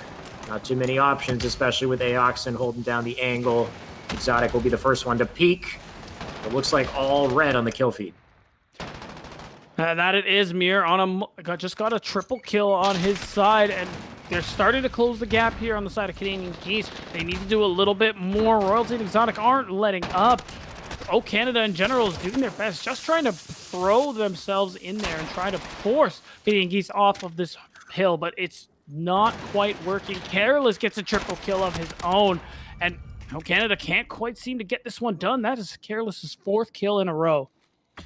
Great stuff from Canadian Geese, just returning the favor there. Unfortunately, they're not set up for the fifth hard point. You can see Diamondcon is right now as he rains fire into Aoxen to just back him down. Risky looking for the challenge, and that was a risky challenge from him. He got taken down also, so Diamondcon exceptional defense, and Canadian Geese trying to claw their way back. It's been unfortunate having a swapped out player right before this match. You can see Clicks unfortunately jumping into this roster late. 6 and 15 now, make that another death on the board for him. So he is struggling to get anything going, and Med just wiping him down. Yeah, that's right. It's so tough for Canadian Geese at the moment. They are showing signs of life. They're showing an admirable performance, but it's not enough. A nasty double kill from Diamondcon. He couldn't get the third. He is going to get taken out. Risky gets a double of his own, and Canadian Geese are trying to force O Canada off this hard, but trying to collect some time for themselves, and it looks like they're going to successfully be able to do just that. Yep, they have managed to get some crucial slays here. They can flip things over, if only momentarily. You can see the hardpoint's just about done and already set up as O Canada on that hardpoint run, ready to take on any gunfire incoming from that P5. They got all the slays, they got the setup, they got the house, yellow house locked down here, and it looks like it's coming in handy. And we're in a really rough spot now. Canada actually lost Royalty. It looks like he disconnected, so it's a 5v4 at the moment. But Canada are still holding strong. They still have the lead. They just got to do it at a bit of a deficit, if you want to put it that way. Canadian Geese, though, happily just going to take control of this hill, start collecting some time of their own. They're keeping it close, but still, a man down doesn't matter. O Canada doing the best they can to pick up the slack, and they're making this hard point tough for Canadian Geese. Yep, O Canada, no stranger to 5v4 disconnects. They started their entire tournament life with a 5v4 and did pretty well in that scenario, so looking okay so far, but you can see Canadian Geese are quickly mounting a comeback, and Exotic doing something to deny that as he flies in, looking for shots onto Careless, and he is successful to keep those players back. Of course, P2 now the hard point of focus, and it looks like Canadian Geese are set up to make that work. One man advantage coming in handy. And it's really tough here. We're back into the cave here. O Canada struggling to be able to break their way in. A man down is a really tough situation to be able to get this hill, but it looks like they are getting something done here. 47 still alive. Exotic gets another pick. They actually might have their way in yet. Exotic actually gets 2 in a row right there before getting taken down, and it's so tough. Those spawns are so helpful for Canadian Geese.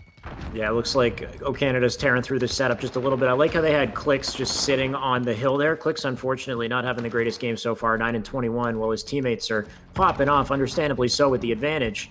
But having Clicks just sit there in the hard point and collect the points ensures that at least he's helping his team in some productive way, even if it's not on the scoreboard. That's right, and as a result, Canadian Geese are going to start cementing their lead in their favor now. New hard point is open. O Canada have control at the right now, and it's wide open area does favor them at the moment. They're getting the frags that they need. Exotic with a nice snap onto Clicks for a second kill right there. And Canada's still in control. They're starting to close the gap. And wow, they're just ripping through Canadian Geese. They really are not affected by this man down situation. I feel like they are. We'll see if they can do this. Of course, they still are at a deficit. They still got time to make this work, but they need to outslay constantly over and over and just have some immaculate defense of these points and then somehow make a rotation as well with a man down, which is not going to be easy. And hopefully Royalty can make his way back before this might be all she wrote. Even though we do see some good points in their favor, we're past the 200-point mark from Canadian Geese. They have the setup. At least they're getting ready for the setup on P4, which we're about to see in 5 seconds. Yeah, a little bit of scrap time here collected by Canada, but they're trying to set themselves up for this next pill as well, although it's not quite working out for them. Canadian Geese getting the frags they need to start collecting time now. 211 to 175 right now. Canada are still keeping this close. They actually managed to make their way onto the hard point. 47 just shredding through the opposition. He will prone, just crawl his way across the ground here, looking for some sort of an angle, and Med can support him from behind and take it back. Risky with the nice shots to take him out. Careless with the answer as well, and that will quickly dismantle their defense and an opportunity for more points in their favor. Royalty, where you at, buddy? Yeah, he really needs to get back in here to help his team.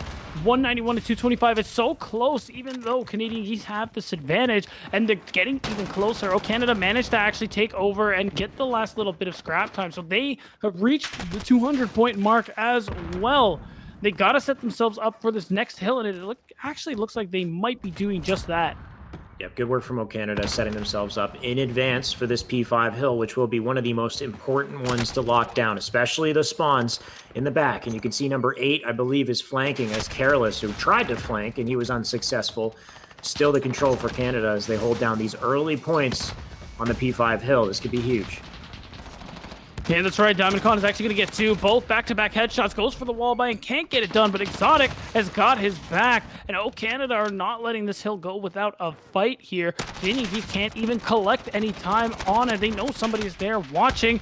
Mir, though, does get Diamondcon looking to get a little more. Is now on the point. Gets his second kill. So now we're 20 points away from revenge of the Canadian Geese winning the first match. That's a 3rd kill in a row for Mir, and it's getting tougher. Smokes are out. Nades as well. Canada are trying to get their way on. Finally, somebody takes down Mir. And again, back in control is Canada, but we're going to the reset once again here. Shyway, we're back to that P1 hill, and this is where it could all end for either side. Canadian Geese can absolutely win it here if they get control of these slays. Exotic not letting them do it, though. That's 2 for him. Dropping the trophy, staying alive, contesting the point here. Exotic with the shots, looking for a 3rd, and he'll push up. Doing amazing work right now as they get this defense and start to close this lead. Of course, 10 points remaining for Canadian Geese as they fly into the circle. Exotic still holding it down, looking for some sort of a defense here. He doesn't even need teammates. He'll continue to fire shots until he's eventually taken down. Canadian Geese, they can turn this around now. Canada playing out of their minds right now, Shyway, with only 19 seconds left. 10 seconds apart for both sides. They might actually be able to win this. They need every second from now on, Shyway, but it is very winnable here. A man down. They might actually be doing it. The frags are coming out. They can't be stopped. Risky gets the double. Finally, Canadian Geese managed to get onto the hard point, and they actually won't be able to win off of this one. So it's all going to be on the next one with only 8 seconds left. They might actually do it, Shyway. Oh my God, only 1 point left for Canadian Geese. If they could just get that hill, they do it. 250, just narrowly escaping that with a victory, despite it being a 4v5. Canadian Geese pulled that one out of their butts there, just by the skin of their teeth. They got a little lucky, and hopefully they can use some of that momentum going forward, because I guarantee you they're going to get that 5th man back before we start our next game. That's got to be a bittersweet feeling there for the side of 44. Look at this kills from Exotic. Exotic actually snapped here. Canadian Geese really sweating that last one. 4 points off for losing a 5v4 situation here. And that's just, they're going to get, it's like you said, Shyway, they're going to get Royalty back. I mean, I hope so. I assume he's trying to connect in right now, and I hope the match doesn't start until we have Royalty in it. I assume, both us Yeah, as we got casters now. and the viewers want to see a real 5v5 matchup here. Canadian Geese was losing before that happened, and they swung back and made the win, of course, even though it was so damn close. But they still get that 1-0 on the board despite the unfortunate circumstances. And yeah, I mean, hopefully they can continue their momentum. They've got something. We shall see. Yeah, it is still a good start here for Canadian Geese. You know what? Even if it's not the win you were expecting, you definitely take those in that Gotta take 'em. scenario. Yeah. Yeah, we got to take them. But it's really interesting to see how they still almost lost at 5v4. Not Yeah. only that, it seems like we are seeing a bit of struggles there from Clicks, their sub, who unfortunately had to come in for White Fang at the very absolute last moment. Yeah, I mean, when you have players like Exotic going off, getting 44 kills, then I guess you can kind of understand What how do you even do? in a 5-4 deficit, like the guy is still forced to be reckoned with. So crazy, crazy stuff from him. Azir Cave Hardpoint was our kickoff. Our club Peak S&D will carry the series forward in the St. Petrograd domination for our third match. If we get there, we got Ramaza HP, Gunrunner S&D later. But right now, our focus, our club Peak S&D. And we actually just saw that recently in our previous matchup there, where we saw, again, like we talked about before that one, it's a sniper play is a really big part of Arc Love Peak and how well you can actually get some opening frags. Yep, that's correct. So can they, lock down that lane, especially that trench side of the map with the sniper and use that to get a couple early picks, maybe disrupt a setup. We'll see how that goes. But that's all like also not the name of the game. There's so many other ways that they can play this, whether we see an early bomb plant right off the rip, or if they take their time and focus on holding some sort of a setup. Curious to see how this goes. Haven't seen any of Canadian Geese S&D so far, so we'll see if they work well as a team in this game type. Usually for the underdog team, I would say S&D is the opportunity to make some sort of a comeback, get yourselves on the board. Fortunately, Canadian Geese finds themselves at a 1-0, so they can extend their lead if they do well here. Yeah, it's going to be the deciding factor. And as long as Royalty actually does manage to connect and we get that 5v5 we're looking at, there's still a possibility Canadian Geese actually don't end up winning this. We go 1-1 in the series as we go into domination. And, we can look at the bracket too, since we're just waiting for the setup. We can start talking about the other things going on here. If you're just joining us, Bowl Cut Billy is actually did get upset. The team we thought was going to win again on Northern Rivals, or at least the one we were expecting, got sent to the losers finals, and they will be facing the winner of this matchup. And Toronto, a bit of an unknown quantity, just a little bit, managed to sit pretty there, setting up for the grand finals. Yeah, you can see 2-3 and 2-3 for both the series that they had, or 3-2, 3-2, however you want to look at it. But very close matchups all the way down to the wire in a game 5, and Toronto pulling through against the top talent in our Northern Rivals tournaments, especially in the last few tournaments, the last two. Both the players on Bowl Cut in Canada have been the top players. So it's wild to see a team like Toronto come in and just start to upset things, sit themselves in winner's side grand finals. And of course, over on the loser side of the bracket, Infinity North, another team to stand up to Bowl Cut Billy early on. They got, as far as the scoreboard shows, demolished, but maybe it was a closer story by Canadian Geese there. Canada, of course, making their way through fourth marks the spot, putting themselves in losers semis, as we can see now. And hopefully Royalty, I believe he would be connecting. That's probably why we're taking a little bit more time with this transition to get Royalty back in there and ensure we kick things off with the 5v5. And it's really interesting too. If you look at our winners semis, Canada actually ended up playing Toronto really close as well. One of your grand finalist teams at the moment. So Canada looking to potentially meet them again. And if they actually win this game and come back against Revenge of the Canadian Geese and also defeat Bowl Cut Billy, your Northern Rivals 2 champions, wouldn't that be quite a setup for our grand finals? That would be a hell of a matchup to watch, or just a run to watch if that happens. And definitely, if any team is capable of doing that, I believe Canada is, assuming they don't have teammates drop mid-match. We can't have any more of that happen. Really don't want to be any of that. There we go. We got a little update to our bracket. So it's completely updated. This is exactly where we're at this exact point in the tournament. All right. Okay. So it will be Bowl Cut that. Oh, so Canada, Bowl Cut losers final. Their losers final. Yeah. So Canada might not even have a shot to play Toronto again if they don't just go wild, basically, in the following matches in this series, and then the losers final, which that one is going to be a really good one to watch. Yeah, whoever makes it to face Bowl Cut Billy, we will definitely be in for a show, us the casters and you the audience. So we're going to see how well that actually goes here. Oh, Canada really is going to have to go Super Saiyan if they want to come back from that first round loss and also defeat the tournament favorites here in Bowl Cut Billy. So it's quite a tough hill to climb, if you ask me.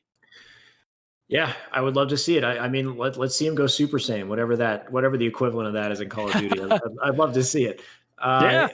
I mean, we got our club peak. We know for a fact that that's not the last match in the series. We will have a St. Petrograd Dom at the very least, right? So that could be interesting as well. I think any of these, I guess heavy slay like respawn game types are going to be in the favor, assuming nobody leaves the game mid match. They're going to be in the favor of O Canada. So But even then, it was so close. even then, in a Within 4v5, such a it was tiny so close. margin. In a 5v5, though, St. Petrograd Dom, I mean, it could be heavily dominant in the favor of O Canada if they got their player. So we'll see. Our club peak, biggest opportunity for them to really assert some sort of a lead there. If we make it down to Ramaza or Gunrunner, totally different story when we get there. I guess we'll just have to see how it goes. We will be getting updates shortly as soon as this player is ready to go and we got our match set up, but we'll be there soon. Yeah, we will. We're just waiting again on some last minute checks. The usual stuff. Doing everything online does come with its fair share of hiccups. Fortunately, PlayStation servers aren't always the best, but don't tell Sony I said that. Ooh. I mean, Xbox is the same sometimes. You look up the Xbox Live status update, and you get the they give you the details on how many things are affected, how long they've been down. Yeah. I had that issue. That's why I gave up Xbox in the first place. Ooh, switched to PS4. savage. Yeah, I long would time ago. give it up if it wasn't for Halo and Gears of War. I wouldn't have an Xbox either. But that's what made it so hard. I gotta be honest with you. I love Halo, bro. Well, that's why a lot of people are going over to PC now because you got the MCC. The whole collection is over on PC, so a lot of your Halo games will be accessible to any PC player. Anyway, whole other topic. Okay, we got a big update. Apparently, we're doing a full reset of our match number 1. So, despite the 4v5 situation, Royalty backing or lagging out of that situation, they've decided to rerun the whole thing. So 5v5 all the way through Azir Cave Hardpoint. We will do the run back. And you know what? I got to say, it feels right. It's a little bittersweet for them to lose the 4v5, and especially in such a tight fashion, too. It just feels so bittersweet. Like, wow, we played really well, but wow, we really, if not for that, we would have won. So now they get the chance on the side of O Canada to really prove if they deserve to win on Azir Cave. Is there anything you think that Canadian Geese can do just in comparison to what happened in this past game to even in a 5v5 situation still get a victory? You know what? I think this is more than anything else, this is a big benefit for Clix too, because you know what? That first map basically doesn't actually count. Now he's warmed up, he's in the game. We might see a better showing from him, this time around. And that's going to be the big thing for Canadian Geese. If he can't show up like the rest of them have, I don't think they have a shot. Definitely think Clix needs to go off. Of course, the entire team does as well. You can see these players launching themselves over to the center of the map for that first hard point. The advantage spawn, once again, Canadian Geese. They'll look to not only contest the point, but hold down the spawns in the back to ensure they're ready for P2. And we're already seeing kills traded, points contested. Looks like Canadian Geese are going to get that early bit of capture, but we know that doesn't last very long as O Canada are just slaying out of their minds right now and are holding on. But the Canadian Geese are definitely no slouches. They're trying their best to hold on, but it looks like O Canada is going to be the one to start collecting that time. Yep, Royalty diving in. He will go down. Med right now with a nice little cheeky angle to put the damage in and just continue to get some points in their favor on this first hard point. In the meantime, you can see number 3 has been flanking his way to try to be a nuisance on the opposite spawns. There it is, Exotic, just waiting for players like Risky to make a move. Yeah, it looks like a majority of this time is going to end up being picked up by O Canada, and I love the rotations they're making as well from both sides, but Royalty doing a good job at making sure none of that actually matters. Diamondcon with the double as well means the rotation spawns aren't happening for the Canadian Geese, and O Canada have set themselves up real well here for P2. Yep, looks like they've set themselves up in those rotation spawns. Like you said, they got the nice close spawn point. Diamondcon can just work the defense. If they can push up mid-map and force some really deep spawns for their opponents, then it makes them even harder for them to come back and even contest the point. You can see they can't even make their way into the cave right now as these players push up and continue to apply pressure here. 47, he knows he's there. but he's not ready.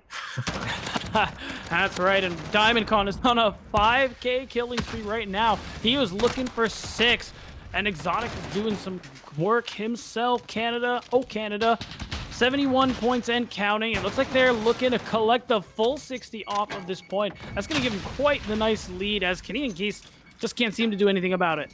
What a lead to kick things off here. This is what it looks like in a 5v5, I guess, and it looks pretty insurmountable at this point. Hopefully somebody on Canadian Geese can start to go off and return the favor. You can see Click's already 1-7, so unfortunate start for the man. Yeah, things have started out rough for these guys on Canadian Geese. You can see Diamondcon already looking to lock things down, but he'll take some early shots here as they try to get some points on the board. Yeah, Canada did some really good rotating to the soccer field. Got a great position, lost it. Royalty's here to hold on to it. 47 with double in the background. Royalty picks up Careless in the 1v1, and that's it. Canada again just widening their lead, and it just seems like you said, Shyway, insurmountable. Mir doing his best with the double. Same with Risky, but it's just not adding up. Mir actually gets a triple kill in that fight, though. He's really trying his heart out. Heavy defense right there for sure from Canada as they get majority of the time on that third hard point. Now switch themselves over to the fourth. Med with a nice kill, and that player hiding behind some not so efficient cover. Now tossing a nade in for Clicks. He'll have to back down. Just holding this angle. This is perfect. Mir going to take the brunt of that pressure, and you can see on the scoreboard, even if they're killing their teammates, they're still getting majority of the enemy team as they hold this down. Yeah, that's right. Med looking for another kill. Couldn't quite find it, though. Royalty's going to get him back.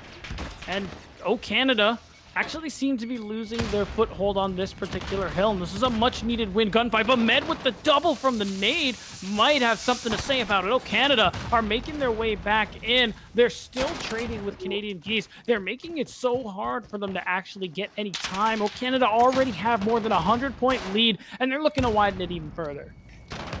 And Click's just looking to get some kills. 2-11 right now. Getting denied by Exotic once again. Exotic, I'm sure, going off. Risky with the defense right now as well. They got majority of the time. All Canadian Geese can hope to do is just flip over to P5 and get something going. But you can see number 2, Diamondcon, is just sitting there. He is ready. What a nuisance. Just wait and see what this man might pull off. He starts with Risky, looking for a second on the Clicks here, and he spots him, but he'll take some shots and back down. And honestly, that's fine. As long as he stays alive, he's a nuisance here. He can set himself up for the spawns. He can work with his team to apply pressure, and the shots come in. Click sitting like a duck, sitting like a Canadian goose. Somebody help this man out, or he's done. He doesn't even need help. He was going for another kill in the background, and it looks like, Canada can't be stopped. 130-point lead, and it just keeps growing. They are just running it down right into the face and the guns of Canadian Geese, and they're coming out on top. Yeah, we're definitely seeing the pressure from Canada here come in. All the points in their favor, an over 100-point lead, and it's not even really being contested. Do something, Canadian Geese, to stop this pressure. You put one more man on the board and just a completely different game.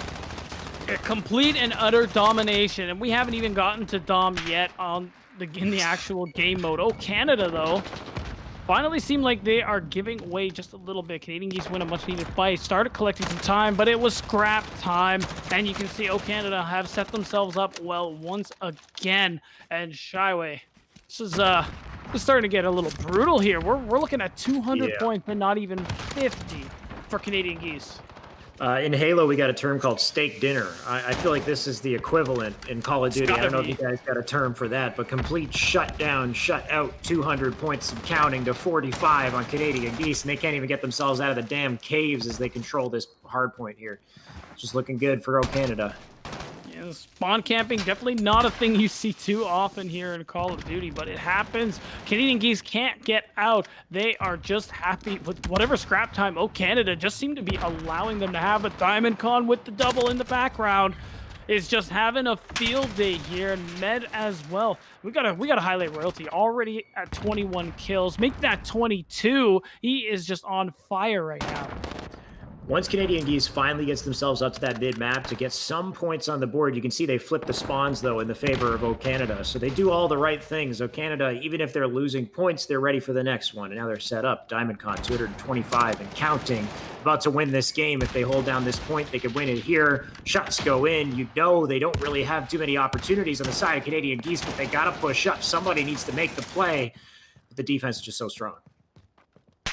And it's just the kill feed is being lit up all blue by the side of O Canada. Med gets a triple kill before getting taken out. And at this point, there's nothing Canadian Goose can do. O Canada are going to win by almost 200 points. Talk about a landslide. Oh my God.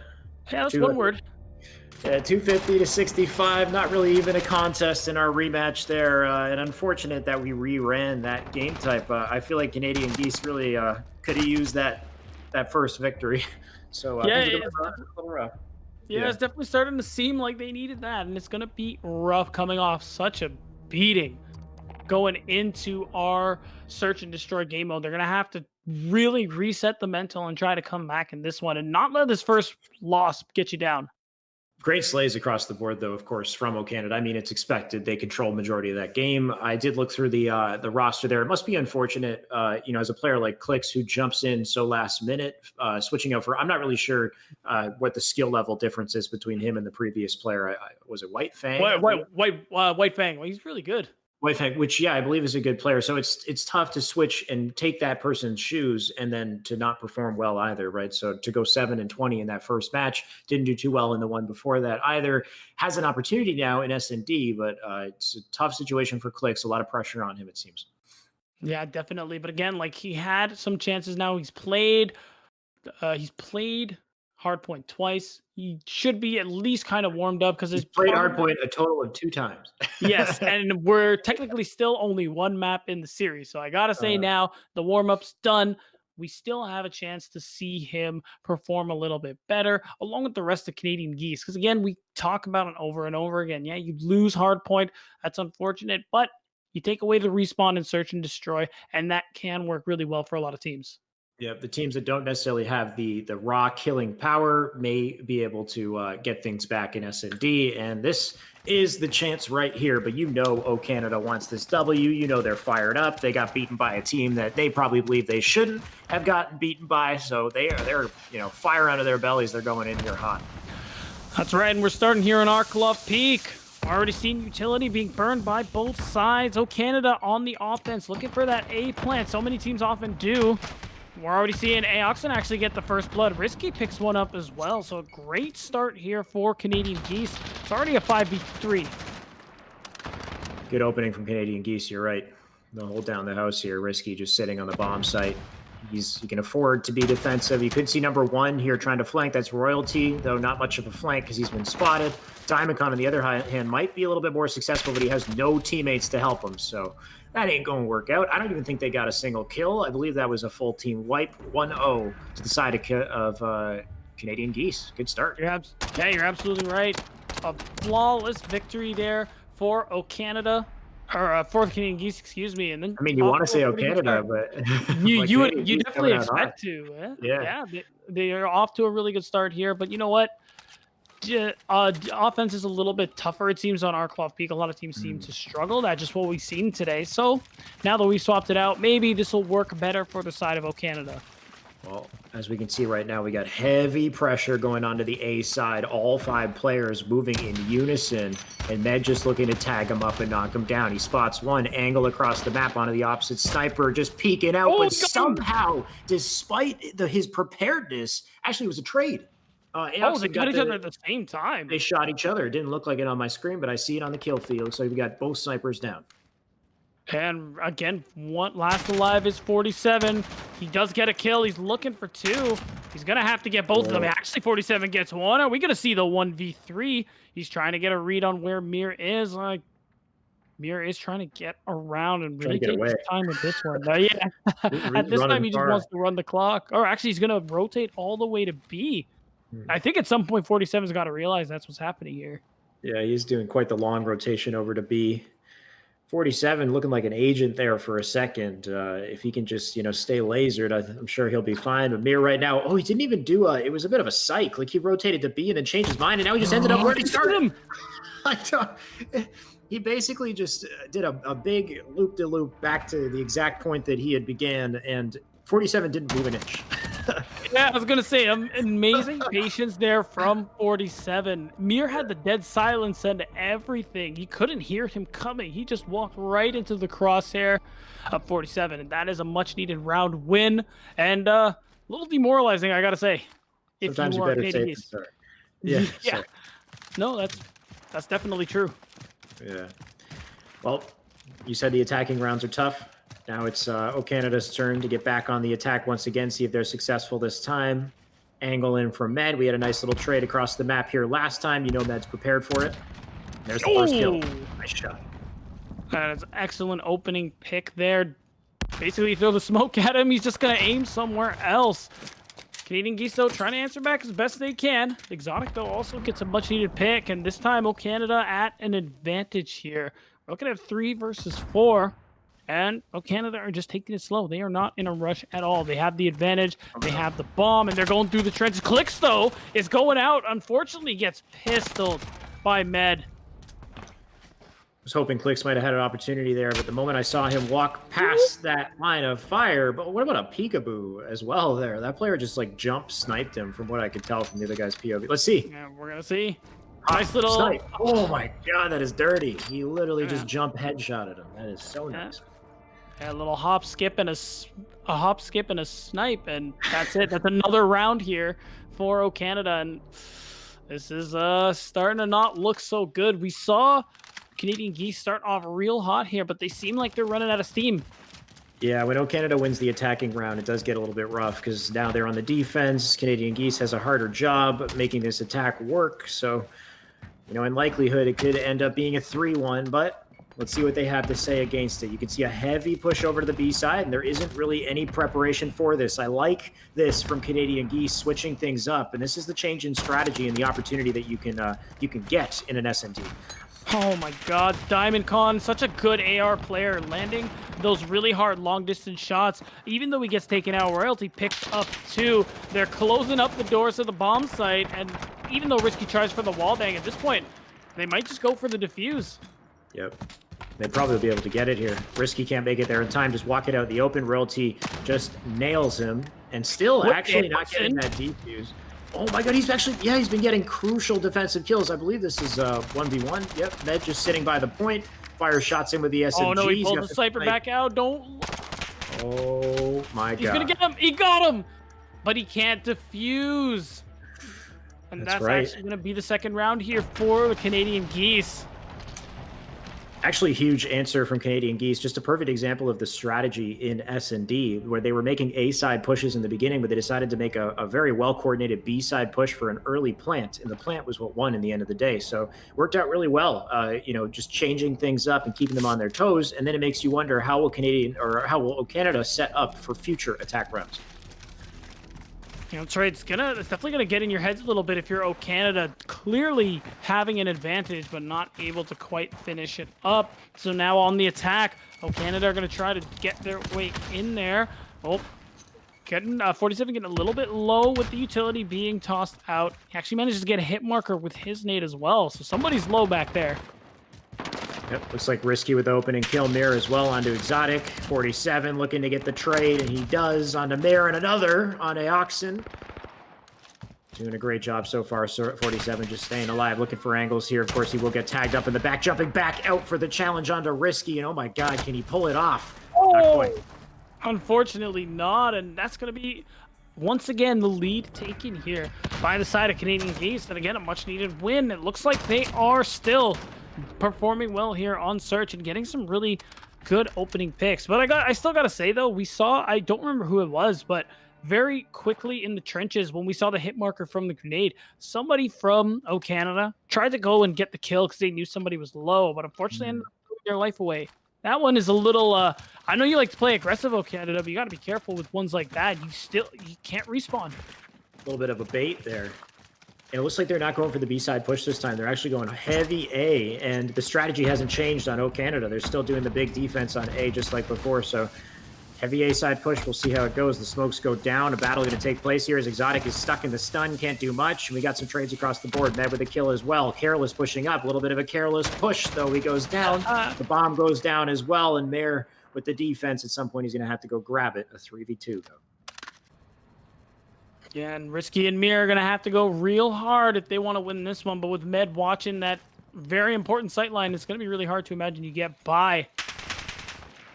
Well, Mir gives away his location. 47 knows, but he isn't peeking. They're perfectly comfortable running the clock. 47 and Med, stars of the show, and they're still up, still alive. The biggest nuisance on this team so far. As long as they stay up, anybody's game here. Oh my God, he's ready for that angle on Risky. Oh, Diamond Con picking up the other. Oh, really Risky got the huge kill. challenge there. Oh wow, so that's a really important trade, but Risky gets found out mid-sprint. And once again, the score is tied. Didn't see it, but somehow Risky, despite the preparedness 47 had on him, there's the final kill right there. But Risky did manage to get a nice little turnaround. Some hope for the round, but not successful. Yeah, but still, even in rounds lost, signs of life are definitely there for Canadian Geese. Yep. So now as we swap the sides yet again here on round 7, we're going to see who takes the lead. And so Canada just trying to win this series out in a quick fashion, excuse me. Just want to go up 2-0 and try to get that third win as well when we go to domination.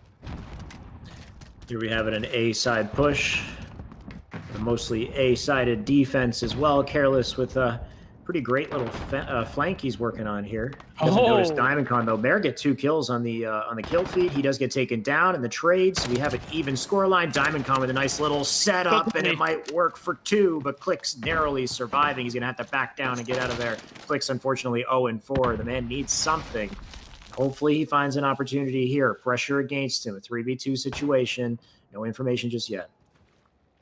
And this is tough. Canadian Geese got the opening picks, and it was a huge double from Mare as well. Unfortunately, O Canada managed to answer back, and Klitz is trying to sneak his way in. He couldn't get the kill. 47 just snaps too well. But you can't lose those situations. Like, he had the reactionary advantage. He was ready for that fight. He's hard aiming in, and somehow he still, with the first shots in, loses that gunfight. It's just things like that are the reason why you end up being 0-5. But Aoxen, I'm talking about stuff that doesn't really matter. In the present day, Aoxen's still living. He's still got a snipe. And maybe an opportunity here. Oh my God, what a snipe. The reaction from this man, the bomb down in front of him as he just works the defense here. 47. Oh, no, my God. He sees him there. He has to challenge him. 47 gets caught running away, and there's plenty of time to defuse. So the Canadian Geese are going to take the lead once again in a clutch round from Aoxen. If your teammate doesn't pull through, it doesn't mean it's over. One man, 3 opponents, and a bomb to defuse, and Aoxen doing it all. Here you go, on to 47. Some of the biggest names he's taken down right there to win that round, and that's crucial for their momentum going forward. Yeah, that's right. And just keeping it real tight and close this time around, as opposed to on Azure Cave, when we didn't really see these flashes of brilliance here from Canadian Geese, but now they have it. Aoxen especially doing a lot of work here on the sniper with the pistol. The way he busted in right there was super clutch and necessary. And he's actually 10-5 right now. He has the most kills in the lobby. Med right now 7-4. Not doing so bad himself. Got the nice angle, and hopefully the first shot, but does get tagged up, forced to back down. Will stay alive momentarily. This means he's also out of the field to play as well, and hopefully he can get back into it in time to help his team. You can see nobody's really pushed up from the attack side just yet. Good setup coming out from Canada. Oh my God, Exotic. Just gets the double kill. Super, super helpful. Now it's all of a sudden oh my God, he gets 3. He's going for the ace. Oh, but no. unfortunately gets taken out. Commentator curse there. We switch over to him, dies instantly. Aoxen with the snipe right now in the back. He can get some nice angles here, but he can't do a lot of damage as far as bomb plants. And he doesn't have a lot of help either. He's got Mirror. Nope, he doesn't have Mirror. He had him. Now all he has is a little bit of information as to where those enemies might be. Well, we've been in this scenario before. Shy away, Aoxen did versus it. the world. Just a sniper in Yeah. tow. We're going to see if he gets it done, though. Oh my God. Unfortunately, can't do it this time.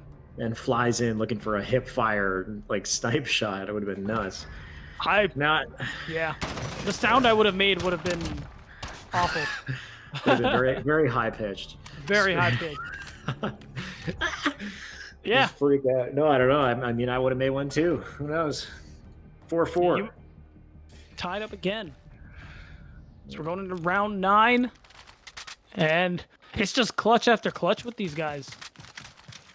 Yep. Back and forth. Wouldn't have it any other way. Now Very on the true. attack. Oh, Canada 47. Bomb in hand. Making his way over the A site. Number 2 alone. Going over to B for a bit of a flank setup. Nice nade across the map. Gets the hit marker, but no dice as far as Slice. Aoxen just looking for something. He's been doing pretty well so far in this game, leading his team by a significant margin. Hey, he's really just been doing so much work here for Canadian Geese. And he's going up the stairs and to the top of the house, going to try to get that angle again. Careless, though, is going to be the one to get the first blood. Exotic answers back. Aoxen gets him, though. So good with this sniper. Med trying to do his best here with the AR. Unfortunately, can't quite get the kill. Oh. Actually gets the trade onto the sniper, which is huge. Big kill, knocking Aoxen out early on. Bomb plant in from 47, but he can't plant it because Careless has the angle and he'll deny him. Huge from Careless. We got a 1v1 situation, I believe, here. Or maybe a 2v1. What am I saying? The first one's down. Now it's a 1v1 with the Deagle coming in. Looking for the... Wow, he just completely just... I don't even know. He just He's broke a his ninja. ankles. Somebody clip. He's- Can we clip that? Because he had the dead silence going. He didn't know. Oh. Mir didn't know that he was being chased, so he actually silently slips right behind him and gets that last kill with the Deagle. I'm without words. Exceptional timing on the jump challenge. You could see that player, I'm not sure who it was on red, was turning, like Mir. their POV. It was Mir, was just kind of Yeah. like turning. He was looking the other way previously. It was the timing Yep. of the jump. Like he Dude. just completely went into his blind spot. So really, really cool. Well done. And that means O Canada are taking the lead again, 5-4. And this is actually map point here. They win our Claw Peak if they can win this defensive round. They've been good on defense so far. Diamond Con with the first blood. They want it so bad. Royalty gets another. And they see Risky down the line. Royalty manages to get the headshot again. Aoxen doing his absolute best as he's done all round. But 47 just taking his team around him. Royalty was sort of shooting in the right places there through the wall. I mean, the guy was so far away, but it was basically tracking. The reads. Getting a little suspicious there. No, it wasn't that bad. Aoxen now last man left alive, looking for 3v1 at this point. And I mean, he has done it before, but this is oh my you God. kidding What me? a shot on the Med. Med like just stunned in fear like a deer in headlights, could not do anything about that one. And he's still got a lot of work ahead of him though. Bomb down on the floor and doesn't know where these players are. Yeah, it's his third kill too. He has to go for the ace. 47 and Royalty are just hanging around because there's nothing they can do as he throws the flashbang. Oh, Canada are going to win our Cloth Peak and go 2-0 in the series. It was a nice stun. It was just poorly timed, unfortunately. Didn't quite Yeah. work out. Got caught in the animation. You'll see it hit him right here, right as he gets the kill. Bam, bam, bam. Now it's bam. There we go. All right, it's very late, but It's okay. Yeah. This is why we cast and not play. Click's got a kill. There you go, 1 and 8. I was waiting for Clicks to get a kill. You can see it on the board there. There you go. He got something. He got um, something. But unfortunately not enough to really save his team. And this is it. This is potentially our final match, final opportunity for Canadian Geese to get themselves through the losers bracket, or they will, I can't say go home because they're already home. They'll just turn off their PlayStation, I guess. Yeah, these are interesting times indeed. But as we go into our potentially final map here, St. Petrograd for domination. We're going to see if we get any more signs of life from Canadian Geese. Now that the respawns are back on, it is hard to not root for O Canada just because of how dominating they were. You can see, like, I'm just remembering 250 to 65. Oh my God. That's- Yeah, We're seeing those two teams play each other in the next map. So Yeah, the Azir Caves matchup was enough information to know that this is yes, it's a scary situation for our Canadian Geese team going into St. Petrograd. Of course, like we said, BC I believe seems to be the dominant hold. I was wrong previously, so they are going to be looking to hold B and C, especially B in the center of the map there, where all the action is going to take place. Force the opposition over to A. If you can get a neutralization, anything to stop them from getting points, of course that is exceptional. But for the most part, we will see usually a double cap, rarely triple. Yeah, I was gonna, and you're exactly right there, Shio. At the end of the day, you want that neutralization as well, but basically your bread and butter is getting that 2 cap, and that's what you got to do if you're Canadian Geese. And most importantly, they have to win the frags. Here we go, St. Petrograd, potentially the last map here. Canadian Geese fighting for their tournament lives. I mean, one team that's not afraid to get a trip cap is O Canada. If they have that opportunity, they will fly through. They will get all 3 of those captures, and it'll be a very quick game if they do, but we'll find out. Of course, you already have the B capture coming in, just about to secure it. 47 with a nice nade coming in onto Careless. Careless, nice defense right there, but they haven't quite got it. There you go. Thank you, Med, for just making sure we got that first capture. That's 2 on the board for O Canada. Canada starts to get the lead as Royalty is up there in the house watching the window. Mir is nearby as well, but he isn't going to peek. Mir actually does get the double though. Still not enough. Neutralization can't quite come through yet. Really big shot from Royalty. He's going to actually get the double. Oh, Canada starting to just widen the lead slowly but surely. Royalty holding these window spots, doesn't need an AR at all. He can just cross them up with the SMG, do a great job. And I like how he moves forward only for his teammate to fill in the position behind him up on the window. They now fly through to C. They get the C side spawns, both neutralization and secure. You can see the guys on Canadian Geese now forced to pick up A. And this is perfect for O Canada. More points in their favor and potentially map control. Oxen does manage to get 47, but he gets answered back onto, and O Canada still have a firm vice grip on this B flag. It doesn't seem like Canadian Geese can do anything. They're trying their damnedest, though, to get it done. But O Canada, you can see they are just winning these fights and positions at every turn. Except when Royalty does that. Yeah, when Royalty dives out and just gets blamed. He'll get taken down. Quick secure on point B. Good answer back from Canadian Geese, but can they keep the pressure up and make their way through to C? We'll find out. Right now, we're looking at dead bodies. There we go. Exotic on screen. Nice shots to take that player down, but he will trade Mir with the defense. A-B capture from Canadian Geese. Good so far, but you can see a pesky player neutralizing A.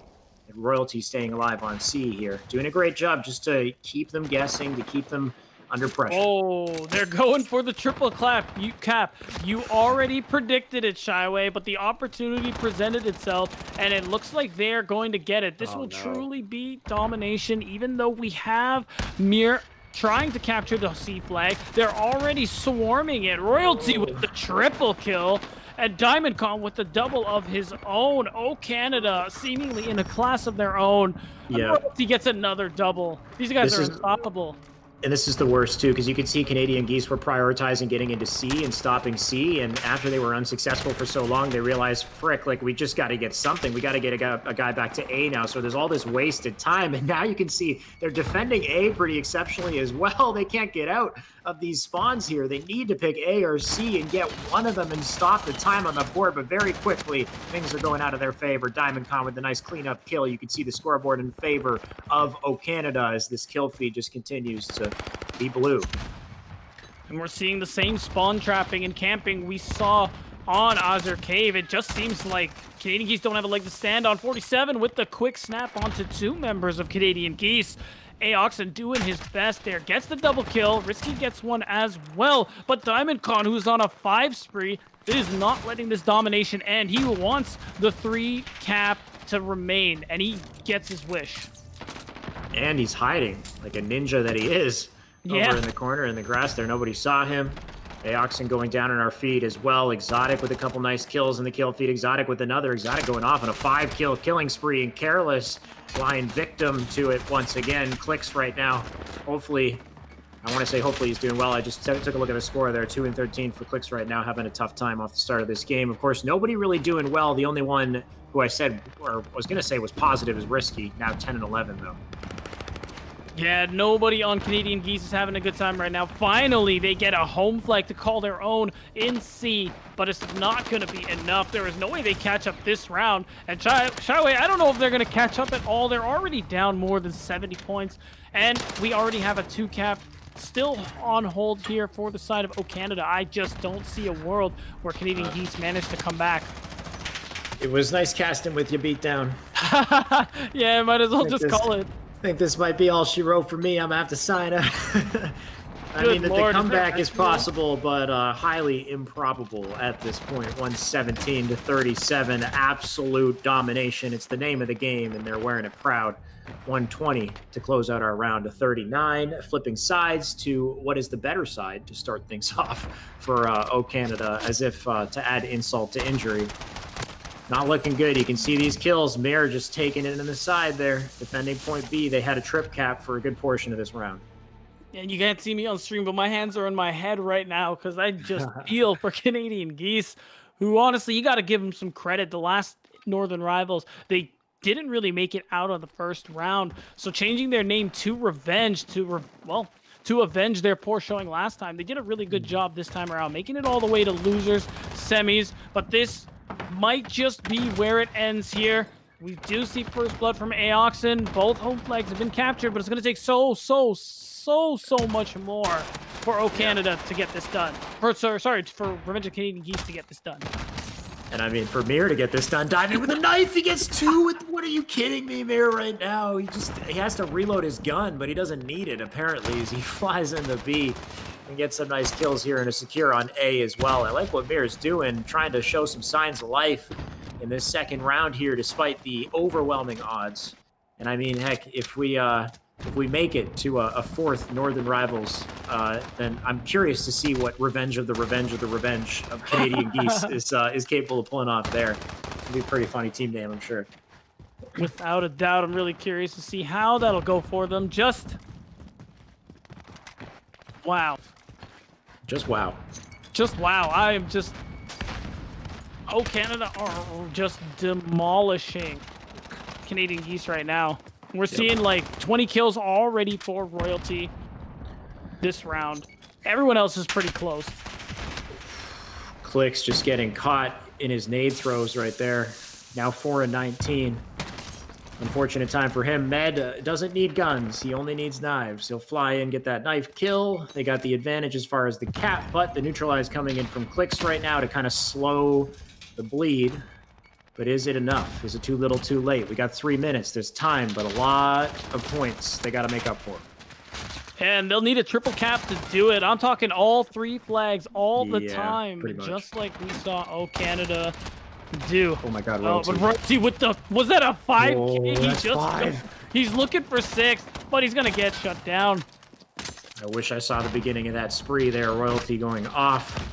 Risky, taking shots from a bunch of angles, but managing to grab Exotic before he falls. I don't even know if the man will fall. He's staying up. Looking over to Med, taking the shots through the side of the car. He'll go down. We just got a bunch of individual battles left and right that ultimately don't matter because it's a trip cap. A, B, and C in control of O Canada. And I think this is all she wrote. I don't think it's possible to come back at this point. I don't care if it's 2 minutes and 30 on the board. That's not enough time. Literally, it's over. It's over. Knife only match. I want to see knives only. Let's go. Dude, we saw a little bit of that from Mir, but fortunately it didn't really last. Other people are just being no fun and bringing out the guns because, yeah, at this point it's really... Oh, Mir's doing it again. I see the knife kill. Teammates. Oh, wait, that's not as fun. Yeah. There we go. Med's getting with the program. Let's get him out, boys. Get the knives out. What do you got? Let's see those footsies. Really just 2 minutes left on the board. No real opportunity for anything to come back. It looks like they're not really even working to contest the points. A, B, and C very thoroughly controlled. And I don't really feel like they're trying to do anything about it. I feel like they're just going for kills. And Clicks can't seem to get one here. Can he just get... There you go. Looking for a second. Good stuff from Clicks. Pulling off a couple kills here, even though the game is unfortunately over. He's, getting the stats back. Doesn't want to be too negative. Yeah, he's running it back a little bit. He actually gets 3 in a row. A nice little 3-piece for Clicks. You'll love to see it, even if it is in this unfortunate circumstance. Yep. Exotic with 3 on the kill feed right there. Cleaning him up, looking easy. Aoxen taking him down. We're just waiting. We're chilling for minute 15. Do these guys know any fancy jumps or sneaky spots? Do they have a lot of nuance like that? I don't really jump around the maps in COD too much, but I'm sure there are a couple of pretty cool jumps. If we're talking like climbing and stuff like that, yeah, probably. But bunny hopping's not really much of a thing here, so I don't think we're gonna see anything too fancy. Yeah. Definitely some cool movement tricks in this game. Nothing too game breaking. It's not like when you play maps in Halo, you've got players who can basically almost leave the map. There's just so many crazy spots and areas these guys can get into if they're talented. Oh yeah, a little buggy, but man, we love it, right? It's within reason. Usually Yeah. there's a kill barrier to stop them from getting too far, but yeah, there's some stuff that bends the rules a little bit sometimes, for sure. Okay, and then there's a little warning. There's a little warning thing too, right? The little It says 10-second turn back. countdown. Yeah, Yeah, you get that's 10 the seconds, one. it kills you. Yeah. This game has it as well. You get a little too far out the outskirts of this map, they'll do the same thing. There you go. 10 seconds left. Yep. We finally have our official ruling. O Canada win the series 3-0, and they finish domination. 221. Yeah, dominating is putting it mildly. Dominating fashion right there, 221 to 67. Similar point total to what we had seen in our hardpoint game previously. Overall, just a hell of a performance coming in from O Canada. I mean, it's what we expected, but did I expect it to be such a slaughter? I don't know. Pretty rough situation for these guys. O Canada, at this point, of course, being knocked into losers earlier than expected, they will have to go up against BZ's team, against the I keep forgetting someone with Billy in it or whatever their damn name is. BZ and Holler. Bowl cut Billy. Bowl cut Billy. Yeah. That's the team. Our next matchup, losers finals. Of course, that one is going to be a hot one for sure. I expect it to go down to the wire. Yeah, without a doubt. I mean, there isn't too much more we can say about this series. Again, really good showing from O Canada. Unfortunate that a sub was required at the very last second here for Revenge of the Canadian Geese, but still a respectable showing from them. Made it much deeper in the tournament than they did before, and hopefully we see them next time. Yeah, revenge of the. Okay, I'm going to stop. It's not even a funny joke. It's not even funny anymore. Canadian Geese, if I go through the bracket, though, they did a pretty damn good job. They got farther than we might have expected. They had a big win over Infinity North that was playing pretty well today. Also, here's the bracket for you guys just to give you a little refresher. So Canada making their way, Canadian Geese making their way through to the unfortunate loss in a 3-0. Arguably the biggest matchup coming up next before, of course, we get to our grand finals. Toronto, the ultimate defenders of our Toronto Ultra Northern Rivals Championship. But that's all for now, guys. We'll be coming back with bigger, better matches. So don't go anywhere. We'll be right back after the break.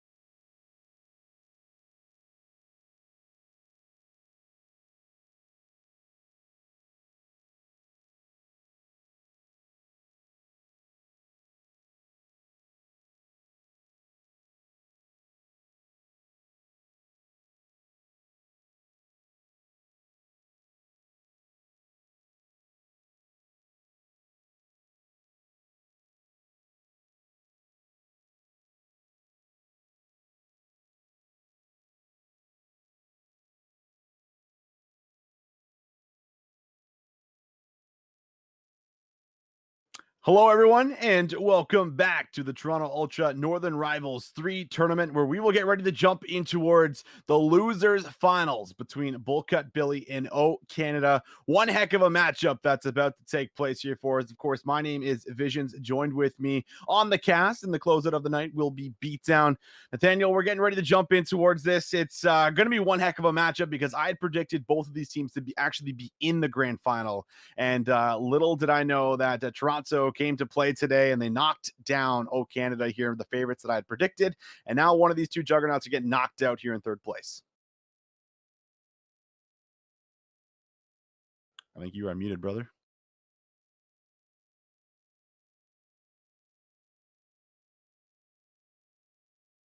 Oh, there we go. Hello? Okay. I think we're good. My mouse button that's usually hold to mute just got stuck. I wasn't even holding it. But anyways, I agree with you, Visions. That was quite the upset there from Toronto. Definitely came to play. I was also expecting these two teams to end up being in our grand final. And it's a little unfortunate that one of them won't be, but we're still in for a banger of a series. And if Toronto comes to play like they did earlier, I think we're in for a banger of a series there as well. Yeah, they're going to be able to take a look. I mean, I guarantee that they're going to be in the chat here watching over this series to see exactly who they're going to be playing, and you kind of figure out exactly some of the routes and some of the maybe just the tendencies that they have in game. So it will be without a doubt an absolute banger that we have between ourselves. This is kind of two squads that we see typically play against each other. From other tournaments here, going back to almost Northern Rivals 1, where I kept talking about this team that we have for O Canada. Pretty much the exact same squad, except Med is in for Gunjar, essentially. So it is that same squad, just about 4 out of 5 members that had won the very first event. And while they had looked completely dominating, you can remember that one. It was a 3-0 in finals. It was the team name Yes Sir, and then it was Morituri, of course, with Haller, Jimbo, Archives, BZ, and they had obviously a nasty lineup in a squad that was just not able to put it to the actual test there when they went up against them. I'm expecting that to now change, as there has been a long time to be able to warm up, get yourself ready for this match. And of course, our very first map will be a Gunrunner hardpoint to kind of kick things off. And super excited as we're just counting down to the actual match starting. We're going to see who actually gets the advantage here on that first hard point. And any second now we're about to get started, and perfectly timed as we're going to start off our losers finals here. Bullcut Billy. Will they meet our expectations and actually climb back up to the grand finals, or will they fall here to O Canada? Truly will be the question for us, as it will be the side of Bullcut Billy on the favorite side of the map. So make sure that you're watching your new map to see if they actually hold on towards these spawns leading in towards P2, which is one of those money hills on the map. And right now they're doing a good job of keeping up the pressure. They're going to stop that one player that rotates all the way left. That is Med. Med actually gets the same spawn back by P3, so he almost thinks about going for it again, but everybody is set up. Player 2 over there, which is Tom Cilantro, I do believe is his tag under Tom. We'll actually be watching that overextension to make sure no one can play through that flip. And while that happens, Bullcut Billy now starting to find a multitude of kills, lighting up the feed for us, also kind of controlling the hill. There's still a good 20 seconds to play for, but as I say, this Med has actually slipped by, and it's up to him to actually flip spawns out right now. We'll see exactly how he plays this. And Exotic with the double, and it seems like not a whole lot of time collected on by either team, excuse me. Pretty even now at 14-14. Scrap time going over to O Canada, and you called it, Visions. Bullcut Billy have set themselves up really well for this P2 hill, and although Med there is trying to cause some problems, Tom snuffs him out. Does take him down, and now into the hill. Bullcut Billy looking to actually rack up a bit of time as they are in control, but Exotic will open up with a big 2-piece. Royalty tries to entry in from the top, will be cut down just about immediately, and that's a great hold off on the very first attempt with the break from O Canada. So 5 down, and now they're all coming off a spawn as they're going to try their second attempt to see if they can get in towards the hill. This would very likely almost be their last attempt, as we'll see a rotation start to be a factor for us. But now that they're starting to find some big kills, Royalty opens in with a sub, grabs himself the 2K, followed by 47 and Med in the back, winning some of their gunfights. O Canada have broken in towards the hill, but that big Jimbo, look at him, he finds a 3-piece and actually wins the scrap time, and that's massive because the whole team from Bullcut Billy are actually rotating over towards P3, and 4 members are getting ready to set up to see if they can start adding towards that scoreline that they already have.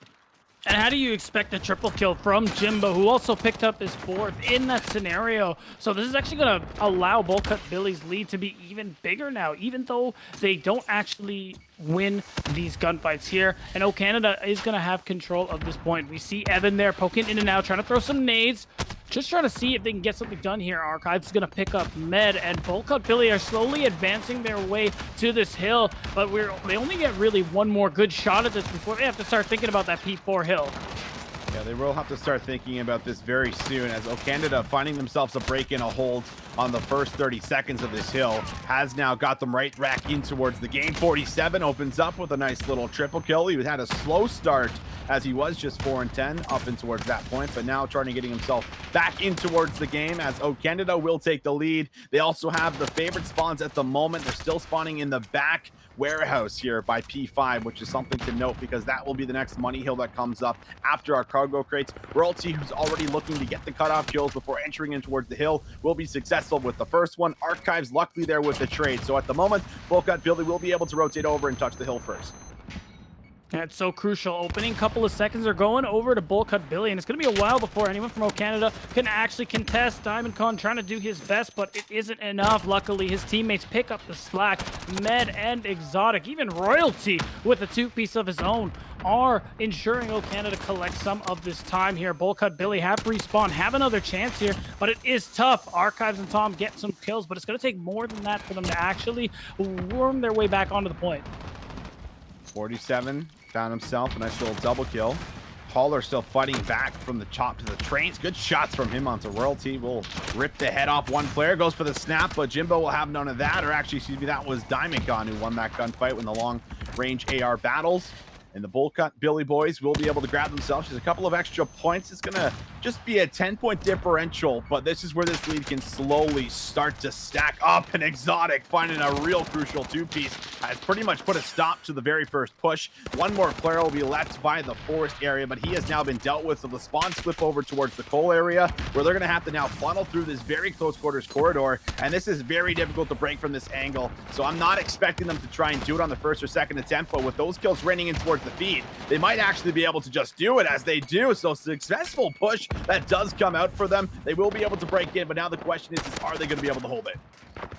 It is going to be tough, and it looks like the question is going to be no, Austin. O Canada are going to make their way back in off 47 and Diamondcon's great play. We see Bullcut Billy doing their best, but it won't amount to much. And with 13 seconds left, you just got to give it up and start moving over. But if you look on the mini-map there, O Canada are doing an excellent job of rotating themselves, and it actually managed to get them the great spawn setting up for this next hill. So this is really good play here from O Canada, who are setting themselves up for the reset. Setting up for the reset, and look at this in the back. This will be Tom who actually wins the gunfights out, but there's still close spawns there from O Canada, and they're going to be able to sniff him out, take him down. So just about 30 points in favor of O Canada, just grabbing the majority of the time off of that P5 hill is kind of what gave them the advantage that you're seeing on screen. Well, there's still a good amount of time to play for on this P1 hill, a hill that you don't typically see a whole lot of time collected off of. But when you have the setup and the well-executed trades that can come in, you are able to sometimes grab a good amount of time off it, as Exotic finds 2 in the boiler room. Royalty's making sure no one is going to cut on by, as he will now apply some pressure right in towards the P1 hill. So Canada doing a good job of bouncing in and out of this hill, grabbing the majority of the time, but more importantly, making sure Bullcut Billy aren't grabbing any time for themselves. Right as you say that, it looks like they're going to be able to get a couple seconds of scrap time, as once again, O Canada have been so good on all of these rotations, have set themselves up very nicely for P2, and very likely have set up the spawns as well. They're still holding on to quite a lead, almost a 2-piece there from 47, but overall, O Canada are doing a good job. And there you go, Diamondcon gets the double. Grabs the double for himself. The AR player is now going to be flipping perspectives for Bullcut Billy, the AR player here, as Hauler under the name Evan, but won't be able to actually make anything happen there, unfortunately. as it is going to be, it's just contention in the hill, still very much contested as we have no real control over it. The spawns are pretty close for O Canada, so they can kind of flood all the resources right back in, but with that feed coming in, looks like they will have control, but there's still 20 seconds to play for. Exotic does not want to give it over for free as he finds one in towards the hill, gets a nice little angle as he goes for some shots on towards Evan. That's an angle I've not personally seen with Oh My God Gasting, but almost able to make it work. Still in the end, gets himself cleans up, but O Canada win the trades out. They're going to grab the scrap time, and they make the early rotation. This is the exact same thing we saw last time for Bullcut Billy, where it did not work out in their favor because they could not lock down the time. Now this is the chance for O Canada to start to run away with the lead.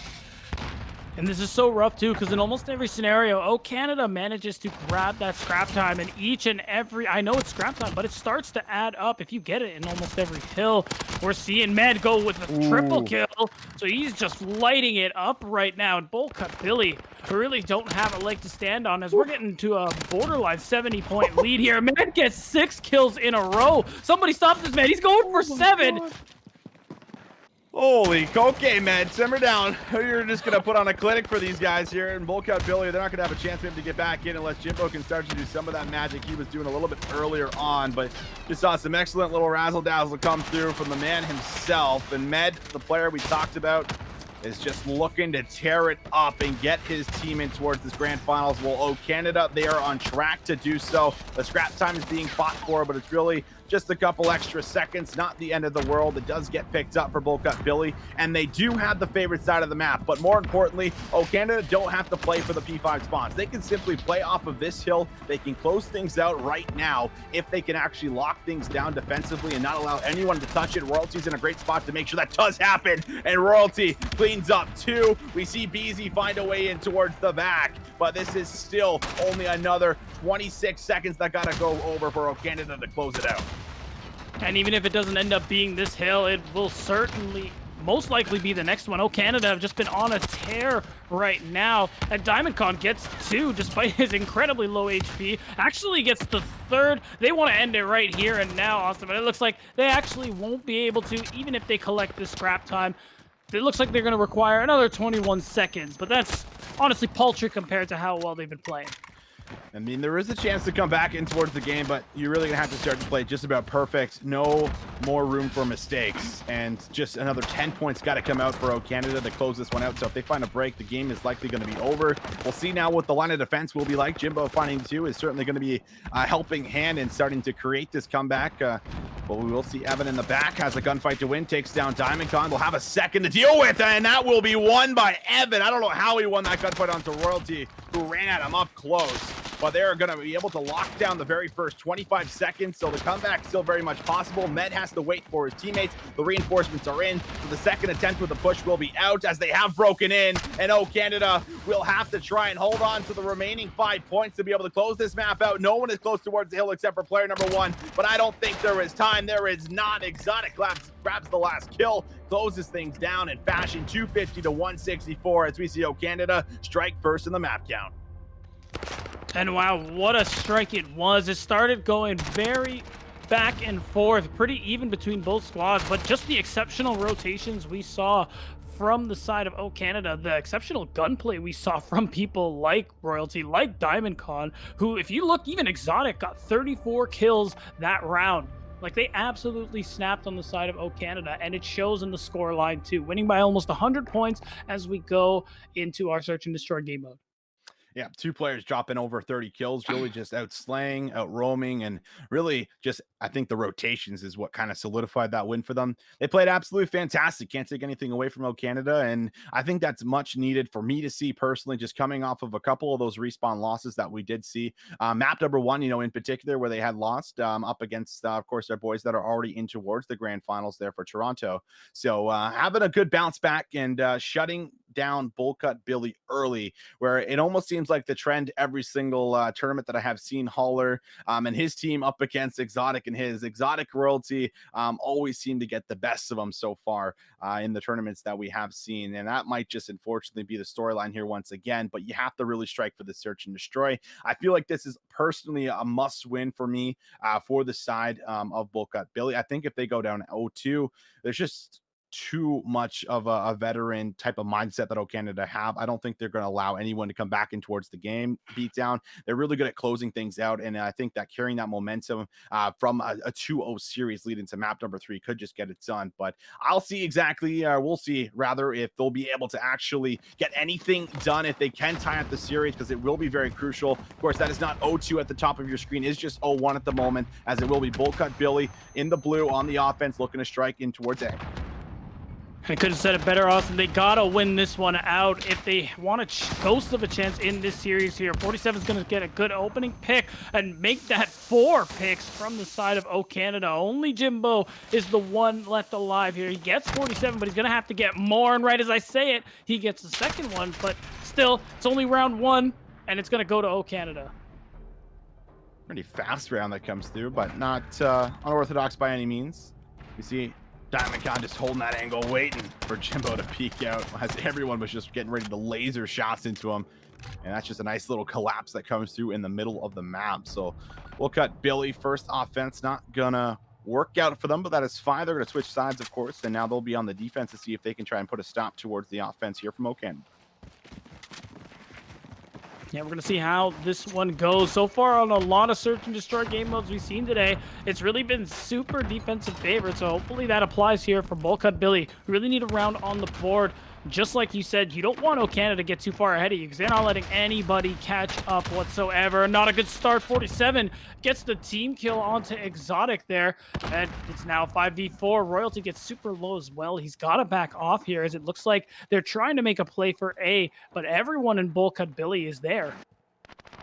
Med is going to be finding himself a nice little flank. I'm glad we jumped on board with him because he has the chance to really be the thorn in the side for this play, and he finds the first one, and now Med just simply has to play his life because they are completely pinched inside of A. And something that happens on St. Petrograd is when you stack too many members inside of the A bomb site, you can watch the entire cross out. So all 4 of these players are quite literally stuck inside and are not going to be able to make it out without Med knowing. You can see BZ fighting, and on the other side, Diamondcon is literally watching the other side of the map. So they're going to have to really fight out of this one, but this is going to be a tough round despite having the numbers advantage.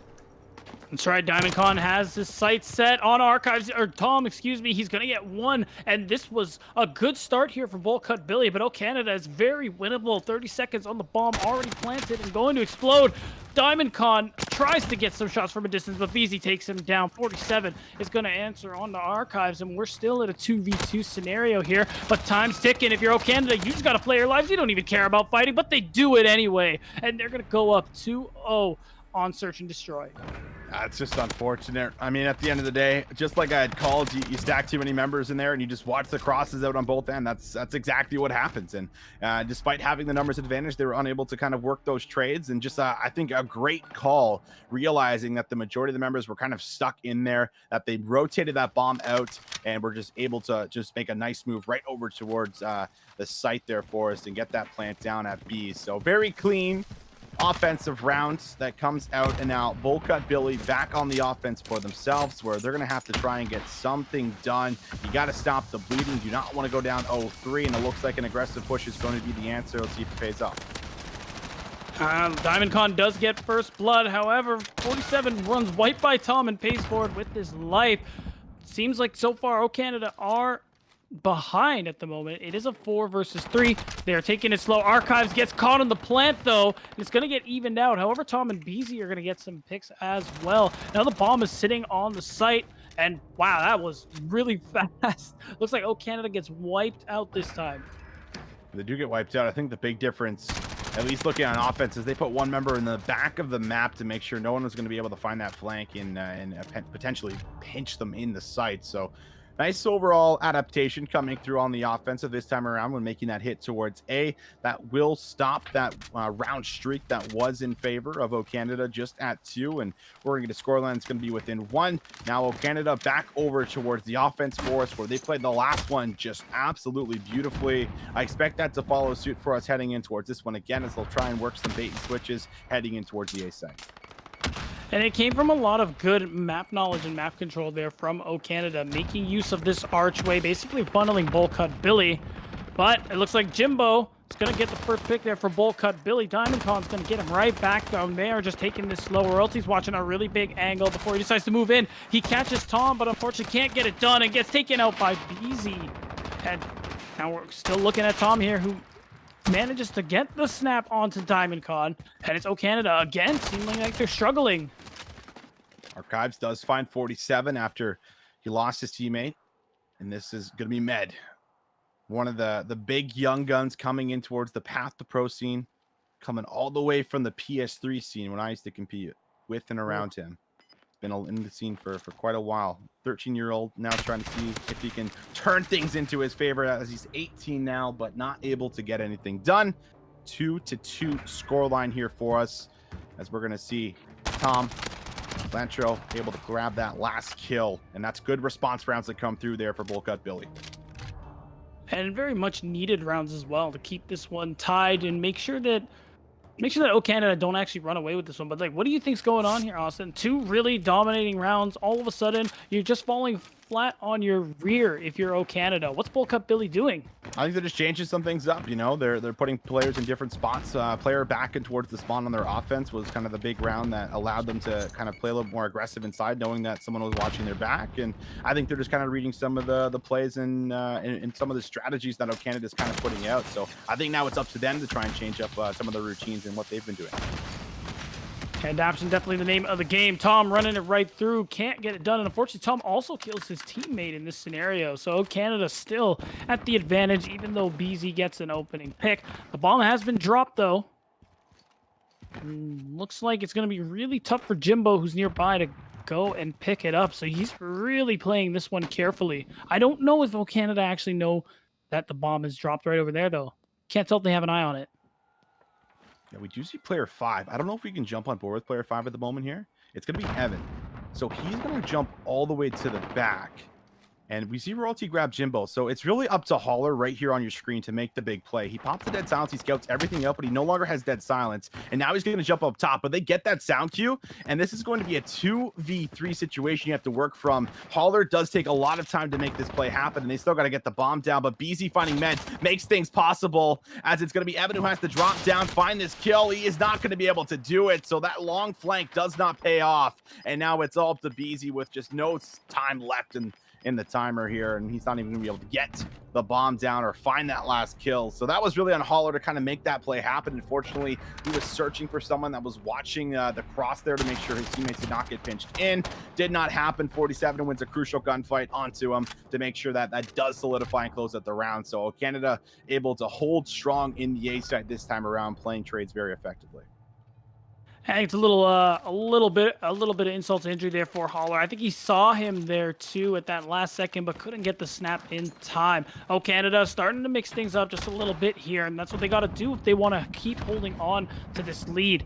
Now they're on the attack, and it looks like they're actually going the long way around. They're going to make a play for B. Most people huddle around A, so it is possible, especially with this kill onto Holler. Yeah, and look at player 1. BZ's going to be a little bit late on this rotation. He will be beat towards the back here. So this gunfight that is going to come into his side, he is not prepared for. Exotic just sprints and guns it to the back here and now actually grabs himself an M4A1 to play with. Jimbo finds Med, so that's going to help out a bit, but you still got to find the complete ace, brother, and you are just being locked down as he's going to fall top pool hall. And we're going to see 2 rounds once again come through back to back for the side of O Canada. The adaptation now playing into their favor as they're starting to make some of these oddball hits towards the right side of the map, working towards B, opening up that pick, and really just that play from Exotic kind of solidifying that push in the back, being able to net them control and finding all the kills. And that was just a very fantastic round that comes through for O Canada. And I love that too, because it's not a very common attack route there. And when you know so many people are huddling A, it's really easy for you to get the drop on someone like Diamondcon, especially if there's 4 of you. It's really hard to imagine he gets out of that with any kills. So now, on the defense, they defend more or less the same way. Again, it's mostly a lot of people huddled around A. Bowl Cut Billy aren't really reinventing the wheel here. Royalty already gets an opening pick onto Archives. Unfortunately, Jimbo misses the smoke a little bit, but he gets the snap. That's what really matters here. Does get the stun somehow, makes it work. 47 with 2. It was 47 going to get 3. He's going to tag him up. 47 with 3. Oh, boy. when 47 starts to heat up, I know that the comms are also heating up. So this is a scary place to be in right now, because I said you had to take this map if you are Bull Cut Billy. You can't afford to go down 2-0 in this series. This team of O Canada plays off of so much momentum, and that's really off the back end of just some great energy that 47 puts out in towards the comms. And I imagine he's screaming and he's feeling great after that three-piece. Well, you absolutely have to be, but on the other hand, if you're Bull Cut Billy, you're not feeling good about any of this. They gotta mix it up here, and it might actually work. Tom brings out the sniper rifle this time around, ends up taking too much damage after that first missed shot. But I like the attempt here from Bull Cut. BZ gets a kill, ends up getting traded for it, but it looks like Royalty with the two-piece means Canada are gonna start making their way over. And wow, that was a close shot there from Tom. I think that's two now. Two close calls. Exotic gets the hit marker, actually beats him out in the 1v1, but just not able to find the actual kill. He gets the eye in the scope, but he does not see. Maybe we have the spectator advantage either way. Tom Blantrell able to grab that kill onto Exotic, wins the sniper battle, but still a 2v2 at hand. As we'll switch over to Royalty, who's locking down the top apartment. It's going to be up to him to kind of make a play here, as he will push out. And while Tom Quick scopes him up close and personal, my God, we're going to see Evan hop on the bomb. It's up to Med to make the play, but the deagle shots from Tom. Zlatro able to get it done. Big plays from him in the round as he opens up with at least 3. Will get the defuse, and he's going to keep his team alive. That wasn't so necessary there from Tom. Some really clutch sniper play, managing to get those kills. He even was trying to flash that window, it looks like. So really good intuition overall, allowing for that diffuse to come through here. And there you go. This is potentially the catch-up we're talking about here. Again, you cannot afford to go down 0-2 against this squad on O Canada. So this is where you got to make your stand. This is where you got to get a point on the board if you're Bull Cut Billy. Holler 0-7. Don't typically see this kind of performance from Evan himself. We'll see if he can maybe try to get some kind of sign of life going for himself in round number 9. Either way, a push over towards the B bomb site looks to be the approach at the moment. Evan getting aggressive, so it looks like he's still staying in his comfort zone, as he has put the air away. So he is looking to definitely get himself involved with a different weapon in hand, and that might just be the key to success.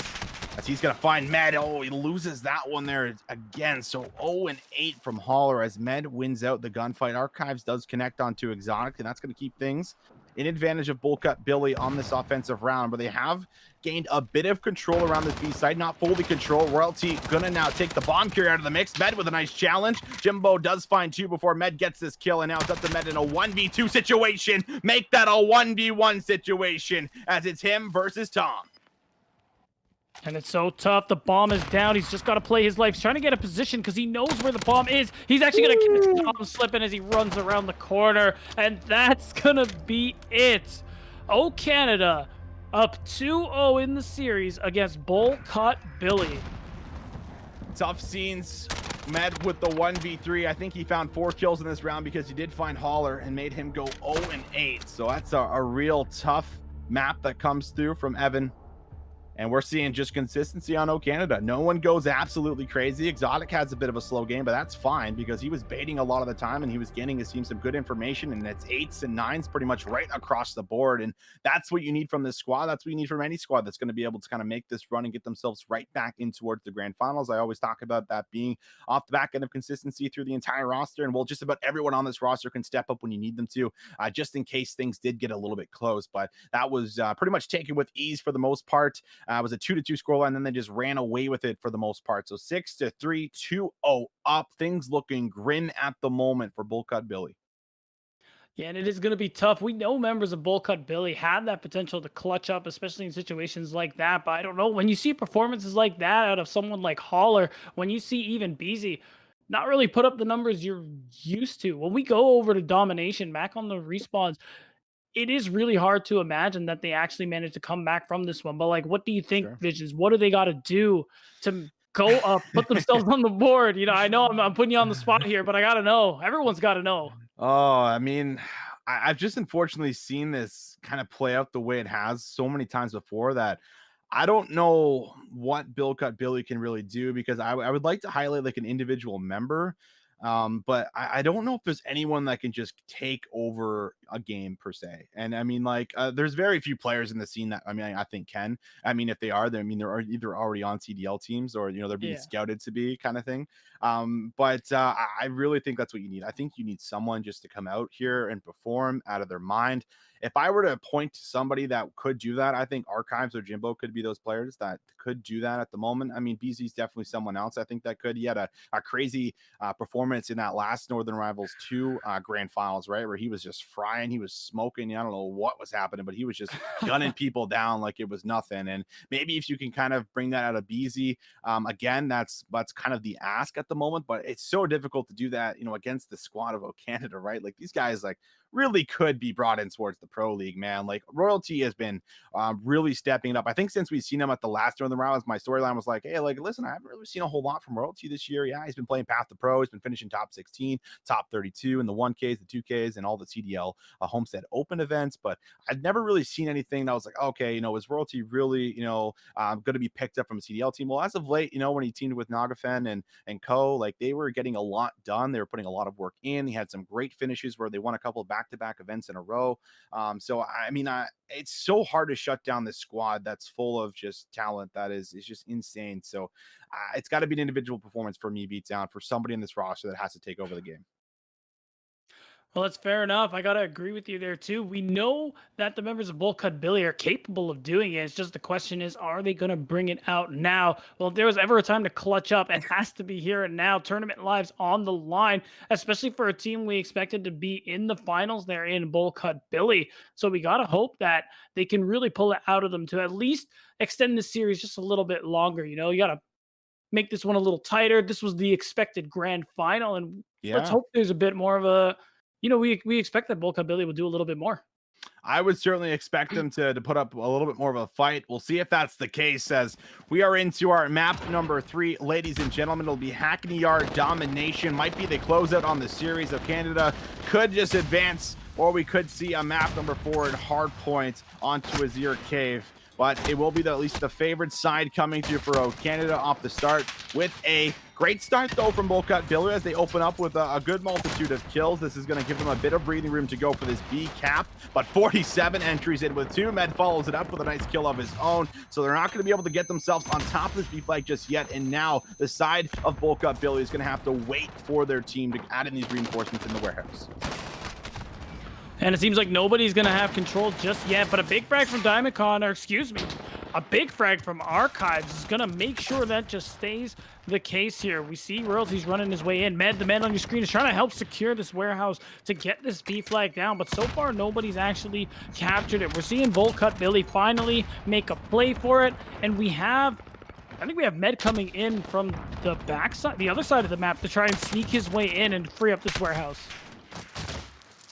They are keeping good pressure in the warehouse, but they have now lost it as Med takes down 2 plus a teammate, unfortunately.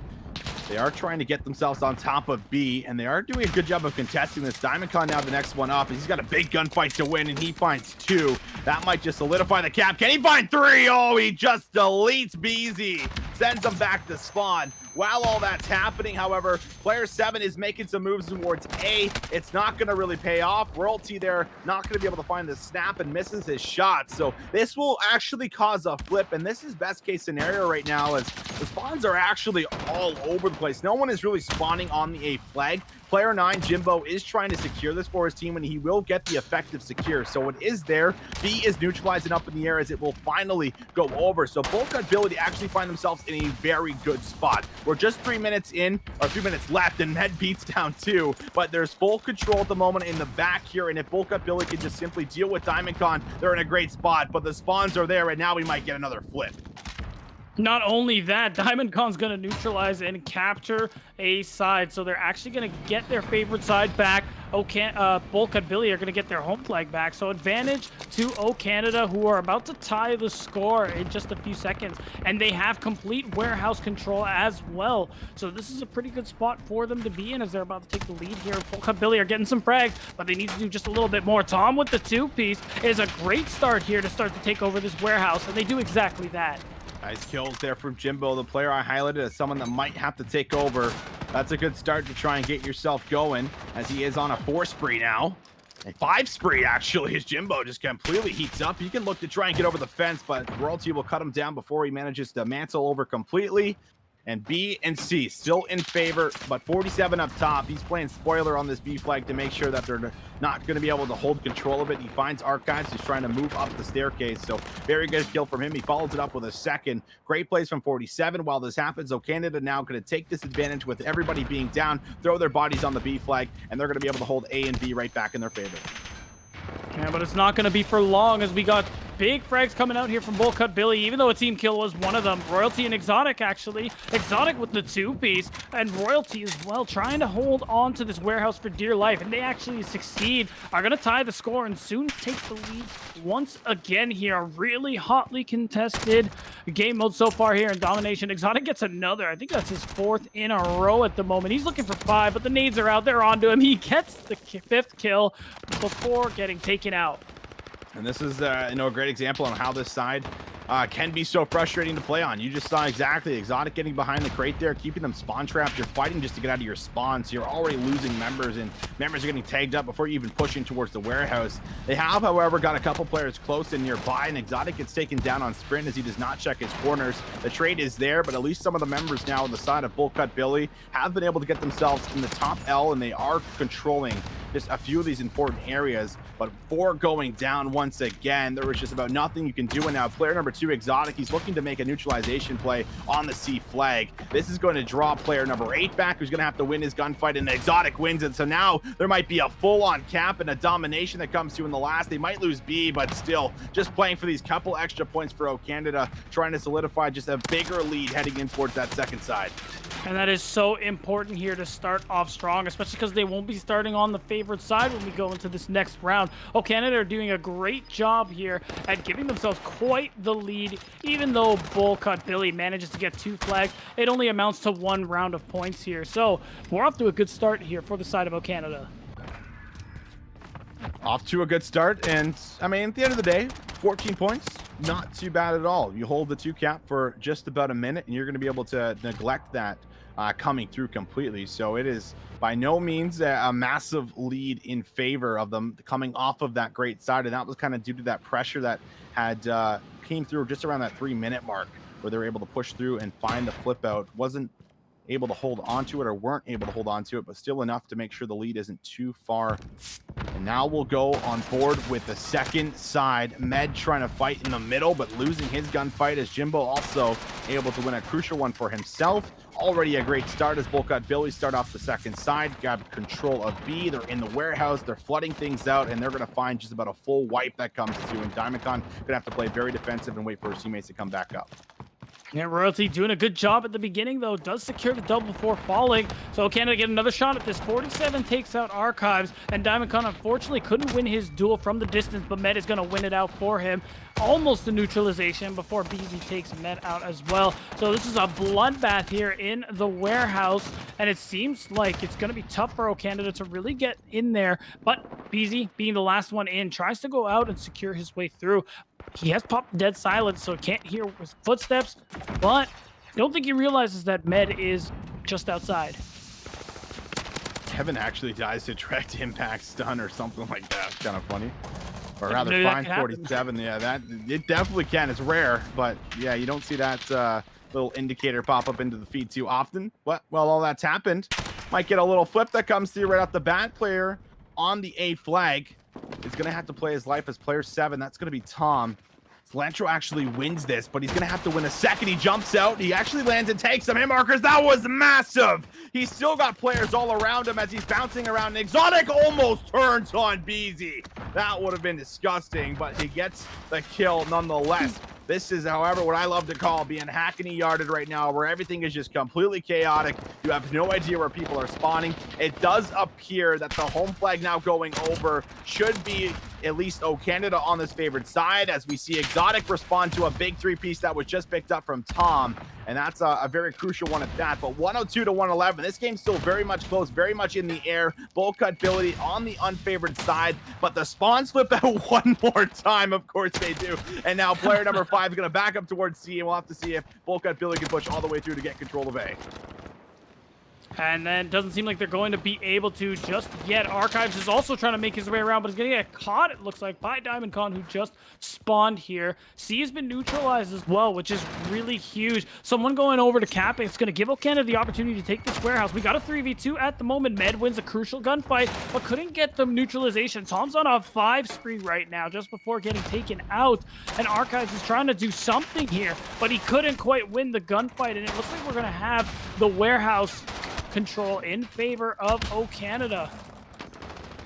B goes over, and this is crucial because Bullcut Billy, they're not going to be able to win with this lead that they currently have for themselves. And this will be maybe a potential just change up of the home flags. A is going to go over. Med is going to grab C, but that gunfight's won on A. So Tom now has to respond with at least one of the 2 flags, but still keeping strong B control. Was there for a moment for BZ, but he can't find the 2-piece. Now 47, who gets tagged up pretty heavily. It's up to Jimbo or Archives, who actually gets taken down. So nice movement from 47 to outplay his opponent. Grabs the flag if it will go through. He's still got a couple players in front of him, but there is the secure. The 2 flags are in, 123 to 134. If O'Canada simply just hold on towards the 2 cap, they will absolutely win this game. And with a minute 20, that's very possible, but they have to win these next crucial gunfights. 47's in a great position. Snaps onto 1, snaps onto 2, and actually had help from his teammate, but either way, O'Canada maintaining such crucial control of this warehouse, not losing their home flag either. If they can hold on just a little bit longer, they're going to secure this win here. 47 is on a 5 spree. This game is within 5 points here, and Bullcut Billy are just getting wiped out at every turn here, but Tom getting a much-needed double K. Make almost the 3K. Exotic shuts him down, but O'Canada, they're still in control here. Just a couple more ticks, and they're actually going to tie the series. Diamondcon is on a 5K as well. So this is actually possible. The score has been tied now as well. Diamondcon is not slowing down. 6 for him, 23 and 17. Grabs the submachine gun, and well, he makes the big play on top of B. 147 to 146. We just saw that go up an extra point. O'Canada might just be looking to come back right into the game as they are going to lock down 2 more kills. Exotic finds 1 more. That is the complete wipe, and now nobody is close to the B flag. So that will be it, ladies and gentlemen. O'Canada mount the comeback with a minute 30. They got the ice. They're gonna clutch up and go massive for their squad with a 3-0 sweep. They are just simply gonna sweep Bullcut Billy underneath the rug and advance towards that grand final up against Toronto. And really, before this match, if I told you this would have been a 3-0, would you have believed me, Visions? Probably not. Probably not. Yeah, because both these teams deserve the utmost respect for just the caliber of player that's on both of them. I could not have predicted that O'Canada would take this one 3-0, but there it is, ladies and gentlemen. It's on your screen. We all watched it happen, and O'Canada are going to go to your grand finals against Toronto, the only one really in this entire tournament that's given them any sort of trouble. Whew, this is going to be an interesting rematch. I think for a lot of different reasons, because that last series, went the distance. It went all the way towards game 5, where we just saw, Toronto just kind of just have the ice in that last Rammaza map. And I think it was also off the back end of a lot of real strong pushes towards A, which is something that's a little bit, I don't want to say unorthodox, but is something that is very hard and difficult to execute on. And they had almost made it look easy as they were baiting a lot of the players over towards the popular bomb set, of course, by B, which is the one that is just always commonly attacked. So I think that their strategy coming into the Rammaza was completely perfect, and just because of that, the result, of course, a 6-1 and a closeout, just so well in their favor. But going in towards this rematch, they definitely have their work cut out for them. You can't count O'Canada out, but of course, with our format, O'Canada do have to win 2 best-of-5 series in order to actually claim themselves the champions and crown themselves kings. So there is a long series ahead of them that they're going to play back to back. And with the way Toronto has been playing, I imagine we're going to get ourselves into a map 4, maybe even a map number 5 in the first one. So there could be a lot of games left for us here, which means it's going to be a very exciting end towards this Northern Rivals 3. But ladies and gentlemen, we're now going to step away, get ourselves in towards a short little break, get set up for that grand final between Toronto and O'Canada. You do not want to miss out on it. We'll be back very shortly.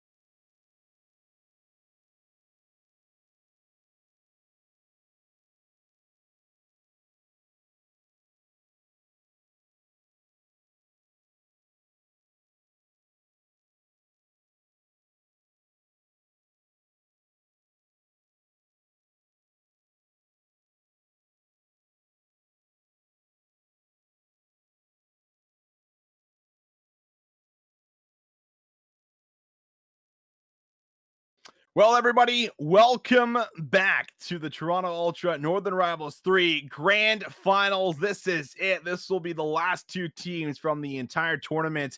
We're going to have O Canada up against Toronto in the rematch from that winners final, where it went all the way to a game number 5, and it was clutched up by Toronto, of course, in 6-1 fashion in that Rammaza Search and Destroy. So now we find ourselves with the rematch to see how things will unravel. But my name is Visions, of course. Joined with me is none other than Beatdown as we get ready to jump in towards this one, Nathaniel. I am so excited to see how these teams rematch for a second attempt. I couldn't agree more, Visions, especially defying our expectations. Toronto being the ones to make it to that grand finals. But again, we talked about it over and over. We thought it would, our prediction was half right. We did expect O Canada to be here, but we all thought that Haller and Beezy's team would make it there as well. Why is the name of that team escaping me? It is Bullcut Billy. There we go. They keep changing their names and it's messing with me. But we really thought they'd be there in the grand finals, but they ended up getting knocked out in the losers final. Still a good showing overall. But here we go. These are our two grand finalists defying expectations. And you know what? Maybe let someone else win for a change anyways.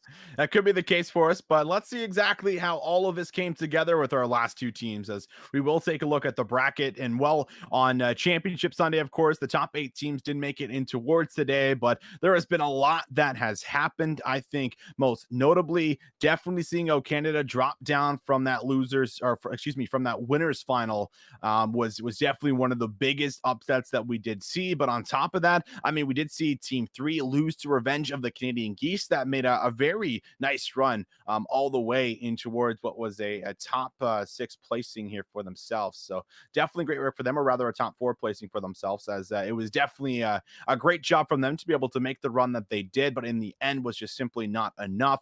And then you had Team Madness, which was the 3rd place finisher from the very last tournament as well, and they kind of fell short. 4th marks the spot Kayam, and I believe they have Figure on that squad, Quasher, all those guys ended up losing to O Canada once they dropped down. I don't think that was a massive surprise, but they were definitely another runner up that were trying to make themselves a deep run in towards the bracket. And now that's all left us with 3-0 in the losers final. Bullcut Billy, the team that I had actually predicted to be in the grand final up against O Canada, is now going to be a team that is eliminated from the entire thing, and that was Haller and Co, Beezy, all of those players that I'm sure anyone within the Canadian scene that follows Call of Duty familiar with them. So a lot of crazy things have happened on the day for us throughout this entire tournament. But again, we're only left with the last two, as we will head into a entire new map set to see how things will pan out for us.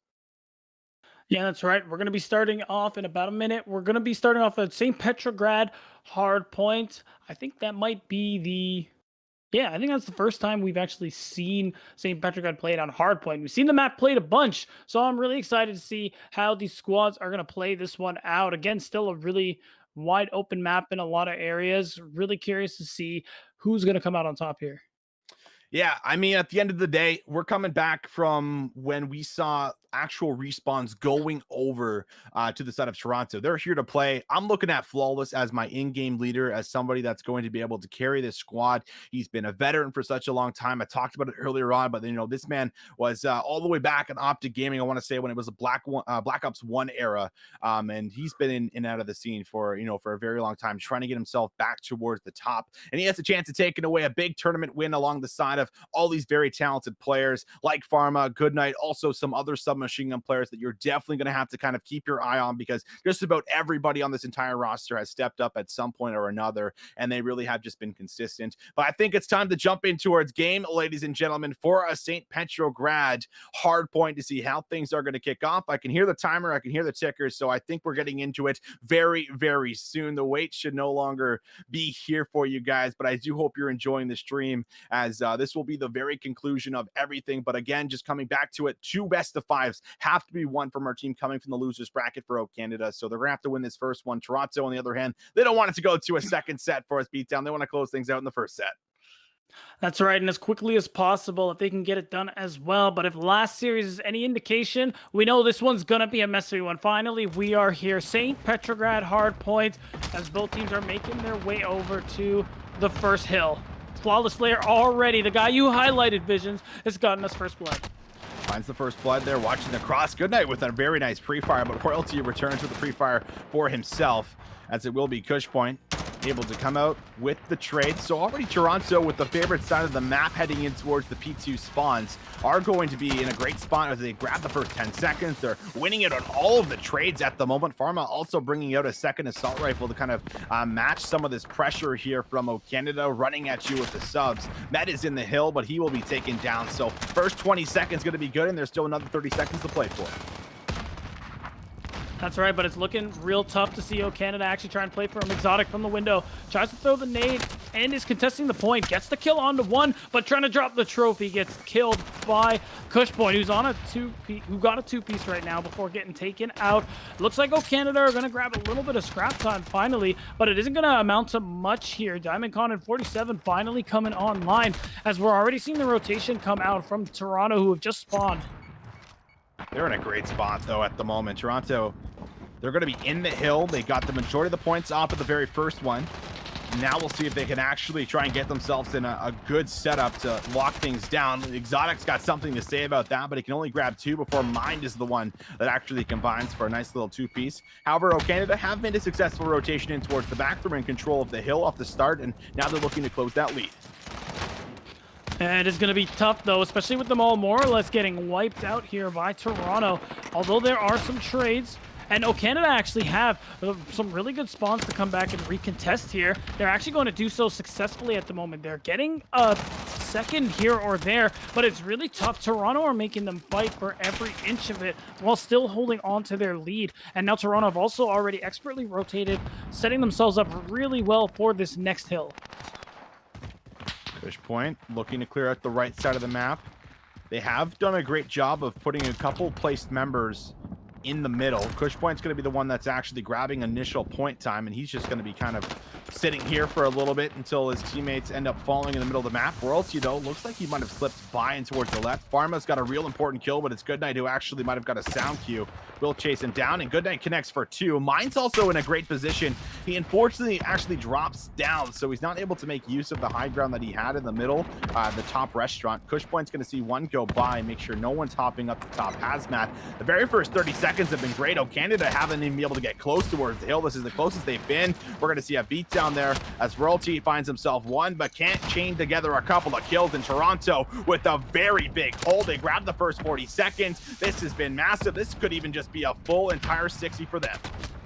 And at this point, it's going to have to be Hero. Canada do manage to get a second of scrap time, but they have to move on. With this kind of deficit, you don't want to be worrying yourself about 5 or 6 seconds. You got to set up for this next hill. And it looks like this time around, they are in the better position to do so. Royalty gets a much-needed pick there onto Goodnight.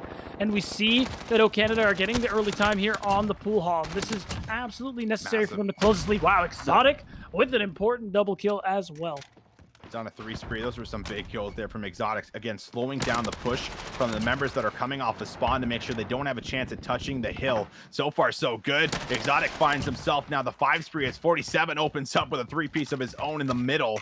So the spawns all by the restaurant coming through for Toronto. Yes, they just held a full 60, but it looks like O Canada might just respond with a full 60 for themselves. Mind looking to hit the scrap time, but Exotic jumps up, finds one, almost finds two as he goes for the reload, gets some hip fire shots into Cushpoint. Can't finish him off, so Toronto do find themselves at least a break in the end, but you're just kind of playing for scrap time and crumbs at the end of the day, so just a couple extra points are going to swing over their way. They do break the 100-point mark, and now into the rotation into Restaurant. A Royalty is set up, ready to go. That's some fumble shots from him as a big blunder comes out. Mine actually kills his teammate and himself, so a couple of blunders back to back, and it's all up to Flawless in the hill as he's gonna find a massive 2-piece. Can't combine for 3. 47 there with the response, and it looks like O Canada are trying to get in towards the hill, and they will successfully hold on to it for now. It's going to be tough. Those first couple of seconds were hotly contested, but now O Canada are closing the gap yet again and are very likely to take the lead at least for a little bit here as Toronto are slowly starting to make their way through. Royalty takes out Cushpoint on entry. Royalty gets his second, make that 3. So just solidify their hold here, and it looks like O Canada are still in control, though Toronto are trying to make their way, and a Goodnight gets 3 of his own. Hello? Whew, good night, man. He's been playing well in the respawn so far on the day. He's just 12-12, but he's gonna find 4 in a row as he is just frying and popping off. This is what you need from your subs, trying to help out around the board. It's not Flawless that's going off this game. It's all the other players. 17 kills for Pharma, 14 for Goodnight as he's still on a spree and finally drops to Med, who will cut him down at 5. But O Canada have been able to touch the hill initially, so they will be at least getting their toes a little bit wet as they're starting to stack up some time. Exotic is not going to be able to snap onto either player that was in his line of sight, so he's going to get traded out up top. Pharma now in towards the mix is going to be watching the cross as Toronto do get in towards the hill with just a marginal lead at the moment for O Canada, but they're still in control. Toronto looking to stop that lead from going through as everything is chaos in this P1 hill, but it will go over to O Canada, and now Toronto going to have to start looking at this rotation. Because O Canada are in a really good spot right now, starting to extend their lead even further. Flawless Slayer gets the double, but it isn't quite enough. It's going to help Toronto on this rotation, though, and set them up. However, a huge two-piece there from Royalty, and the rest of O Canada are doing a good job at controlling this area in the cafe. Exotic with 247 there to respond. No one really in full control of the hill at the moment, but as I say that, Royalty finds 3, and it's still just for a moment as the spawns are ever so close for Toronto, and no one's really cutting them down on the rotation from the spawn to the hill. And while that happens, Diamondcon has just kind of been lining them up and knocking them down like dominoes as he finds a couple of big kills. Royalty again just with 1, as it's Pharma that responds with the multi-kill. This might net them a bit of control, but this is kind of the tough spot to be in for O Canada. Do you hit this one more time, or do you simply just play for the middle of the map and start to cut off these players on rotation? It looks like that will be the call that's made, so Toronto are going to be able to grab themselves the last 25 seconds or so, which is some great scrap time. This is going to bring them right back in towards the game as they're going to now hold the lead just by a few points. This was much needed for the comeback. However, O Canada made the right decision there, focusing on that next hill to collect more time and to extend their lead even further here. They're only down by 3 points, and that's already about to change here. Hazmat Building Hill has come up. O Canada are wiping out the members of Toronto as well. So you can see this decision they made is paying out. There was a big opportunity for Cushpoint to actually sneak around and towards the back, but he unfortunately didn't go the whole way around, so he's not able to make use of that big play. And the result of that, of course, now we're going to see the control for O Canada with the first 30 seconds, but the spawns are in the back for Toronto. They're going to try to push through. Royalty able to grab himself 1 kill, tries to combine for 2, but Cushpoint's good with the shots and the trade. Still trying to fight for the hill time. Cushpoint now finds a second as he will throw his body in towards the mix. The scrap time once again given over towards Toronto, but the rotations have been there for O Canada, and they've been running away with the majority of the time, but things have been fairly even the last couple of hills. Flawless finds a couple of big ones on rotation, gets himself back towards what is positive and equal here at 19-19. And now O Canada, this is where they started to run away with things. The last time around beatdown, they found themselves a big 40 points off of this one, and now we'll see if they can do it again at the pool hall.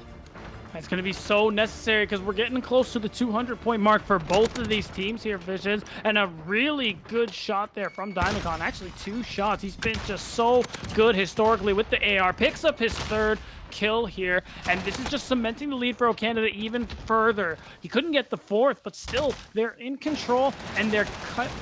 Only now is the point finally getting contested.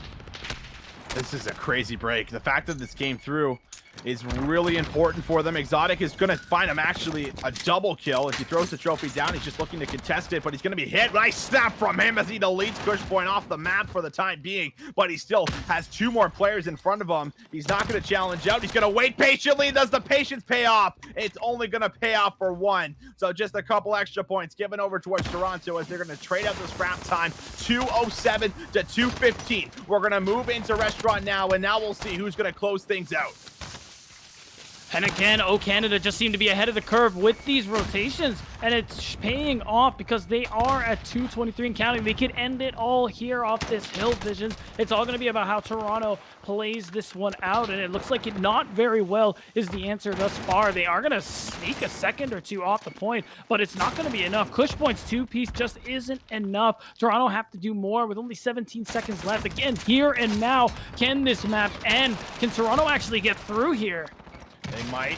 have a chance at contesting, but Exotic is just simply mowing them down like a turret. Med is going to take a teammate down, but is able to at least find a kill onto Pharma. Now just contesting. It's just going to be 10 more points left, but 47 looking to grab the last couple of kills. He has to reload, so Cushpoint finds the kill, and now this will go to another hill, so these rotations are so important. Player number 5, it's Pharma. He's waiting, but they got to touch. They got to get in. They can't do it in time. So that will be it. Map number 1 over to O Canada as they will close things out with 250 to 210. And just like the first time these two teams met, it's a hotly contested series. 40 points is definitely nothing to sneeze at here. This could have been anybody's game, but it ended up going to O Canada. And off to a good start is this squad. Maybe one map more towards having to, well, they're coming from the losers bracket, so they're gonna have to do the reset. So every map win is definitely a huge victory.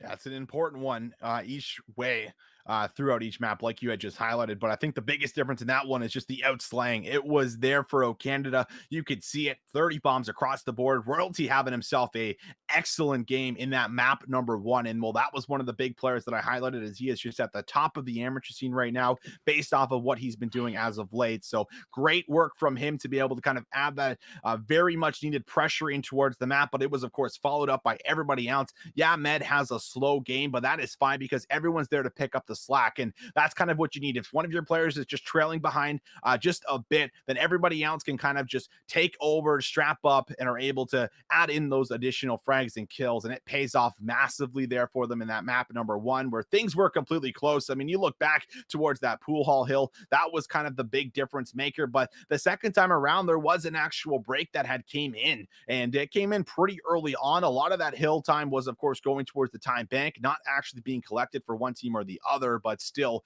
a very crucial moment for them, just not enough to be able to find those rotations. So Canada always ready, always set up on multiple hills, and that obviously being a big difference maker for them as well. So that is just map number 1, and like Beatdown said, they still have to actually win this series in a second to solidify themselves as actual champions here for the Northern Rivals 3. So still a lot more to go, but we got another map coming up as we'll be jumping in towards Search and Destroy. And with both of these squads, with the way they've been playing Beatdown, I'm excited to see some Search and Destroy action.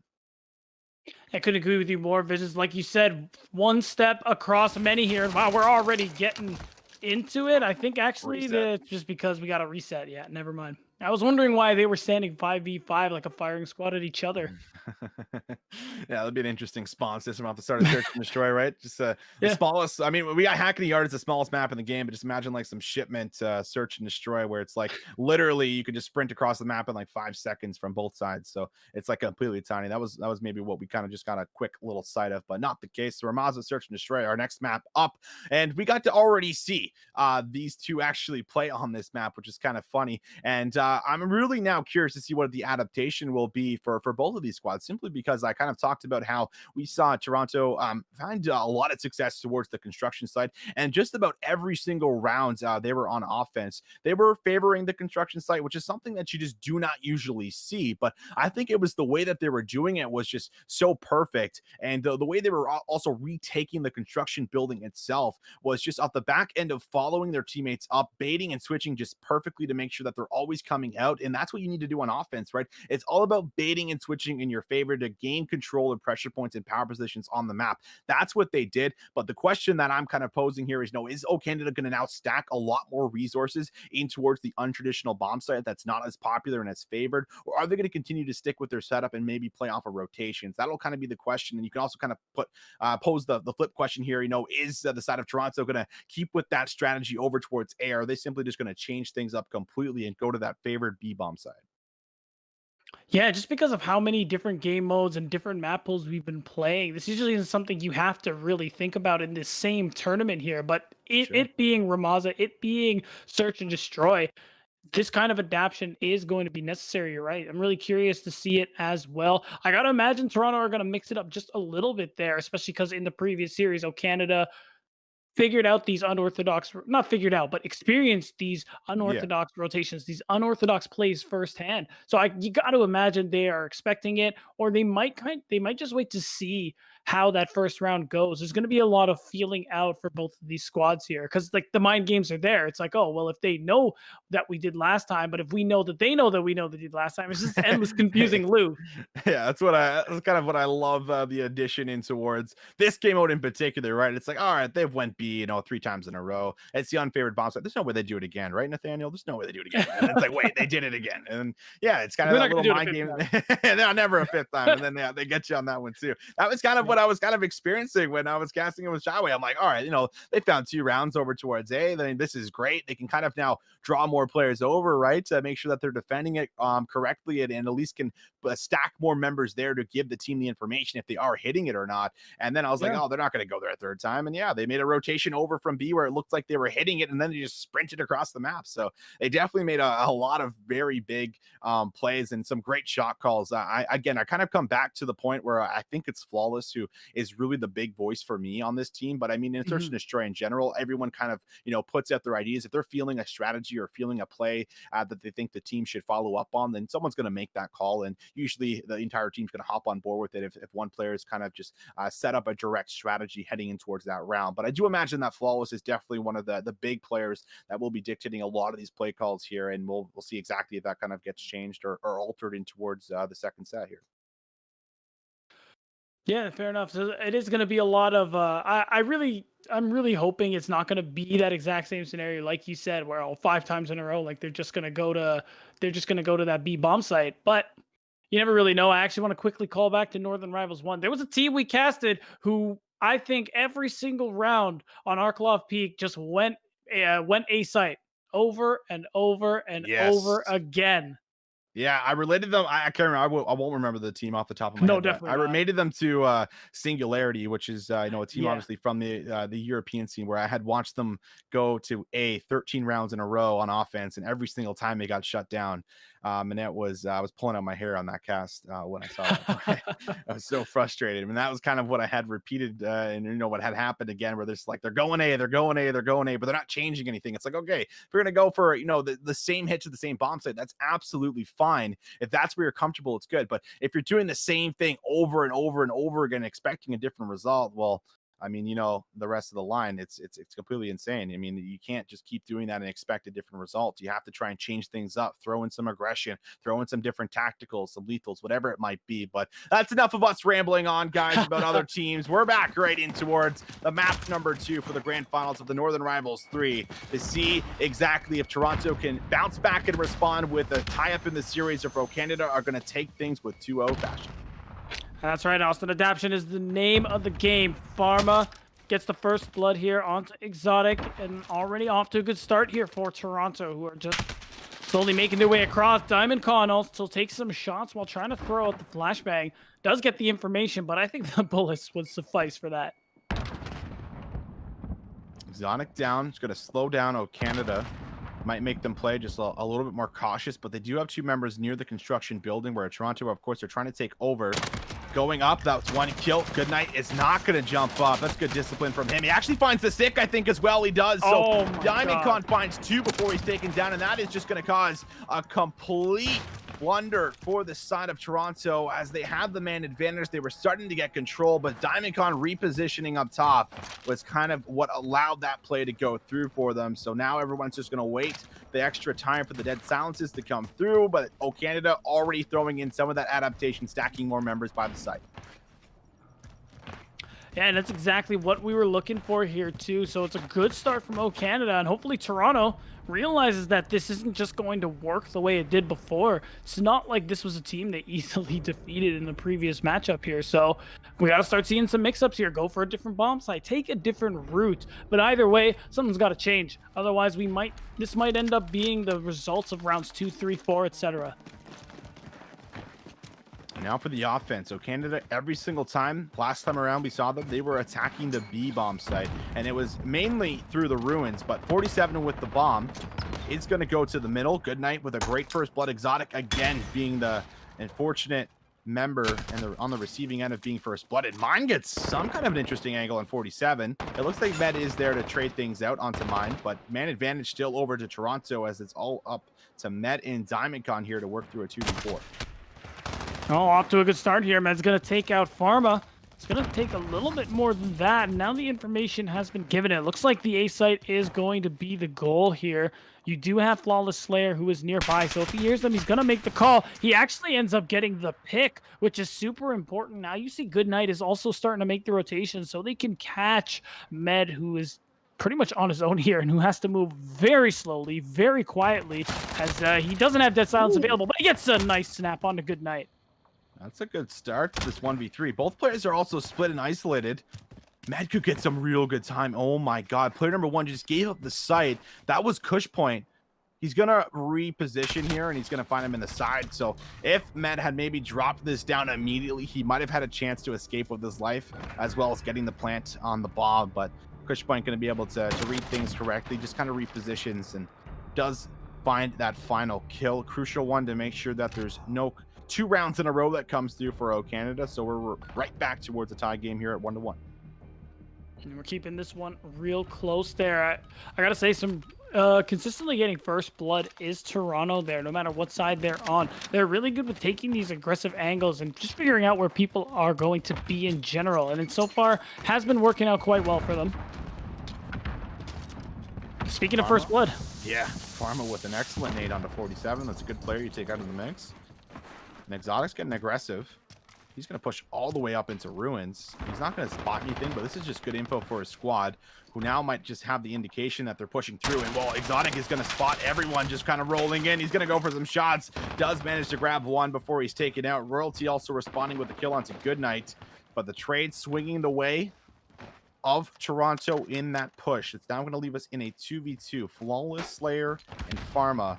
Going to be 2 decent fraggers at the moment up against Exotic and Royalty. It's a big old duo from Evil Geniuses, as well as the very first Northern Rivals. But Pharma has been able to deal with Royalty, so now it's up to Exotic. He's got 30 seconds on the clock. He's going to have to work here slowly but surely towards a bomb site.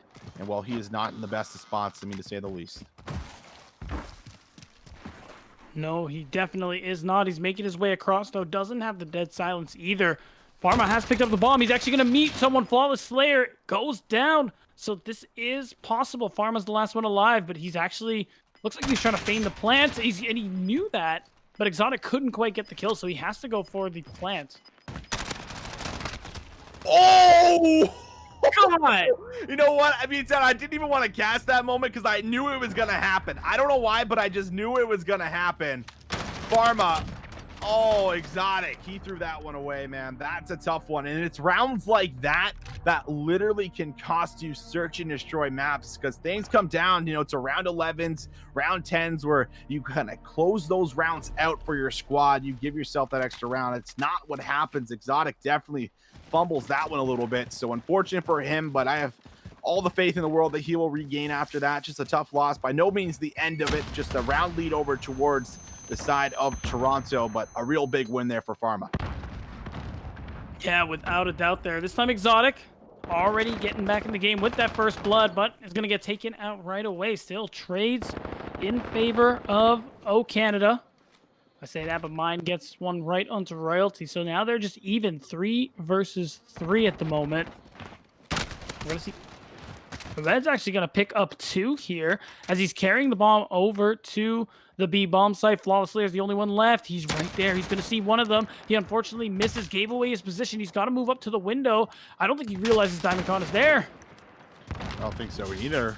Flawless going to back down in what is a 1v3 spot. This has to be a sound cue that's picked up from these cranked headsets, I do imagine. And well, they didn't hear the last creak in the door. I mean, they most certainly heard that. Good attempt from Flawless, as you kind of have to take this challenge that is so much in favor of Med. Goes for a re-peek. Med will be able to take him down. He's still weak.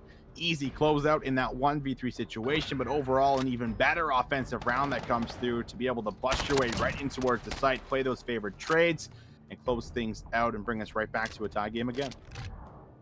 Yeah, we're keeping this one neck and neck as expected here. At really good start, or really good catching up here from the side of O Canada, or Toronto, excuse me, who need to start putting themselves onto the board here. Still 0-1 in the series. Now they're on the offense. We're going to see which way they want to take this one. It looks like they're still leaning towards that A side there that they love to do so much. Pharma's been playing exceptional so far in towards the search and destroy. Exotic has been first blooded in a lot of these rounds, however. And that will be a lot of trades that go the way of Toronto once again, as they'll find themselves in a 4v3, and they can slow things down if they so wish to. They're on the offense, but they have a lot of time to work with, where they have most commonly attacked the A-bomb site, which means that that player number 0, Diamondcon, I don't imagine he's going to move until that bomb goes down at the other site. And what might just end up happening, as that kill onto Royalty does net them a whole lot of room to work with. Flawless also finding 47, and now Diamondcon, the lonesome player that was playing over towards A, has shot. His position is revealed. He's going to be searching, but I mean, this should just be an easy closeout for Toronto. As long as you don't peek him, give him the kills, you can kind of just work the clock, play the time, play for trades. Good that he kind of makes an aggressive push in the middle, but nonetheless, down low is clean up, and that's a very great aggressive round that comes through here for the side of Toronto to go up by 1. Yeah, and you really don't feel too good about that one if you're the side of O Canada, and you really got to start coming. Kind of like what do you think they need to start doing here to try and catch up and run away with this series? I think you know, it's still pretty early on in the search. I don't think they're necessarily playing bad. I think it's maybe just kind of working numbers a bit more and playing together. It feels like a lot of these isolated 1v1s are kind of in towards the mix for us, and that's kind of been swinging the way of Toronto. They've been winning their one-on-ones like this, right? Like Pharma peaks the middle of the map, and Pharma's also playing completely hot at the moment too. So I mean, that obviously adds, but it's kind of just moments like that exactly, which is just an excellent example of just kind of getting caught and picked alone and not playing with your teammates to work and trade a kill out. And you did talk about how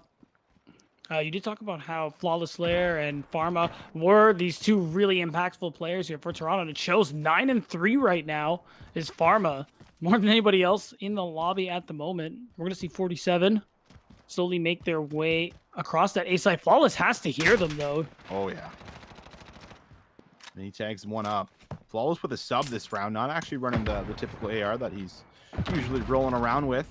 Now that's another pick, 47 out of the mix. Going to be Exotic, Royalty, and Diamondcon left alone in this 3v5, where things are going to get a little bit scary. Exotic peeks out, shots into both players, but both will back down. Royalty now has a chance to go massive, and he does! Finds 3! That sets up his teammates for a great clutch out, as it will be Flawless who peeks the bomb at the right time, so there has been no plant. Diamondcon now has to kind of chase and force this player, but Flawless will be able to kind of break the ankles and take Diamondcon down. 4-2 will be the scoreline, as we're just kind of seeing an absolute great disciplined play, from the side of Toronto, where they're not letting up on the gas, they're not letting up whatsoever, and we're seeing them just find these big clutch out moments where they're able to close things out, and now they're going to go up by 2 rounds, just 2 rounds away from tying the series back up. And it just goes up to what you're talking about there. Toronto winning those key 1v1 gunfights there. Even when Royalty gets the triple kill there towards the end, evens it out for his team. It's still too hard for O Canada to actually finish this one up when Flawless Slayer is alive, when someone like Pharma is alive. Now we're gonna see Toronto on the offense here, trying to make their way A site like they do. With Goodnight getting first blood, it's gonna be that much easier too. Ooh, nice snap. 47, able to grab 1, but he is still in a rough spot. He's gonna have to challenge out maybe for Mind. He does, but he's not peeking anymore. He's got Med to back him up. If Pharma's repositioned, will take down 47. And now it's all up to Royalty again. The numbers advantage over the Toronto. They just know how to play this site perfectly. Pharma's going to be top plat, but Royalty gives his position away. He's busting through doors. He's in the construction site. The bomb is going to be right out front of construction, where Royalty still has a chance to maybe find a miracle clutch play, but he runs right back into Pharma, who has not moved. He's been sitting there like a turret. We'll be able to take him down now. It's a lot of rounds in a row, 3 to be exact. And this is looking like Toronto are just kind of right back in that same groove that they were in that last time around. They played each other in that winners final in map number 2. Yeah, 1 round away from winning out here on Search and Destroy. And this is that kind of momentum that we keep talking about with these kinds of teams. Toronto, especially when they have this lead on Search and Destroy, it just feels insurmountable. It's such a tall hill for you to climb here. And O Canada, unfortunately, are faced with that task. Are they going to be able to get it done? They're throwing the smokes, using their utility. Pharma, again, he keeps getting first blood, but they actually managed to get the response back onto it. So finally a good trade here for O Canada as Flawless Slayer and Remind Mod. We just got trades going up the wazoo. Toronto, though, ahead with 3-2 players, but actually we got a sneaky plan on A side, so this is huge for O Canada. Diamondcon with the assault rifle spots one, lands some shots. Will now reposition for himself as Exotic has been able to take out Kush Point. Now a 2v2. Exotic actually finds a double, but Diamondcon has been dealt with. It's up to Mind as he is in a 1v1 against Exotic. He's got no dead sounds to work with here, and the time is ticking and dwindling down. He's gonna spot him, but I think they spotted each other, and now Exotic knows he can kind of just play the clock out perfectly, as this will be a peek that comes through. He's going to check it to the last second. Mine, of course, reads it, but there's just no time left on the clock to be able to get that defused. So a nice clutch up there from Exotic, who finds all the big kills in the construction site. Will send us to another round, and will keep his team going. That is insane how close that was, too. I think another second, and he could have gone for that defuse, and it would have been a clutch round win for Toronto. But good play from Exotic, recognizing the ability that he can just play his life. He knows he's walking into the bomb site, and he's like, all right, buddy, come and find me. And he just couldn't find him in time. Still, a couple more rounds before this really becomes a concern here for the side of Toronto. Oh, Canada definitely still have their work cut out for them. Diamondcon, he's been defending the A site the entire time, and he's not having a whole lot of success, at least in the kill to death ratio. Every time, though, we see Toronto kind of make this late rotation over. I imagine that's something that might just end up happening again for us, as Goodnight's going to creak open the door. Maybe just looking to bait out a push from someone who could get a little bit too aggressive for the side of O Canada, but playing slow. And they're just going to probably explode with a play call here, I imagine, very, very soon, where they're just going to full-on hit a bomb site and just try to catch a Canada off guard, and that smoke might just be the job that does it. Yeah, it looks like it. They don't actually know that Med is there, but unfortunately, Med couldn't read the situation appropriately. Gets taken out. That's super unfortunate, and like you said previously, that's the kind of stuff that costs you round maps in search and destroy, and it really feels like that's what happened here for Toronto, or for O Canada. Kush Point just found 47, and now it's up to Diamondcon, who has found a kill in the round, but will have to combine for 3 more. And Kush Point says, no, you will not, Diamondcon. Takes him down. And that will be a 6-3 scoreline, as we're keeping the series tight and close, just following up with that very last Ramaza search and destroy that we were on board with. It's not the same scoreline of 6-1, and maybe not as dominating, but still very much in their favor and very controlled on their part. 12 kills from Pharma, 10 kills from Flawless, 2 players that I had kind of talked about coming in towards this grand final, and both show up and perform here. And that they did. We got 2 members with more than 10 kills in that round. Pharma the most with 12. And just this entire tournament long, Pharma has been performing for his squad there. And now as we go into domination on your favorite map, by the way, Austin, it's just hard to imagine that this isn't going to keep happening. And all of a sudden, Toronto find themselves up at match point here. Because again, these 1v1s, there's a lot of similar win conditions here. You got to win these key 1v1s, but you also have to frag. And we see the capability of that from the members of Toronto. Especially, of course, you got to look at Pharma. Jesus. Yeah, I mean, Pharma's been great. I believe he is located out of Quebec, if I'm not mistaken. I could be on that one, but I think for a long time, obviously, we couldn't have Quebec players, in towards the mix. And Quebec players are, some of the most talented players, within the top amateur scene right now. You have a lot of players that are coming out. I think Mind is also another one, actually, that's out of Quebec that's now participating in these ones.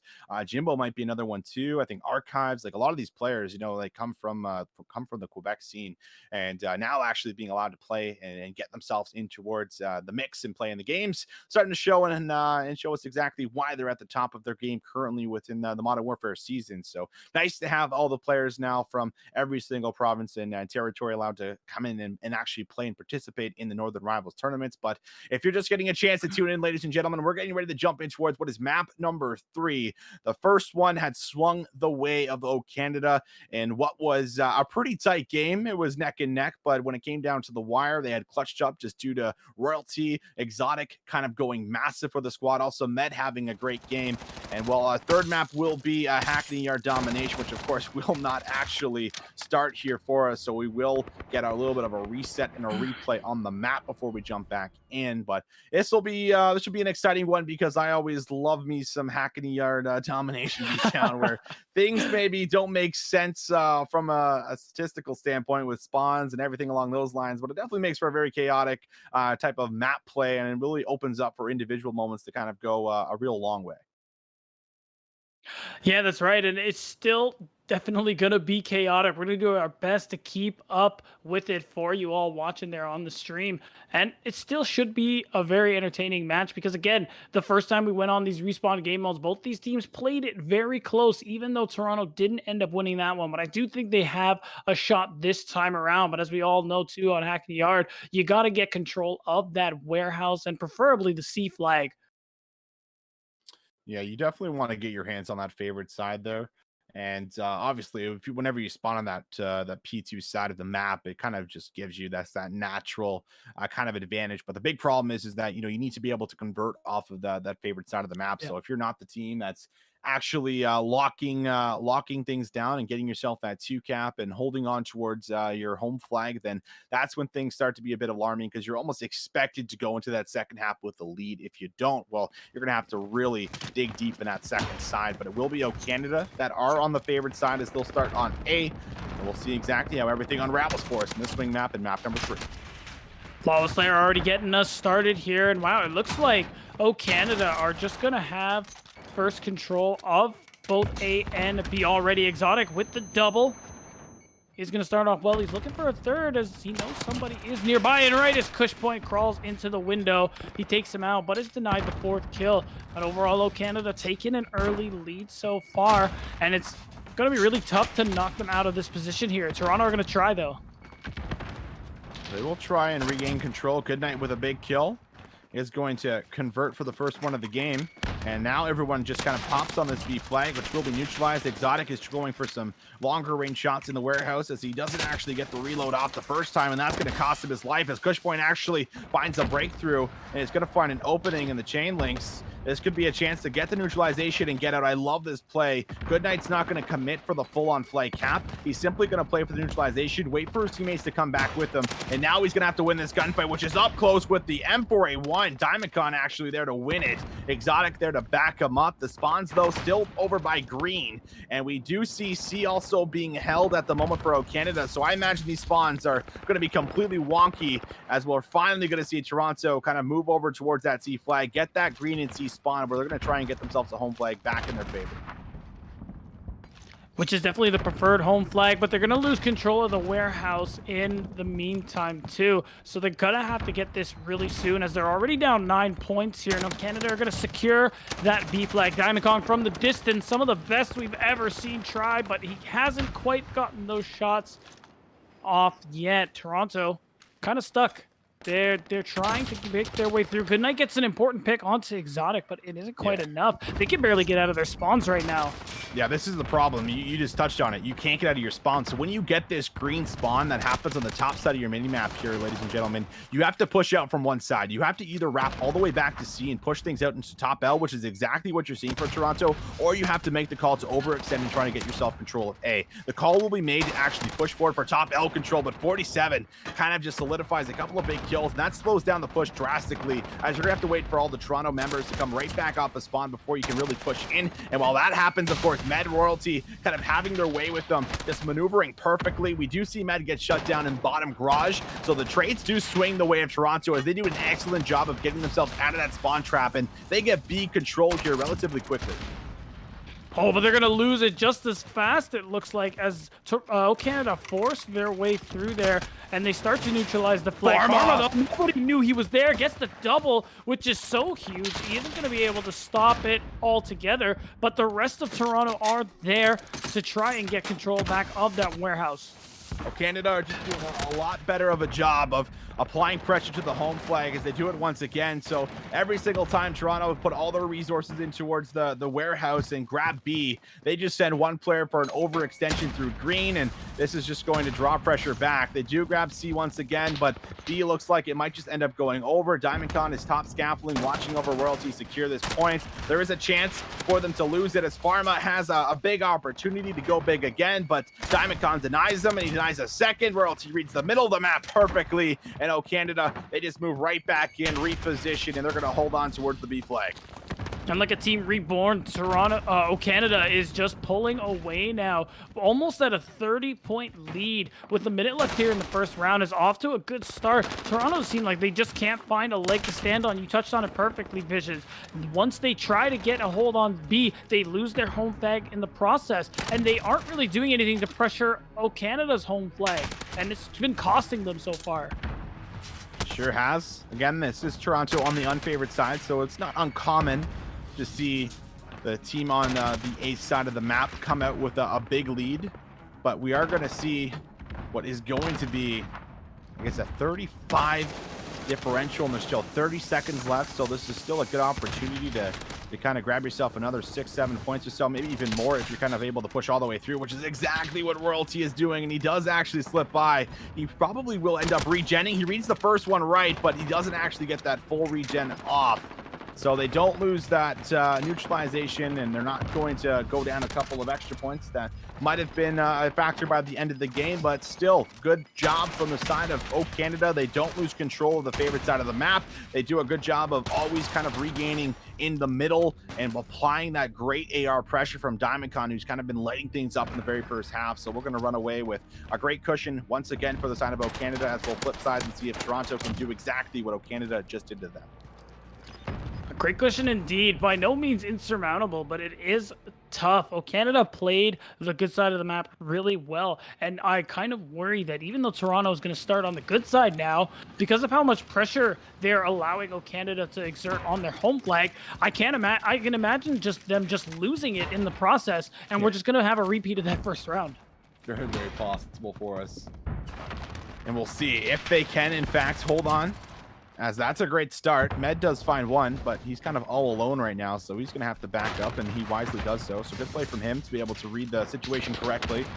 And now back into top L control. He will rejoin his teammates as they'll set up their next push. Pharma with a stun reads Med's positioning perfect, but it's not enough to try and find a double onto Exotic, who actually just grabbed 3 in a row, and that's going to maybe give them some breathing room. But Mind is going to find a nice flank. 47 tries to turn and challenge, but Mind will have none of it. Finds 2, looks for 3 as Diamondcon is holding a nasty heady angle. It's hard to rip this player off of it, and well, that shows exactly why, as Diamondcon does deal with him. But look at the flip of the map. Well, all this has been happening around top L and around the B flag. A has actually went back over towards Canada, which means that it was only not even a minute of time that you were actually holding this side of the map. Pharma is at least in position to maybe get the A flag back with his teammate who looks to be Mind, but Mind has went down on the flag itself. The spawns, I believe, have flipped back out, so things do not get too chaotic for them. They're not going to full on lose this side of the map, but they definitely got fairly close. Yeah, it's going to be tough, but they actually managed to secure their home flag again on the A side. They lose control of the warehouse, but they take a couple people with them and have the opportunity to actually stop this neutralization. Though Royalty is actually wins that 1v1 there, but doesn't realize Pharma is nearby. Really well read by him, and this is actually a really good job by Toronto. Dude, they kept control of 2 flags for quite a long time as well. They finally lose the warehouse, but now again, this is where I want to see them exert pressure on the other side of the map. Pull people out of the warehouse so you can control it.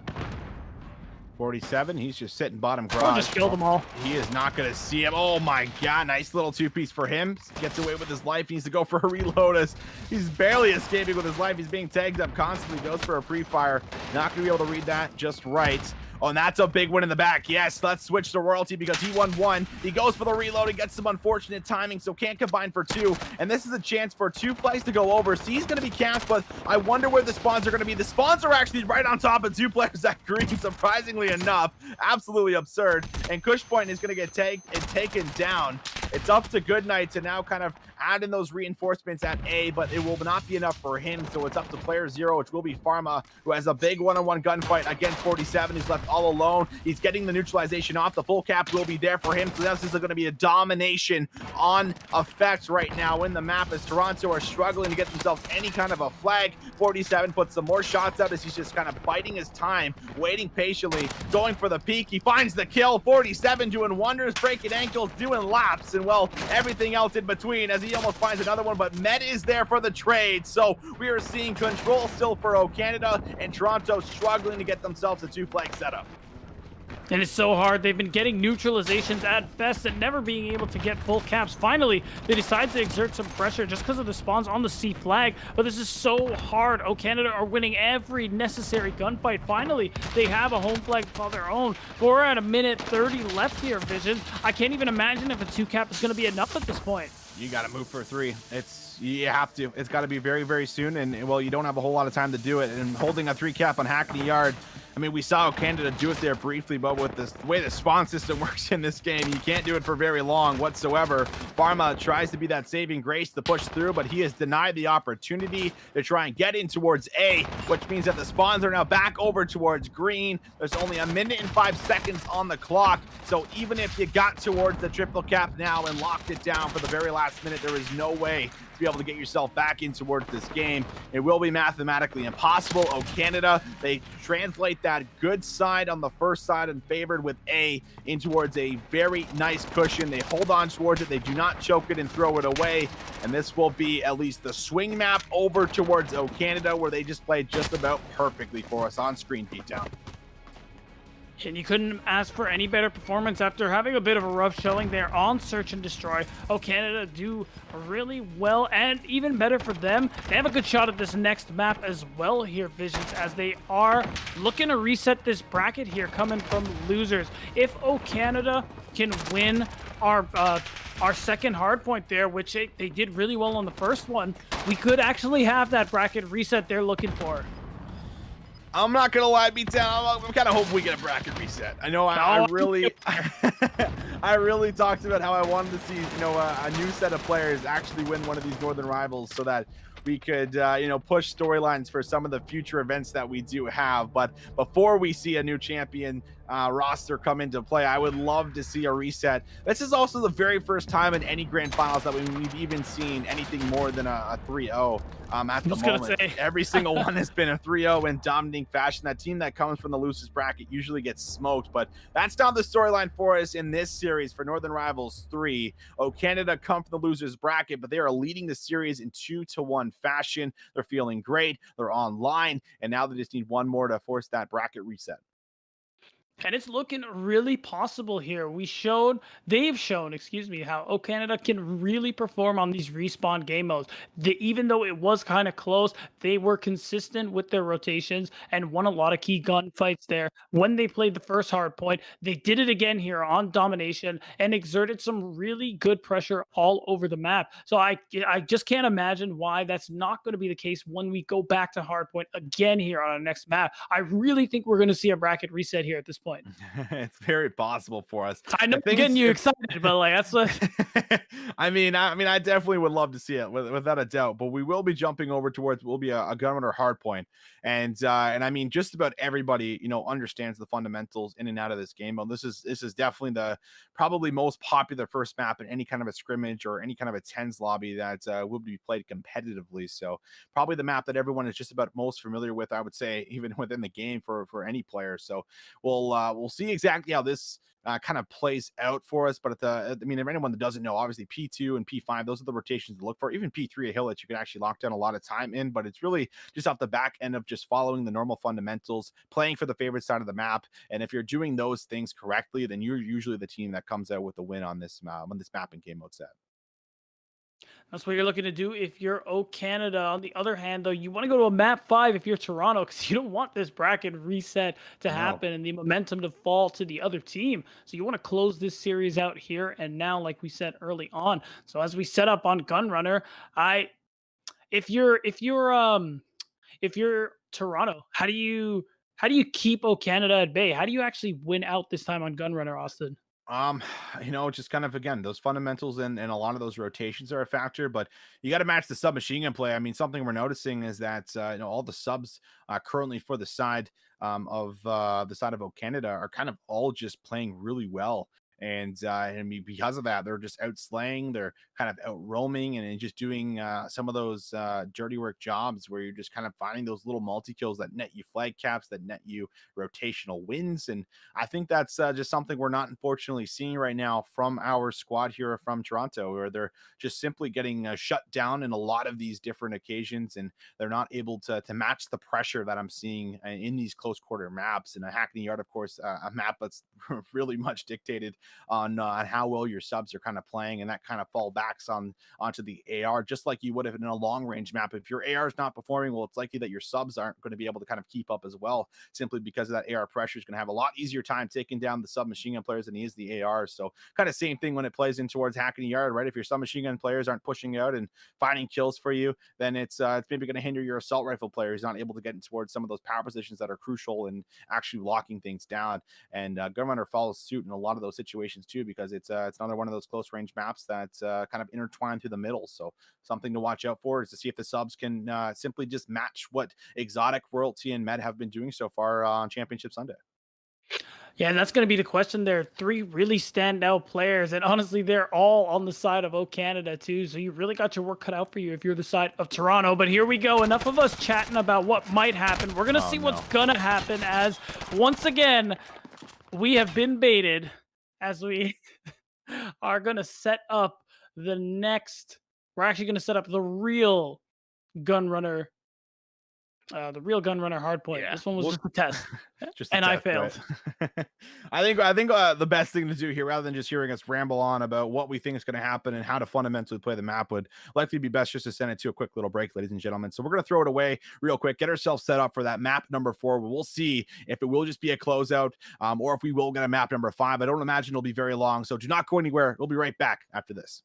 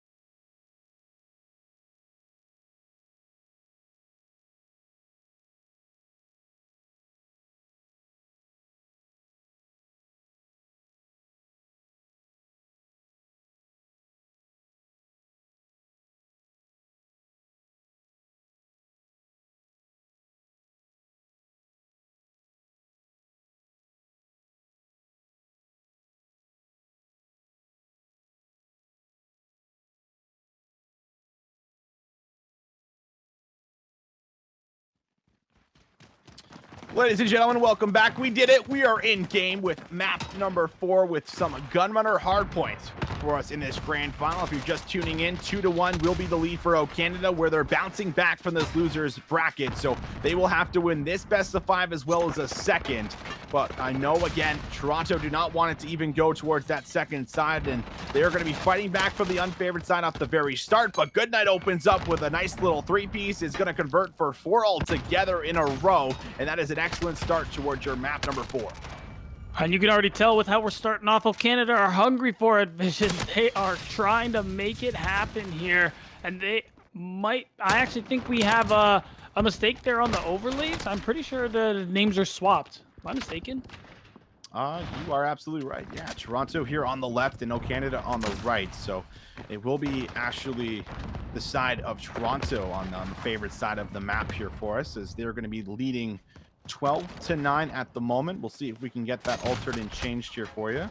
as this will be the rotation now in effect. We're going to see the side of Toronto have that early rotation. They're set up, and they actually grabbed the majority of the points off of this very first hill. And now you can see the correct, of course, names at the top of the screen.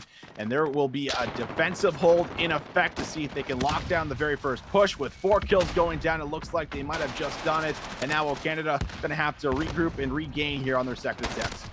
And Toronto really want to go to map 5 here. They want to end it in this best of 5. Pharma with the triple kill says it all. And they're trying their best here as they are collecting so much time on this hill as well.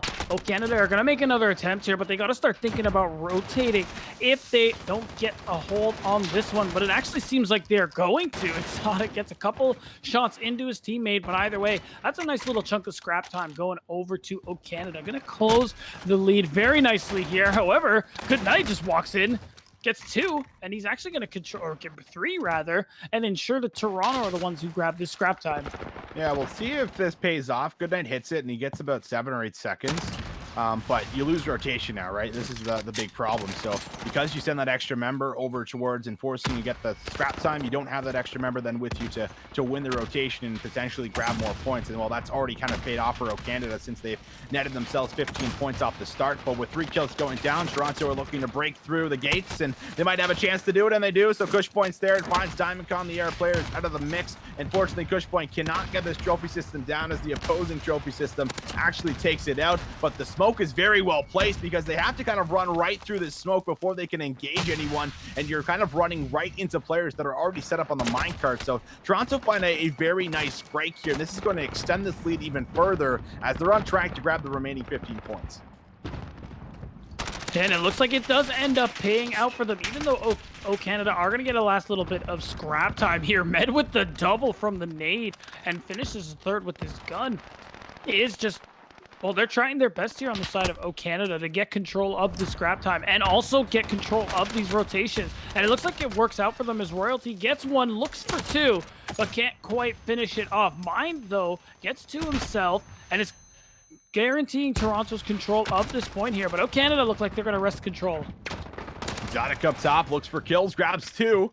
Good work from him, looking for a 3. Will not be able to chain together 3 in a row, but that is fine. He still did a good amount of work as Canada are in the hill. Diamondcon now next up as he tries to find 2, but it's Goodnight who shuts him down. A great start for some of the subs as we have Kush Point 14 and 8 as he cleans up 2. Then we have Goodnight on your screen who's 12 and 8. So already seeing improvement through the submachine gun lineup, and they have a chance at actually breaking past 100 points. This is some pretty decent scrap time that you are grabbing for yourself for Toronto, but you still have to now think about this rotation moving in towards P5 where you can get yourself into a lockdown setup. This is another one of those bunny hills where you can grab full 60s off of, and just about every single member on Canada is in the warehouse setup and ready to go.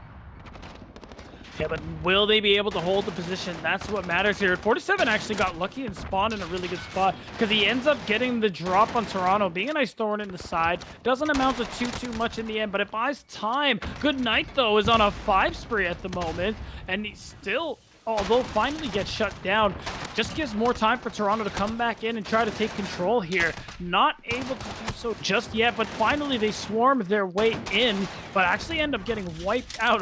Canada have a death grip on the scrap time here on this hill. It's been pretty scrappy NP5, something you don't typically see, and now Flawless actually finds a real massive 2-piece. Royalty is kind of the last line of defense in the back before his teammates do finally regroup with them. So this will be no more attempts set up for the side of Toronto as they're going to now rotate and move throughout the map here and try and set themselves up for the favored spawns coming in before the hill after this one, not the one that's about to spawn right in front of Royalty, as he will be the one that grabs initial. But Canada just going to be trailing by what is about over 10 points. That's going to be cut down to just 109 to 98.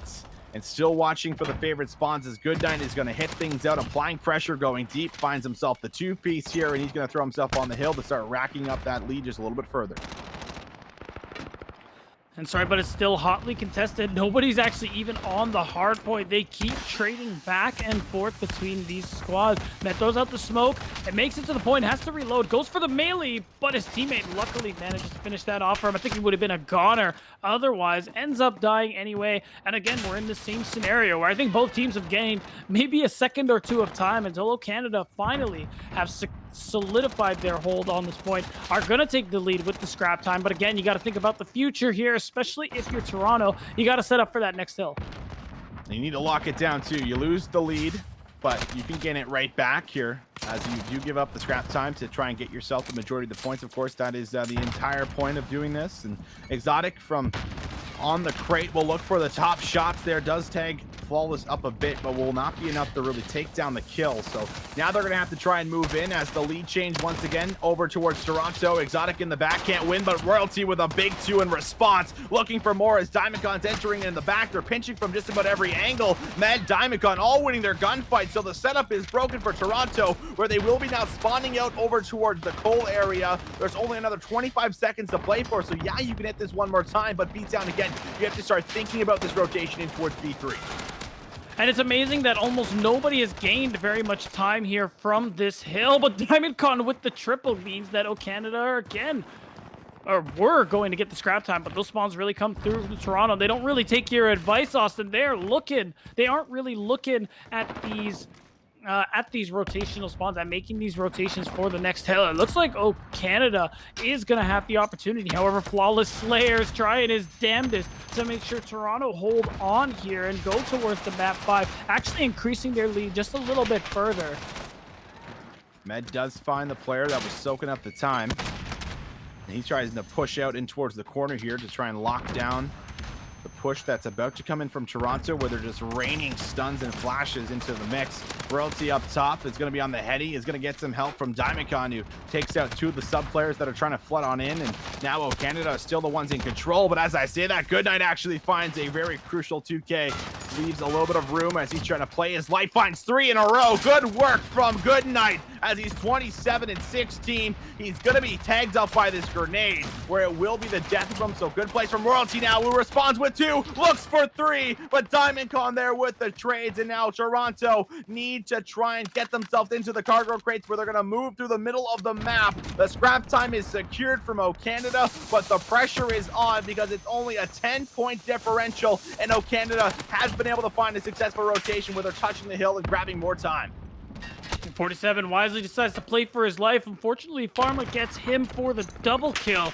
Pharma gets a triple kill, actually, in the background. Canada really struggling a little bit to get the time on this hill. It looks like Toronto are going to get some of this early points here from it. You're really stuck here if you're on the side of Canada. And now we're already at that point where do you start questioning? Do we start going over? Do we start rotating for these next hills? Because we're getting at a point where even scrap time could mean the end of the round. 15 seconds, Diamondcon goes down. This is a great 10. Oh my God, mine wins that onto Exotic. We didn't get to see it, but that just sounded dirty. Just hearing the shots go through, but 47 tries to apply a bit more pressure to see if he can grab any more points. He will not be able to. Canada cannot win off of this P5 hill, but they can most certainly look to take the lead with it. As Royalty finds a well-placed Semtex, takes down the first one. Diamondcon, the assault rifle player, will deal with the opposing assault rifle player. Royalty gets some unfortunate timing on that spawn. He does get stunned, so he's anticipating the gunfight, but he does not look to be ready for it. Pharma is going to be able to take that with ease from behind. And now with already the first 25 seconds going over to Canada, they're still wiping. They're still just running through the side of Toronto, who can't get themselves inside the hill. This could be another 30 going over, which might just give them that edge and that lead heading in towards P1. And this is so dangerous. Canada, they've done it before from a deficit, managed to bring it back. They've taken the lead again by a couple points, and they are not letting go of this point. 47 and Royalty doing their damnedest. 47 with the triple kill, almost the quad, but that's going to be the full 60 points here for Canada. They couldn't win on this hill, but they can most certainly win on the next one. And I love that Canada are already making those rotations, and they're already in control. Toronto kind of falling apart in the end at the moment, and Canada still soaking up time, but Flawless will take 2 off the map for now. They're going to throw their bodies on, but Royalty looking to find some big moments here. Can only grab himself 1. Med right behind him, who's going to find himself a 2 kills. in the mix. It's 208 to 229. Oh, Canada could still win off of this hill, but it's going to be Toronto with the favorite spots at the moment. Goodnight with a big win up top. Won't be able to solidify it again. Mind not having the big game you need him to have as he is shut down, and now only another 10 seconds need to be secured. 47 trying to go for the flank, but actually kind of fumbles that one as everybody from Toronto is trying to rein in towards the mix. Royalty right back into the hill. Needs 5 more seconds, but it's going to be from the side, and Goodnight finds himself one. Someone's got to break. It does. It will be a big win from Flawless. Push point is there, but Exotic looks to respond. We might just see one more Illness. There it is. 249 and 210. The rotation is in for Toronto, and now they need to play absolutely perfect as they can't afford to give over a single second. But whether we like it or not, this is going to be the last hill here. And Flawless, who's on a 5-speed right now, on an absolute tear when his team needs it the most, might just be helping clutch it out. You talked about him before. Oh. You talked about Pharma before. And all these crucial kills are coming out here. 15-second visions before we go to a map 5. Royalty looking for the break. The last couple kills, but Flawless is going big, but it's not enough. Oh, Canada! They find the break on the second and third attempt, and they will win by what is just 13 points. But my lord, the very first best of 5 was close just about through every single respawn besides the Dom. But oh, Canada clutching up there. Diamondcon dropping a 40 bomb for us on screen with the assault rifle. Just a beautiful performance from him. It was there for the side of Toronto, but they simply just could not get themselves down in a lockdown setup. So we will go to our second best of 5 beatdown. That we will, Austin. You get exactly what you asked for with O Canada resetting the bracket and making this as competitive as they possibly can. But maybe not, because that was a 3-1 victory. Only really looking questionable there on Search and Destroy. And I'm so excited to see how they're going to play it off when we go to our next best of 5. I cannot wait, ladies and gentlemen. This one was a banger, so the next one's going to be even better. I can't promise it, but I can almost just about predict, because these two squads have been going head-to-head all day long. Both teams have now taken a best of 5 off of the other. The first one, of course, in best of 5 action, going all the way to a map number 5 in that winner's final, and it was closed out from the side of Toronto. This time around, we're seeing, oh, Canada not going down without a fight, so we will get a reset. This will be our very last series, so we will throw it away to one more break, get set up for the second best of 5 in this grand final. You do not want to miss out, so make sure you don't go anywhere.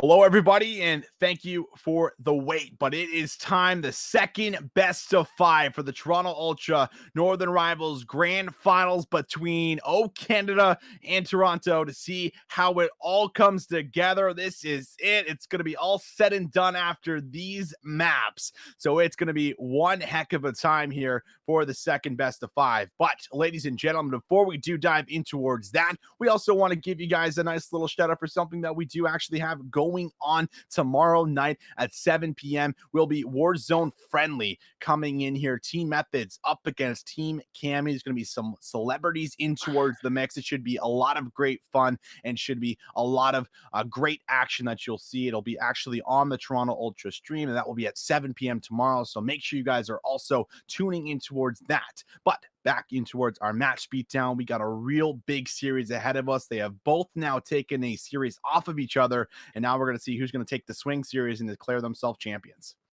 And it's really interesting too that when Toronto won the series originally, it went all the way to a map 5. But this time around, with only dropping Search and Destroy, Oh Canada made pretty quick work there of Toronto. So I'm wondering if that's what we're going to see happen again. If they have the stamina, maybe it could just be another quick one there. Wouldn't that be something to win just like five or six maps and only drop one?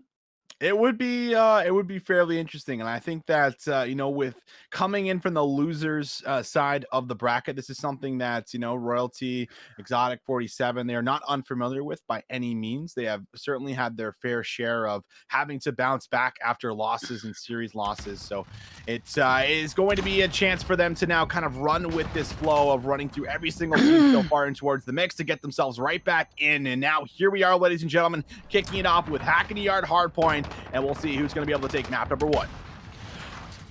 Toronto already off to a good start here. We're seeing the kills come through, and the first hill here in the warehouse is under control for the most part, but we're seeing the kills come in from O Canada. I know, unfortunately, Med loses his life trying to drop the trophy.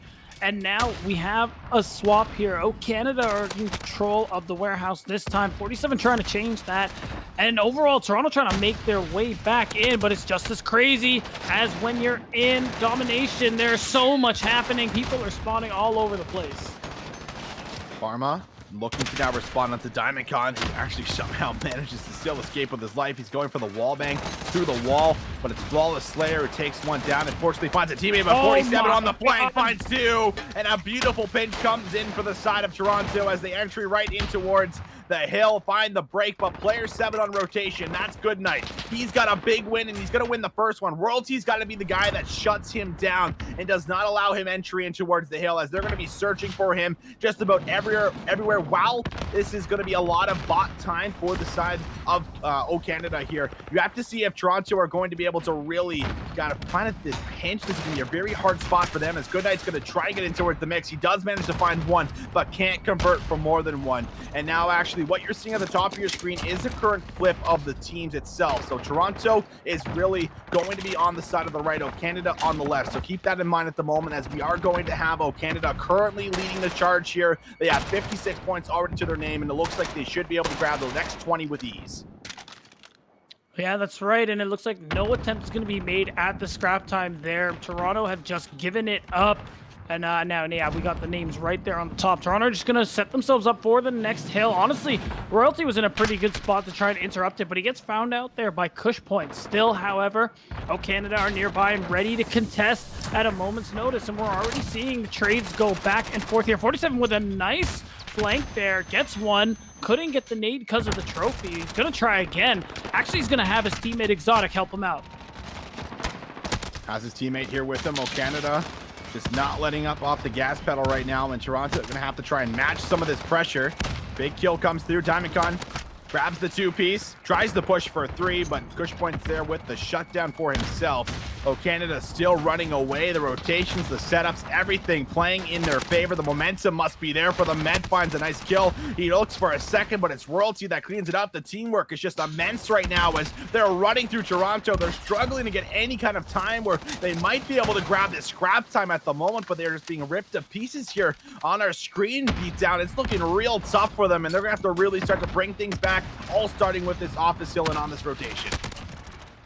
And we're going to have to see Canada taking quite a commanding lead so far. And overall, they just seem to be winning a lot of these key gunfights here. Toronto are no slouches, though. They're trying their best to get control of this office building, but they can't get it done. The lead is widening even further here. And Toronto are trying to get their way in. Diamondcon trophy system down. AR up close. He says no problem for the first one. The trades just have not been there for Toronto as Royalty is just going to find 3. No problem whatsoever for him. He's still on a bit of a spree. 10 kills to his name. And he will see if he can stop the next push as the next set of players about to move on in. The slides there, only grabs himself 1. But again, the trades just seeming to be in their favor as 47 actually connects with a 2-piece for himself. So the scrap time 1 for Canada as they're going to be running away with what could be about a 100-point lead. Won't be 100 points just yet as the scrap time is there for Toronto. But you're going to have to find a massive break on this P5 rotation. And it is not going to be easy by any means. No, it isn't, and you can see Canada are sitting in such a good spot. Exotic with the double wall bang somehow. It's just going to make it that much easier here. Canada have set themselves up very nicely to collect a lot of time off of this hill here. Toronto are trying to get the drop on them and trying to break their way in with this rotation here across the bottom side of the map, but it doesn't look like it's doing anything.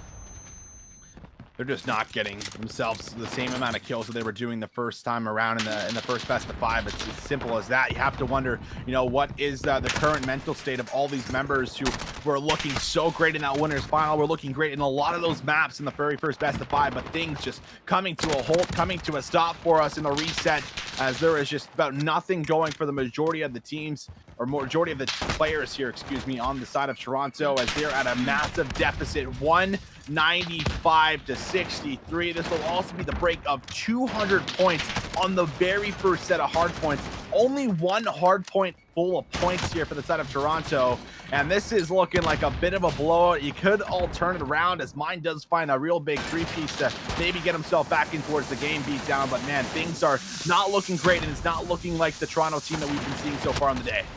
Definitely not. A good night manages to get a knife kill before actually not even losing his life. Yeah, oh, that is the teammate. You really hate to see that. But like you said, Visions, it's already looking like a blowout. So Med with the double kill, and there's just not a whole lot Toronto can actually do at this point. It looks like they just can't break through Canada. Like you said, the kills aren't there.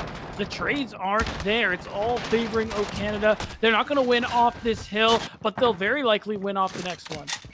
It's very possible.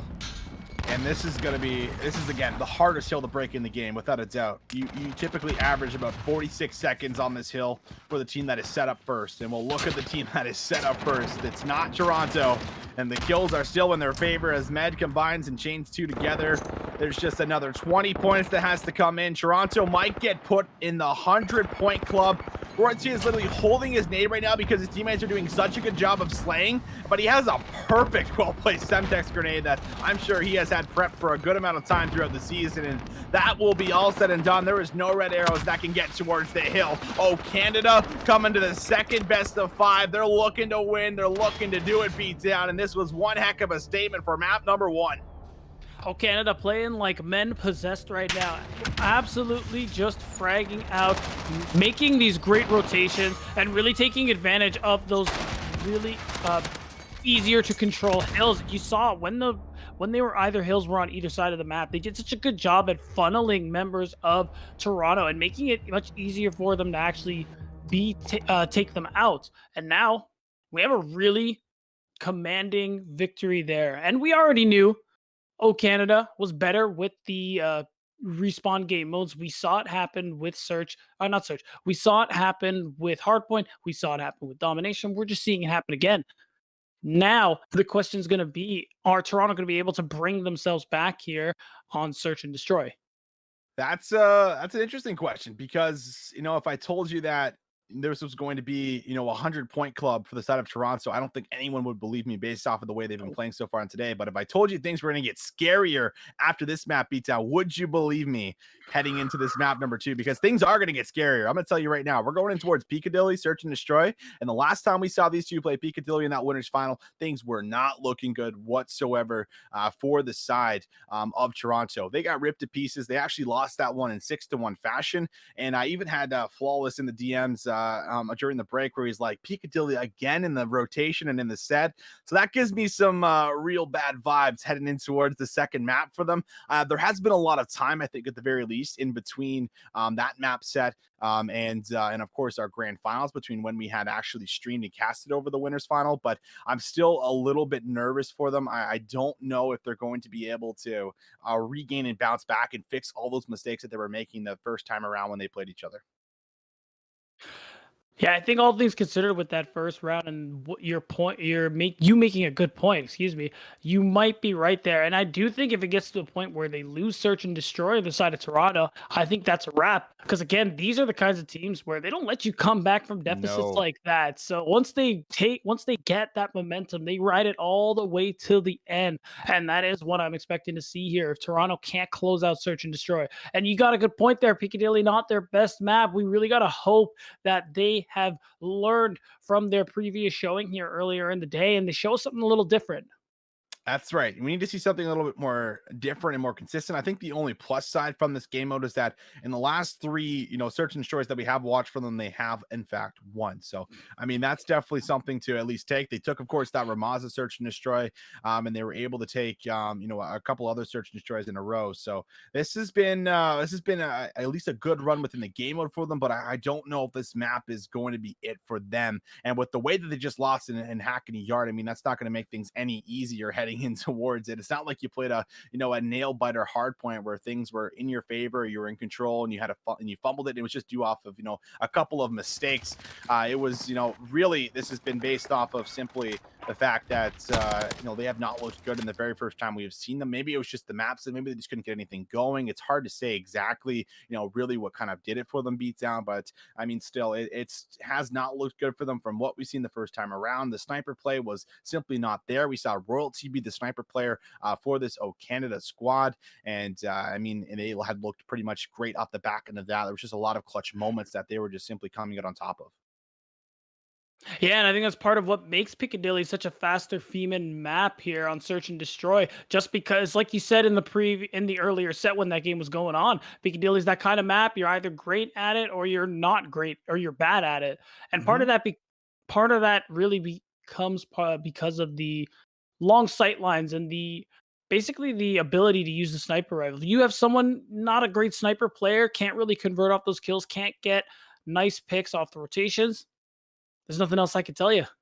I mean, yeah, I mean, when you look at Piccadilly as a whole, right? Like, this is a map that nobody in this, even in the casual Call of Duty scene, is a really big fan of. So, I mean, it's kind of has to do with that. No one really likes the layout of the map. It does play a little bit weird, where you have just a lot of open area essentially, and a lot of different spots. So it leaves you very isolated and make things very difficult. But the wait is over. The players are in the game. I heard a sniper shot that went through, and well, Cushpoint's actually going to be the one that opens up with the sniper off the bat here. Might have even been through the smoke, actually, as Flawless does respond with a nade, but Diamondcon does take rid of that sniper player.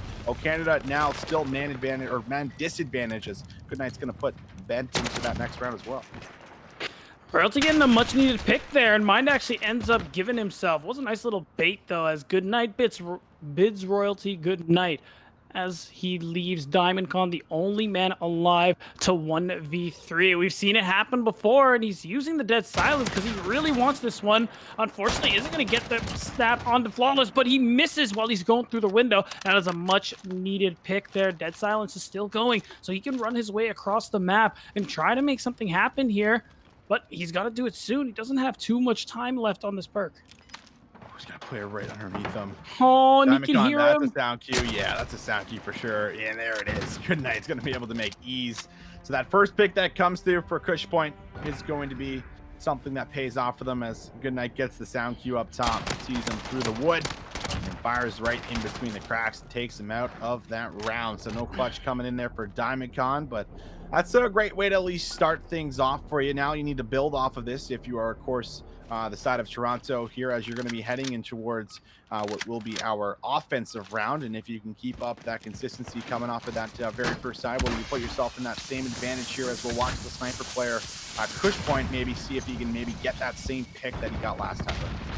Yeah, it was really crucial. It was a really crucial opener and much needed there for Toronto. Even though we talked about how it wasn't really there for him the first time around, so we're gonna have to see if he can get it done. Diamondcon gets first blood. Mind answers back, but O Canada still taking the lead in this one, winning these trades. Kush Point is looking around. He needs to recreate the success of that last round. He needs a pick to get his squad in the right place, especially because the bomb has already been planted here. Royalty does take out Good Night. Pharma now on your screen as the sniper play comes through. Things a bit choppy on my end, so I think Pharma and Kush Point, it looks like they win their gunfights. And now we're left with Exotic and Diamondcon in a 2v2 up against Kush Point and Pharma. As there's 20 seconds left, you're going to have to move in. Exotic has somehow found the knife kill, and Diamondcon actually finds a kill onto Pharma. So this will be able to open things up. The defuse is in, and O Canada not going to allow Toronto to go up with 2-0 off the start of this map. That's definitely a much needed clutch there. Was not expecting Exotic to successfully get the knife kill, but hey, you'd love to see it, and it's a nice little way to get into the enemy's head there. You lost the round to a knife kill. Just imagine that was you, Visions. I'd be fuming. I'd be fuming, man. Listen to some T-Swift. That's right, dude. I'll be throwing the T-Swift playlist on right after that one. Got to detail real quick, you know. But anyway, back into our round number 3. Toronto back on the defense where they won their first defensive side. Canada off to a good response round after that last one, where Kush Point is going to find a nice, well-placed Semtex on the Diamondcon. Pharma finds a pick onto Exotic. Canada already with a loss of multiple members. Royalty looking for a Semtex kill, but won't find it. Tries to find the back end of that player, but Kush Point actually finds the counter snipe. And now it's 47 left all alone in a 1v4 situation. He will have no chance. That's a clean, quick round that comes through there in response for Toronto. And wow, like the sniper play is really there for Kush Point this time around. He's even winning those sniper duels, which is super important on maps like these where you have snipers on both ends here. And that's really what's giving a lot of success right now to Toronto. And like you said, they do want to be able to continue this on into a victory, and hopefully that is going to be the case. We've swapped sides now. Toronto are on the attack, so we're going to see. All eyes are on Kush Point. I certainly are on Kush Point, and he's been doing a fantastic job so far. 4-2, great start to the first 3 rounds, as he will be back in hand with the boomstick. Flawless, able to grab himself. Exotic takes him down, who's actually been first blooded a lot so far in this series up against Toronto, I must say. He's not finding too much success off the start of these rounds. Kush Point is just as we go off his POV, actually manages to find Med and take him out of the round here. Canada disadvantage. Kush Point actually just tagged Diamondcon on the cross. He's going to get an absolute blessing. Guardian Angel over his head as the hit marker comes in, so the full kill not there, but Kush Point says, you give me a second attempt and I'll connect on it. And now once again a 1v situation as Royalty with the boomstick of his own finds one, but the trades are good. And well, we said whether or not Toronto were going to be able to bounce back and fix things in Piccadilly. So far so good, as they're leading by 2 rounds. And they really have learned their lesson this time around, and so far have been playing excellently, taking quite a comfy lead right now at 3-1. We're swapping sides yet again. Are we going to keep this one up? You really got to do something about Kush Point if you are O Canada here, because he's really lighting you guys up. Yeah, and it gets real scary. I mean, in any FPS game, when there's an op player or a sniper player that's connecting on every opportunity you give him, I mean, you just feel so isolated at times, and you just feel like you don't want to give him room to give him those picks, but that sometimes actually ends up netting the opposing team a lot more map control, right? That's something that we could end up seeing for us, as Royalty actually this time around finds the first blood for his squad. So Canada find a pick on the offense, but are they going to be able to work off of this? It looks like the answer is no, as Pharma's going to be able to find that trade and take the sniper player out of the mix once again. Exotic goes for a wide peek trying to search for information, but Pharma just pre-fires that and takes that one down with ease. Goodnight finds Med, and once again, Canada kind of just falling into that same trap that Toronto were falling into the first time we saw the series go through for us. And that's right, we're looking at 47, who's picked up the sniper. He's going to have to get something done here for his squad. Diamondcon gets a much-needed pick there on the Kush Point. Sniper out of the way, which is actually a sigh of relief. This is suddenly doable here, but it's the 30-second mark, and Toronto know this. They're just hanging back. They're like, all right, you can walk right into us. Walk right into my line of fire as Flawless slays Diamondcon. 47 is all alone here, and he can't get it done. Wow, this is honestly, if this actually ends in 6-1 fashion, I would be eating a lot of words, because I was kind of hyping this one up deep down that it would just be kind of a 2-0 take for the side of Canada. But Toronto, they still got some fight left in them here, and I love to see it as we're deep in towards our tournament. 8 hours in going, so these players definitely been playing for a good amount of time. But so far in the second best of 5, Toronto wanted to get themselves the map back after they had a tough and slow start. You look at that scoreboard for Canada: 0-5 for 47, 1-4 for Exotic, 1-5 for Med. Just a lot of players underperforming. Flawless gets tagged with, I think, was a nade. Low sounded like a sniper shot, but the bomb ends up getting planted nonetheless. No one has dropped, and now we'll see Canada try and go for a retake. Well, first blood finally taken here. We actually are seeing a defuse go off. Hold on a second. Is this gonna work? No way! Underneath his noses! Now that is a call for some T-Swift. Yes, it is. Oh my god. Right underneath the noses of all the Toronto members. Oh, who was ever supposed to be checking that bomb is getting some hate towards them in the comms right now. But that is tough, man. That's always something you got to be watching out for.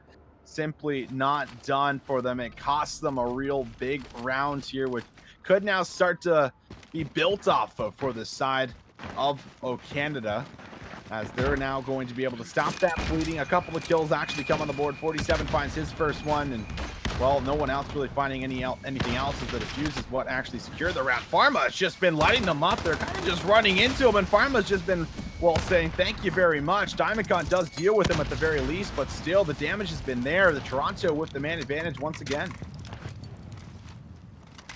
It is close, though. They managed to get a pick onto Pharma. Big Fragger is now out of the way. We might see a rush plant here from 47, who has the bomb, but probably not safe, just considering the angle. But he's going to make his way through, but not the best angle there. Mind is going to take him out. Still, Diamondcon takes Slayer. Another big Fragger for the side of Toronto. So you just take your time with this one if you're Toronto. But what they don't know is Royalty is on the other side of them. Doesn't have the dead silence, but has the sniper. Trying to take it as slow as he can. Diamondcon gets a much-needed wall bang here. Royalty sees him. He's going to get the shots. That's going to be a 2v1 scenario all of a sudden here, Visions. This is very winnable.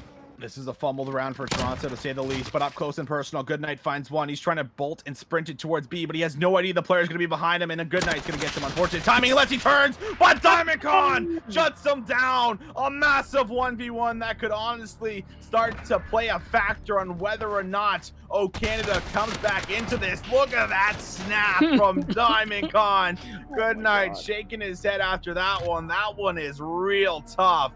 But you come back all to that defuse beatdown where it went through, right? Exotic gets it, sticks it out, and now we got ourselves just a 1-round differential, but still held here for Toronto. Oh, but you're tilting if you're Toronto. This is how it starts, Visions. This is how comebacks begin. Of 1 round you absolutely should not have lost, and another. This time around, though, Toronto are sick of it.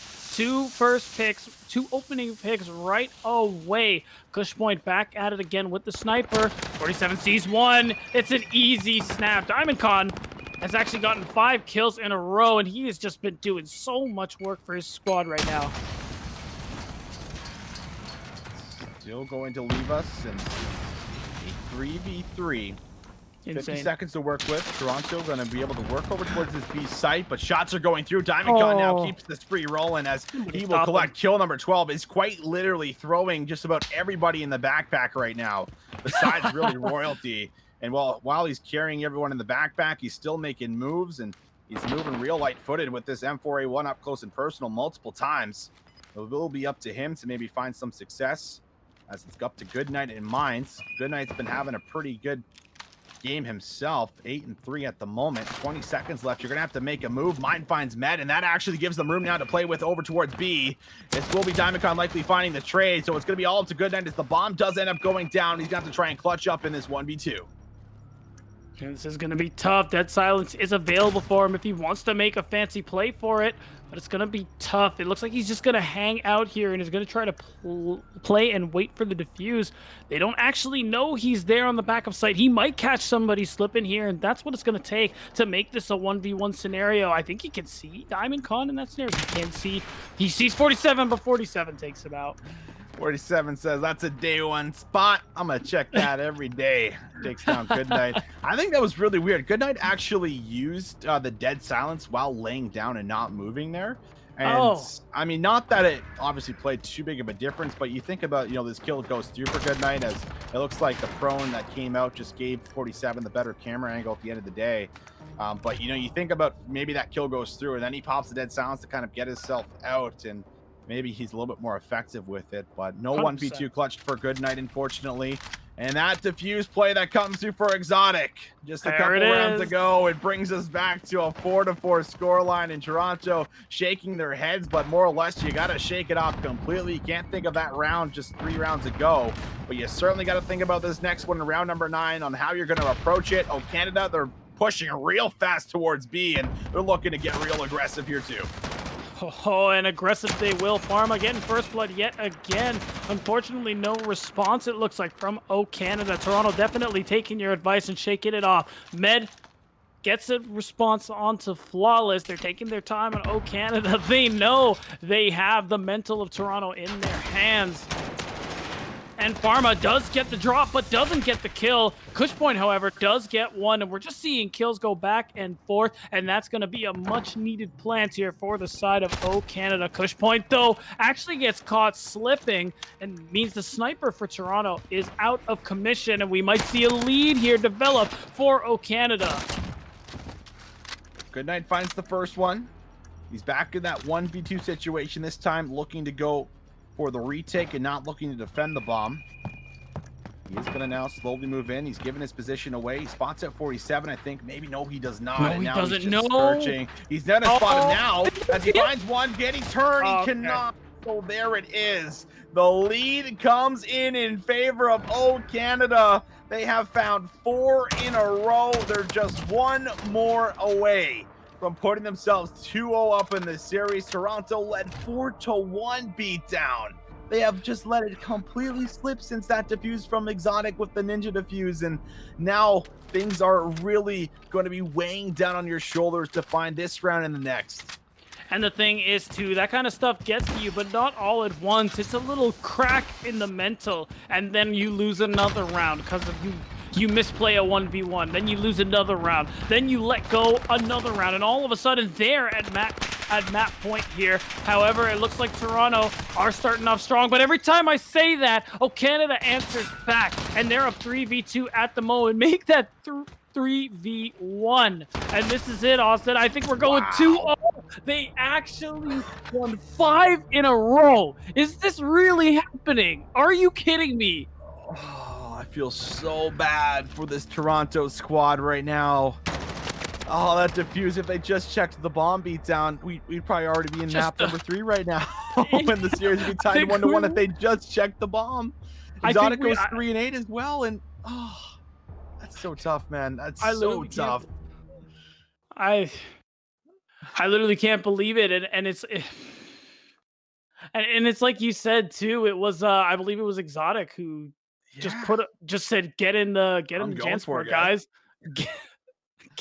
Literally get in the Jansport. Just picture being in the minds of this Toronto squad right now, and thinking of the way you lost map number 1, and it's like, all right, guys, they smoked us in map number 1, but we got a search and destroy where we can slow things down and we can play our game, and you come back to a lot of those rounds, and I'm almost positive that probably about 70 or 80% of them the side of Toronto was drawing first blood. You know, a good probably 70-80%, honestly. And sometimes a lot of those rounds followed a second kill, but almost every single time there was a response for 2 in their favor. There was 2 or 3 that go right back over. And I mean, that just kind of just shows me that they're either playing a little bit too loosey-goosey. They're not playing tight enough around their cover, you know, trying to make the heroic play, whatever it might be. It was obviously a little bit of a blunder and a mistake on their part in a lot of those rounds. And I mean, the biggest one being the Ninja Diffuse that comes through for Exotic, man. Like, I mean, it takes a bold call from a player that's going to just throw their body on the bomb and say, listen, watch over me. I'm going for the defuse, guys. Make noise, make distractions, do whatever you got to do. I'm sticking this out. And you don't see Ninja Diffuses too often, but I feel like when you do, it's typically by experienced players that are kind of able to make those big calls in the moment and say, I'm going to go for this. That's what Exotic does. He's one of those experienced players. And that kind of just builds off of the comeback from there, where they bring things 4-2, 4-3, 4-4. And then, of course, they find the next couple rounds in a row where they get 5 straight.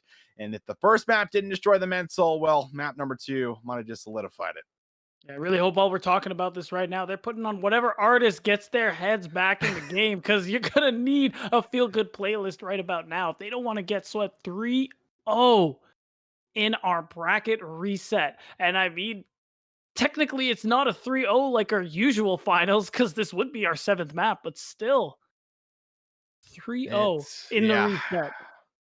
And what definitely, you know, feels like it should be a 1-1 for us beatdown. I just can't I can't let that go. I know. It's so heartbreaking for me. I wanted to see a bracket reset. I got the bracket reset, but I did not expect Canada to do what they just did. Yes, no kidding. But ladies and gentlemen, map number 3 is in. Now Toronto is going to have to reverse sweep in order to claim themselves champions here in the Northern Rivals number 3 tournament. And we'll see if they can do it, or if Canada is simply just going to run right through them and steamroll them in 3-0 fashion. They very likely could, but into the mix, we're going to see Toronto at least grab themselves this very early A and B flag setup. And now it's all about locking it down and applying pressure over towards C.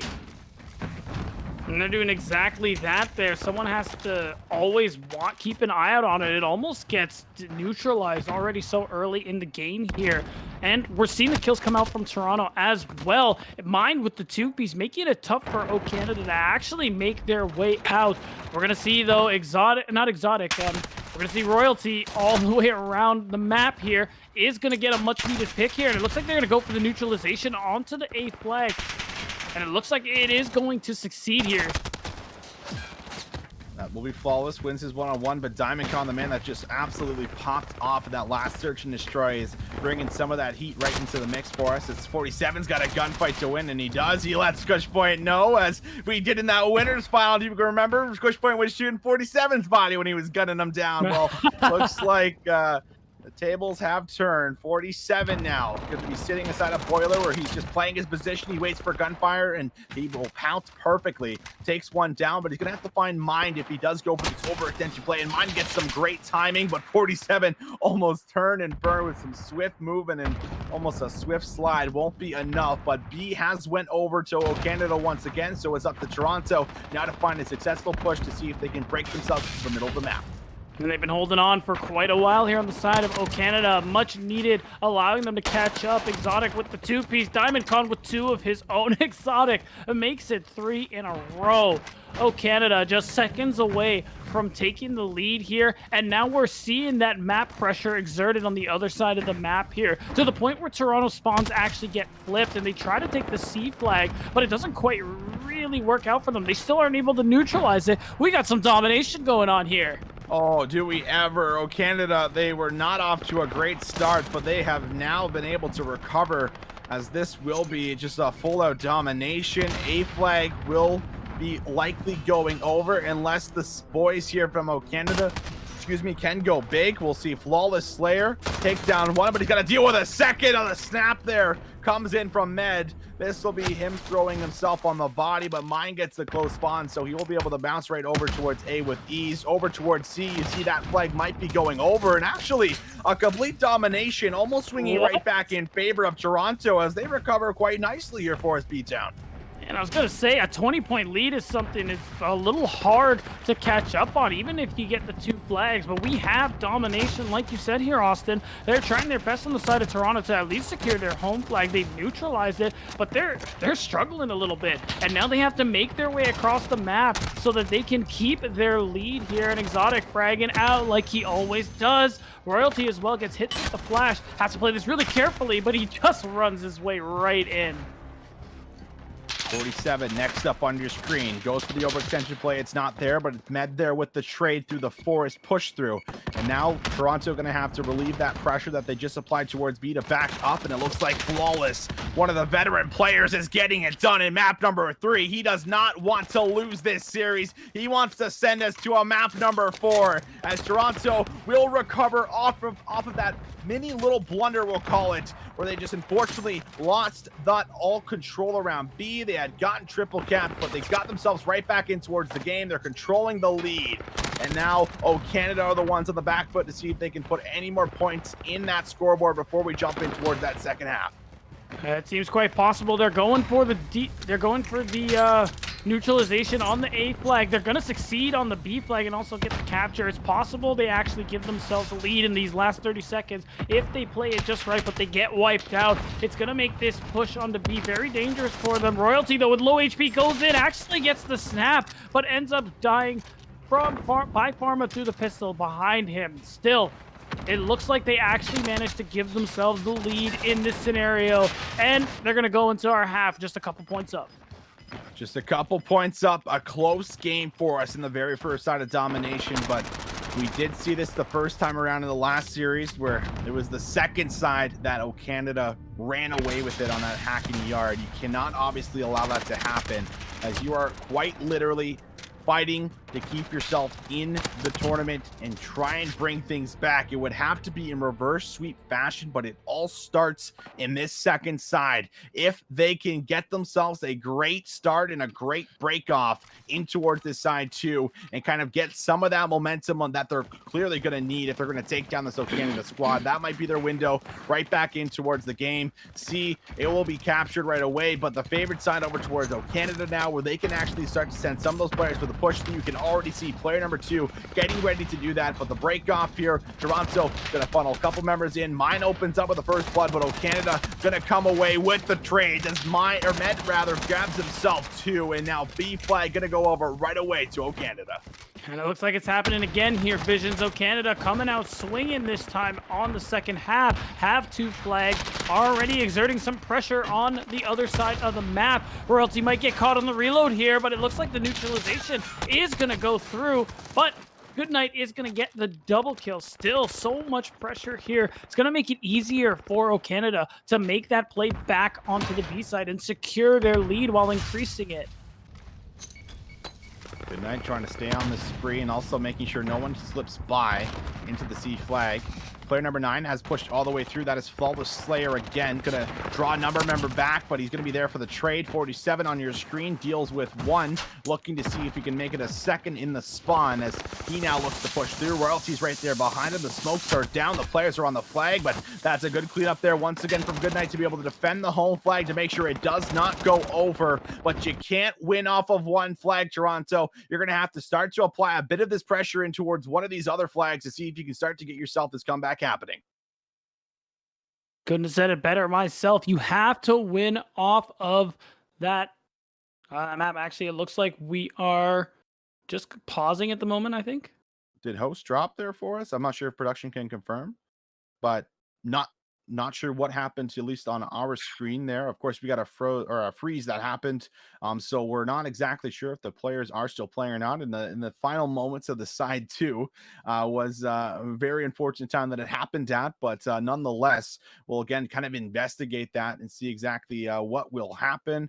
But Beatdown, this is obviously a weird spot to be in right now because you need to find yourself a win if you're Toronto. Things aren't looking great. You're on the unfavored side. The C control has been ever so much pressured here constantly by Canada on this overextension, and we have just seen no real control so far built up for Toronto.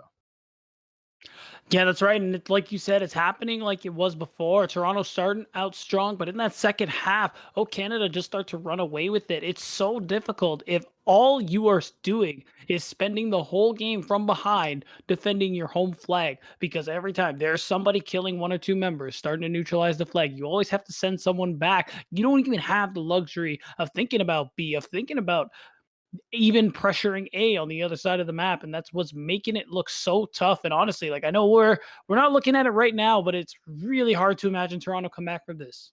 I mean, I think with the way the last couple maps have went, I think that's a fair statement for sure. Things have not obviously been in their favor. It's been real tough. The map number one was a blowout and they got smoked. Map number two was just a real tough fumble where they and most certainly should have closed that one out. They might have nightmares kind of thinking about that one for us heading back in towards the mix. But ladies and gentlemen, I do think we're going to send it to a quick little break here to try and figure out exactly what's happening so that we're not just rambling on as we don't know how this second side is going to play out for you, but we will be back here with some information. Again, I do apologize just about the situation at hand, but we are dealing with it the best we possibly can. So we'll be right back after this. Please do not go anywhere.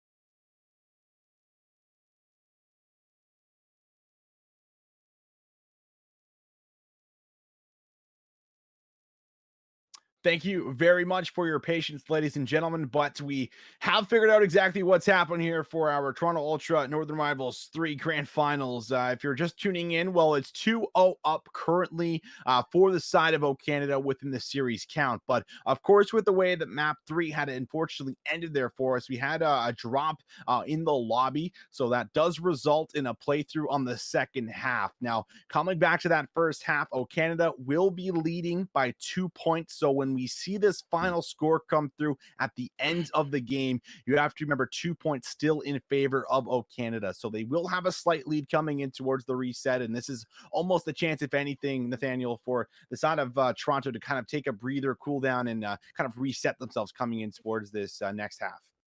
I couldn't agree more. This is a little bit of a blessing in disguise there. You're about to get 3-0'd in the bracket reset of the grand finals. Toronto now have the opportunity to kind of sit back, look at what was going wrong in this series, and hopefully correct it in this short amount of time. We're going to see how this one goes here. So we're starting it off second half, technically, of domination. O Canada, though, already off to a good start here as they capture the home flag and are making their way over to C. Oh, but he couldn't actually get the snap on the 47. That was really crucial there from Pharma. Over towards C already. Toronto trying to see if they can get themselves some pressure. As 47 actually grabs himself a nice little two-piece, and I do believe that the team are flipped for us again. So Toronto actually over towards the left here at the moment, and O Canada on the right. It's going to be O Canada winning off the break here, as well as a +2 in their favor. So it's really 7-14, already having themselves a great, fantastic start. Flawless Slayer, he was the one that was starting to pick up some steam there at the end, but had slowly turned off some of that gas when it came down to the wire. And now we're seeing A and B currently in control for the side of O Canada. They're doing a good job of keeping their roamers all around the map, as well as defending themselves the home flag. And again, this is what we saw them do so well before we went to the break. And every time they play this game mode in general on domination, they do a really good job at controlling their side of the map while exerting so much pressure you have to respect on the other end. Kushpoint, though, speaking of, gotta respect the three-piece we saw just before he gets taken out. He is trying his damnedest to make sure Toronto don't go out of the tournament here, but I don't know if he actually has a say in this one, Visions, because it's not looking great so far. Already a 17-point lead here for O Canada. That's right, already a 17-point lead. Seeing if they can extend that further and further. Good night with some good shots, and a well-placed nade will be able to deal with one player, but he has a second, and Exotic will now find the trade. So we're starting to see Toronto not have that same amount of gas that might be in the tank, and that is really needed at this point in time, as Exotic once again makes the play over to the neutralization. This is a massive 1v1 for player 2. That will be Good Night, and Good Night has actually lost it, and this means this will be a 2-cap coming into effect for O Canada. There is no points that are currently being collected. Exotic has now won a second gunfight where Pharma is all alone in the B flag. Things are falling apart as O Canada got themselves the domination. And this is really tough for them to be in. Royalty picks up the double, meaning they have to focus all their attention on the home flag on C, but they just can't do it. Royalty is here. Dead Silence is popped. They don't know where he is, but he's going to catch somebody there, or rather, it looks like he's going to get caught by, actually, they trade? I'm not honestly 100% sure. I think Flawless got team killed, or Flawless team killed Mind, and then Mind was able to grab Royalty.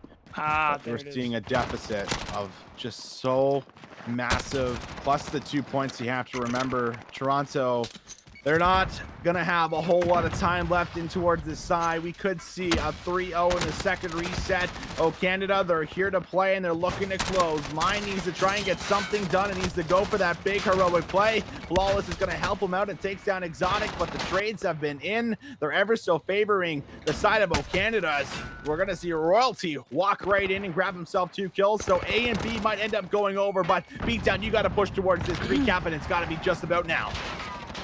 Right, a minute 30 seconds left. You are running out of time very, very quickly if you're Toronto. You have to start flipping here. They have 2 points, but they're already about to lose the B flag. We are reaching the point of no return here, Visions. I don't know how they're going to be able to get this one done on the side of Toronto. I think this might be GG, no re. Oh, the you might XP. just be right. The 3-cap is there for O Canada. The players are out of the lobby. They've went mental. Boom. That is out. It is all said and done. The comeback is in. O Canada, they may have lost the winners final to Toronto, but when they play them once again in the grand final, they had all that experience, all that extra time and gameplay built up in the losers bracket where they ran through team after team after team, and they faced Toronto, where they're just going to be able to put them to sleep in map number 1. Coming into that map number 2 comeback, it was for perfect performance around the board beatdown, and I think it all comes back to that Ninja Diffuse from Exotic. I knew you were going to bring that back, but you're honestly so right to do it. Search and Destroy, the game mode we often attributed to Toronto. It was good for them last time they played Canada. It was good for them for the most part of that map where they were up 4-1. They were doing great. All they had to do was literally this to stop that diffuse. That's all they had to do. They just had to look right over. And they That's right. didn't do it. They didn't do it, beat down. And just to see them take 5 rounds straight in what we had seen was some excellent adaptation towards the map too, because they got smoked the first time around 6-1, right? But they played things just completely different and they looked great. And if they just checked the bomb and look like you say, beat down, well, that's probably a total different series, but not the case. It played out the way it did in 3-0 fashion in the second best of 5, as 47 has continued his trend for just absolutely dominating every single Northern Rivals that he plays in. This is now the only player that has won all 3 in a row, and remains the player that has obviously just been tearing up the Canadian scene for such a long time. But tough games there for Toronto. Almost saw some new champions in towards the mix, but when it came down to it, just not enough ice, not enough to be able to kind of close out against this veteran squad that has ever been so talented. Yeah, that's right there, Visions. It's unfortunate, but honestly, a good showing there. We still got to see a great run from the losers bracket there through Canada, and what a show it made for us at the very end here. Getting to see the rematch, getting to see that story play out, no matter how it played out there in the end, I think it was still an enjoyable time. I would say so. Absolutely. It was great all around the board. Again, Canada, they will be your Northern Rival 3 champions, kind of continuing that same success from the very first one that we had hosted here at Toronto Ultra. I hope you guys enjoyed the show, the tournament. I know we had a great time. It's been about a 9-hour broadcast on the day where we've, of course, had our myself Visions. We've had Beatdown and Shyway in towards the mix, as well as some great production in the background with Jammer running and actually controlling the observing, Kay doing all the producing and talking in our ear and making sure that we know what we're talking about, and Martin actually running the entire tournament. As a big shout out to him as always for doing such amazing things for the amateur scene within Canada. We had 50 teams that came out, but there could only be one winner. Canada has done it. This isn't where all the action stops though. Tomorrow we're again going to be having some Warzone celebrity gameplay between Cammy as well as Methods with the Warzone friendly event. Will be happening at 7 o'clock here at the Toronto Ultra channel, so you can catch some more action with some fantastic personalities from Cammy and Methods to see exactly who's going to come out on top on that. But that is going to be it, at least for the stream. Another Northern Rivals perhaps coming up within June, so there should be more great gameplay for you. Thank you guys so much for tuning in, and we'll see you guys tomorrow at 7 o'clock.